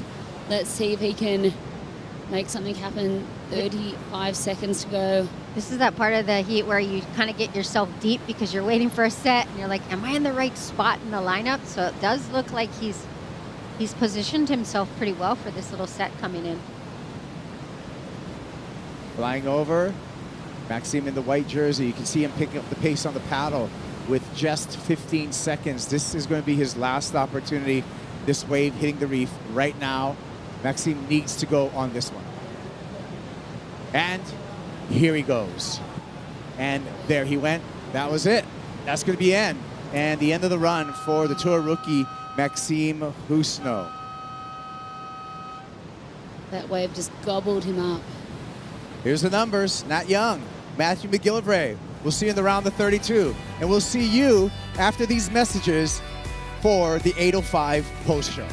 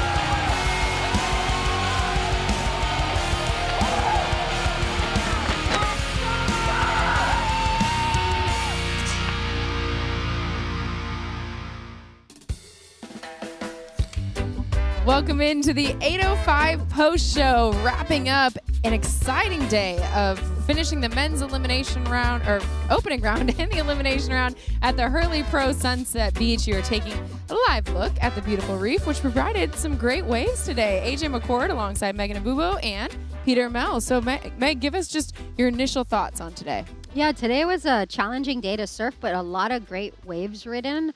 I really thought that everyone stepped it up. There were tons of different variety of maneuvers and a lot of creativity. Good call by the Tours and Competitions Office to get a half day done. I think that was a good call, knowing that the swell was going to increase. It did. Provided some waves today, again, with a really dicey forecast that we have on offer. You had to get some heats done. So now it kind of sets us up to be able to kind of cherry pick the last 2 days of competition. So good call by them. And it was so fun just to see what each surfer did with the conditions that we had, because we saw everything from really long rights to lefts to some airs. Yeah. I mean, everyone was doing a really good job applying their style of surfing to some really variable conditions, Pete. I would agree. I mean, when we looked at it this morning, it was like, I mean, I saw a couple lefts. I was like, I wonder if we're going to see an actual score come out of a left. And sure enough, we did. I mean, Iago Dora put up one of the highest heat totals of the day, and it was by going left twice, I think. So one of his scores was a right, but ultimately he went twice, and both the scores would have been if he had pulled off that big error that he had. But exciting stuff. Yeah, it was beach break type of conditions. That's what everyone kind of had that mentality. It's not typical sunset. Go out there and have your eyes and wide. Just, don't treat it like a normal sunset. And the elimination round is always going to provide some excitement. The intensity ramps up. No heat more so than the one that we are about to show you between Rio Waida, Ezekiel Lau, and Leonardo Fiorante. So this heat started off Ezekiel Lau, the Hawaiian, doing a really strong start here, Meg. Yeah, Zeke looking super good in his heat today. As you can see, just so powerful, just really looking good at Sunset Beach. But, Sunset always brings together so many different elements out there. You're so far out in the ocean, you just never know what's going to happen, especially at the end of a heat. And that's what happened with Ezekiel Lau, an interference penalty right at the end. Judges deemed he paddled there, so he loses priority, gives it to Rio Waida. Ezekiel Lau still goes on the wave. Rio asking what happened. Zeke also confused. Leonardo Fioravanti telling me afterwards that from his perspective, they saw that Zeke had priority for quite some time after he did that paddle. That's what they were seeing in the water, a dejected Ezekiel Lau, because he knows that he was having such a great heat, ends up losing one of his wave scores. So Leonardo Fioravanti and Rio Waida moving on out of the elimination round of Heat 3 today, Pete. That was tough. It really was. I mean, and I think Zeke, the fact that it took so much time to actually have the disc change, I think that's really where Zeke's like, hey, man, how long does it take to actually decide if I paddle for the wave or not? So it's just unfortunate. I mean, in his eyes, he said, it took so long. I thought I was good. And then he just never got the information to, he didn't even look in before he took off in that wave, which basically the board had switched at that time. Just under review. I don't know how you solve a situation like that. And Megan, you were calling that heat. What, from your perspective, how did that all unfold? Yeah, it was so fast, the way that the priority actually flipped, when they were going for the wave, that we weren't thinking too much of it. And then when the priority came up, we're already calling action. So definitely be good to the judges to be able to go in and kind of dissect, just not even just for that heat, but in the future. It's always good to learn from mistakes or anything that happens, so hopefully everybody can learn from that, move forward. Especially because, like I said, the elimination round, we know the intensity is already ramped up. We're already in the second CT event, I cannot believe it, of the 2023 season. So everyone is feeling that pressure. And someone who was really feeling the pressure today, Jack Robinson in the yellow leader jersey, going against Kai Lenny and Jackson Baker, who told Laura, I'm going to make sure I get 5 waves in 30 minutes. And Pete, he absolutely did that to avoid elimination today. He sure did. And you know what? I love the way that Jackson competes. I mean, he whether he's making mistakes and not getting through heats, he always has a very even keel. He competes with this smile on his face. He wants to learn from anything and his mistakes, but he also learns from his fortunes, which he did here. Jack looked really good, really. I mean, he didn't look like he was too stressed out. In the beginning of the heat, we start to dissect it, like, oh, gosh, is he going to be able to handle it? Sure enough, he did. No worries for him. And so good job also for Jackson to get through this round. No one wants to be in this round. It is a very tough tough round is stressful. Good sportsmanship there between Jackson Baker and Kai Lenny, who is eliminated from the Hurley Pro Sunset Beach. You see Jackson Baker moving on with the 9.77 along with Jack Robinson. Both of them avoiding elimination today. So next up, let's take a look at the heat that wrapped up our day here at Sunset Beach between Nat Young, Matthew McGillivray, and Maxime Huguenot. Megan, this is another one you were in the booth for. Yeah, this was a great heat. Maxime started off really well, but Nat, he just looks so polished, so good on his backhand, just placing his board in the most perfect positions and just catching this gem, as you can see. So Nat started off really strong and really only needed like a mediocre score to kind of back that up and feel solid in the rest of the heat. But Nat's looking great on his backhand out here. No stranger to right hand point breaks, even though it was a beach break kind of today. Tough one for Maxime. I mean, considering that he only rode one wave in 30 minutes. I mean, he must have looked for a certain style of wave and didn't make the adjustment early enough. I mean, I remember watching the very last 4 minutes of that heat. He had priority. The ocean was quiet. Right at the end, there was one set that came, but he thought he was in the spot, but then he tried moving, and it's just like so frustrating because that's Sunset Beach. You see sets coming, you're like, okay, do I go this way or that way? And he kind of chose both directions, and unfortunate him for Maxime. I'm a big fan, so I'd like to see him make a few heats this year. The person who found himself in the right spot during that heat, Nat Young. He gets the win with an 11.40, standing by with Laura Enever on the glass. Nat Young, last heat of the day, must feel damn good to get through that elimination round. Yeah, no, it feels amazing. I was really bummed out after my heat the other day. And I had a few days to kind of sit there and think about it a little bit. And this elimination round is it's sketchy. You know, you don't want to be one of those 4 people that lose out. And it's funny because I'm staying with Matthew McGillivray, and Maxime's been hanging out at the house as well. And so we all ended up in that heat together. So that was a bit of a bummer. But I'm happy to make it and get to surf tomorrow. And what were you surfing today? Any change-ups from the other day? No, it's actually the same board, 6.5, Channel Islands Proton. Just felt kind of sturdy and trusty, and that was kind of what I was looking for out there. And that 7.5, one of the biggest scores of the day, you just said that you knew that was your gem when you saw it. Yeah, it was clearly a good wave. Those guys both got quick starts, and I was kind of out the back waiting, and that worked out for me, and that wave came, and I knew I just needed to stay on my feet, complete the wave, because it's just tough out there. There's not a whole lot of opportunity. So finish the wave, and probably a good chance of making the heat. Well, you really made the most of that. Rest up, and we will see you into the next round. Thank you. Just some really solid surfing from Nat to finish the day. Pete, what did you like about the way he got that done? Oh, it's steady. I mean, that's what his forte is. He's so good on the backhand. He loves big waves. I mean, he comes from Santa Cruz, so he spends a lot of time here. He surfs these bigger waves very well, especially uneasy type of waves, which is kind of like Sunset Beach is sometimes. It's kind of funny that all 3 of those surfers are for Channel Islands, and they all been hanging out at the house, which is just literally 4 doors up. So, yeah, it's just interesting how all of a sudden that gravitation happens. The next thing you know, you're in a heat together.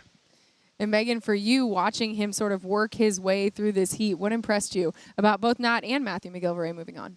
I just love the contrasting styles and how they both surfed really well in their own right.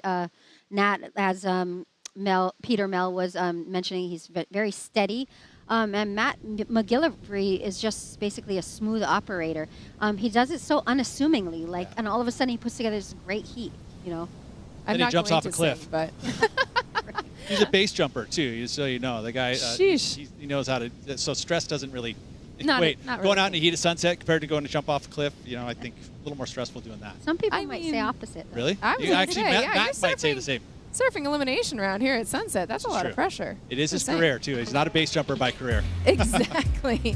So speaking of careers, the folks over at Surfline making theirs by giving us the best forecast possible for the next few days. So Pete, what are we looking at? Well, we're going to see this swell. I mean, and it's still plenty over our shoulder. It was supposed to decrease maybe through the afternoon and tonight and then into tomorrow. I mean, some people are saying it's going to be bigger. Some people are saying it's going to be smaller. My gut says we're probably going to see similar and just a little back off, but the conditions are going to be way cleaner. So ultimately, I think we're going to be running heats tomorrow. It'd be very tough if we wake up and don't see waves and don't run an event. But going back out into the weekend, we've got a lot of weather. We've got some rain. We got some stuff going on. So it's going to be a bit of a challenging finish. But I know that crew up over there will get it done.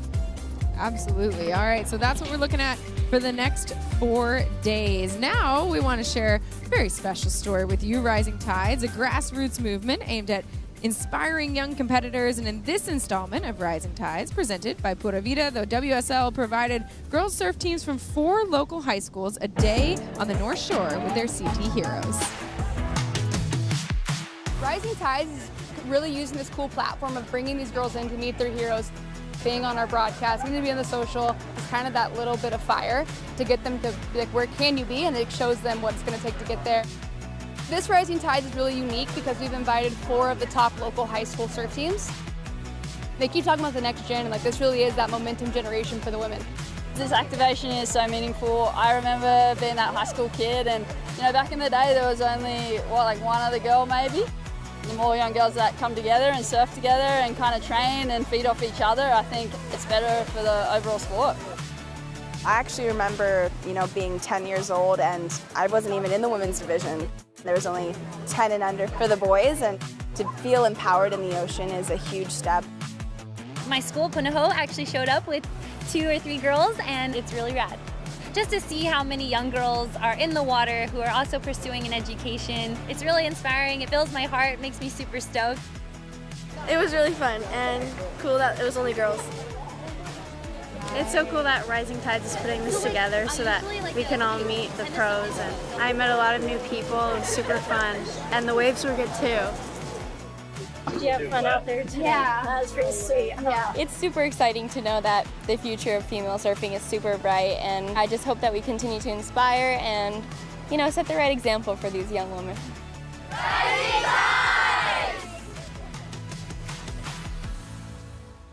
Megan, I cannot wipe the smile off my face watching those pieces every single time, because I remember when I was growing up going out in the water with my dad and being one of the only girls. It's just so cool to see everybody giving back, all these surfers, these CT surfers, inspiring the next generation. Oh, it's incredible. And Brisa said it when she was younger. There wasn't even a girls division. A lot of us were like that. So it's really great to see all the pros giving back and just really inspiring the next generation.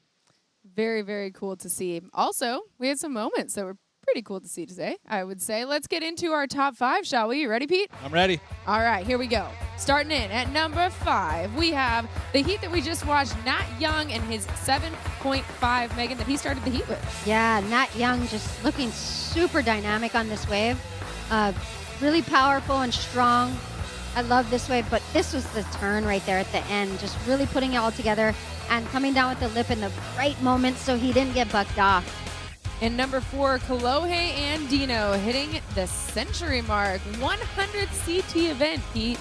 And doing air reverses at Sunset Beach on the inside bowl. Talk about wow factor. He gave it to us today, and I loved it. I got to see him after his heat. He was excited. But to win his 100th event and win his first heat out of here and get it done, that's good stuff out at Sunset Beach, and he needs to have a good event. I think it's going to be helpful for him. And here we have at number 3, Jackson Baker taking the heat win. Jack Robinson avoiding elimination. A star-studded first elimination round heat, Meg. Yeah, it's always scary coming against a surfer in the yellow jersey, But Jack Robinson, everyone, you had your doubters out there wondering how he was going to put it together in that yellow jersey, and he looked pretty good. This was a great heat that he overcame any kind of nerves and proved to everybody. But of course, Jackson Baker looking really good out there as well. Also looking good out there today, Ian Gentile, the highest heat total of the day, second highest of the event overall. Pete, you and I were in the booth for this one, and he just looked calm, cool, collected, completely unconcerned. Yeah, cool hand Ian. He's not cool hand Luke, he's cool hand Ian, maybe, because he just literally stuck to his guns. He identified which waves he wanted. He didn't battle to go too deep on the point, and sure enough, Sunset delivered, gave him 3 nice gems. I mean, he literally had the heat won from the very beginning of the heat all the way, and then hit the best wave at the end of it. And let's talk about the Brazilian Storm coming in with a fury today. Samuel Pupo defeating Griffin Colapinto and Ian Gentile, and then Iago Dora also making it out of his heat, and then, of course, Gabriel Medina doing, Medina-like things, Megan. Right? I mean, Iago Dora pulling off the air reverse on the left at Sunset. I know Pete was talking about it this morning, but he really did it. And Gabe Medina just looking so on fire here. He was so fast. I feel like he was in sixth gear all day. Really impressive at Sunset. One of the things about Medina is that he doesn't put time in here at Sunset Beach, but every time I see him surf it, he surfs it as good as a backhander that spent a lifetime here. I mean, and so that's how good Medina is. It doesn't even have to go out there and actually practice at the spot, and he's still going to post big numbers. And so that's why he's a world champion. It is why he's a world champion and why everyone else is trying to get to that title this year. Megan, what stood out to you the most today? Jack. Peter, why don't you start? Okay, yeah, I will start. What stood out to you? I'm gonna throw down to Nat Young. I think that was a good bounce back heat for him. I mean, a little frustrating start, as he had mentioned, had to sit on it for a couple days and then go out there with a nice positive mind frame. Started off with a good solid number. I think he's going to need 2 of those going into the next round, though, so he's on the right track. Megan? Pete said it great. Sorry about that. You're okay. No, yeah, definitely being able to step it up with the yellow jersey. And then Jack Robinson doing incredibly well today. But Kolohe and Dino look really impressive to me. I like that. I love the way he surfed today. I agree. I think what was so fun for me was just the versatility that we saw today, and hopefully we get more of it tomorrow. Next call for the Hurley Pro Sunset Beach, 7:45 Hawaiian time. We'll see you then. Welcome, surf fans, to where you would rather be. We've got some waves on hand, boys, at the Hurley Pro Sunset Beach. Bango right through the lip. Big sweeping cutback with the rebound. Bang! Ooh. Rio comes off the bottom, bang into the lip line and gets body slammed. Yago Dora favoring these lefts and launching into the air. Wow. Rohi and Dino in the century mark for event surf on the championship tour. That's some exciting stuff. He gave Medina vertical lip bash, throws the tail. Be surfing a lot, be hanging with my friends, and yeah, that's pretty much it. The flow and the commitment. Jack Robinson in the elimination round. Jack Robinson.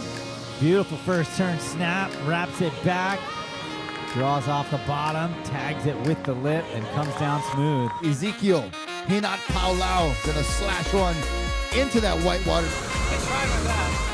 Ian Gentile doing his best, keeps the fins engaged. Oh, that is what you call a true shocker as it winds out to the end of the heat. This copyrighted event broadcast is produced by the World Surf League for broadcast around the world and may not be retransmitted, reproduced, rebroadcast, or otherwise distributed or used in any form without the written consent of the World Surf League.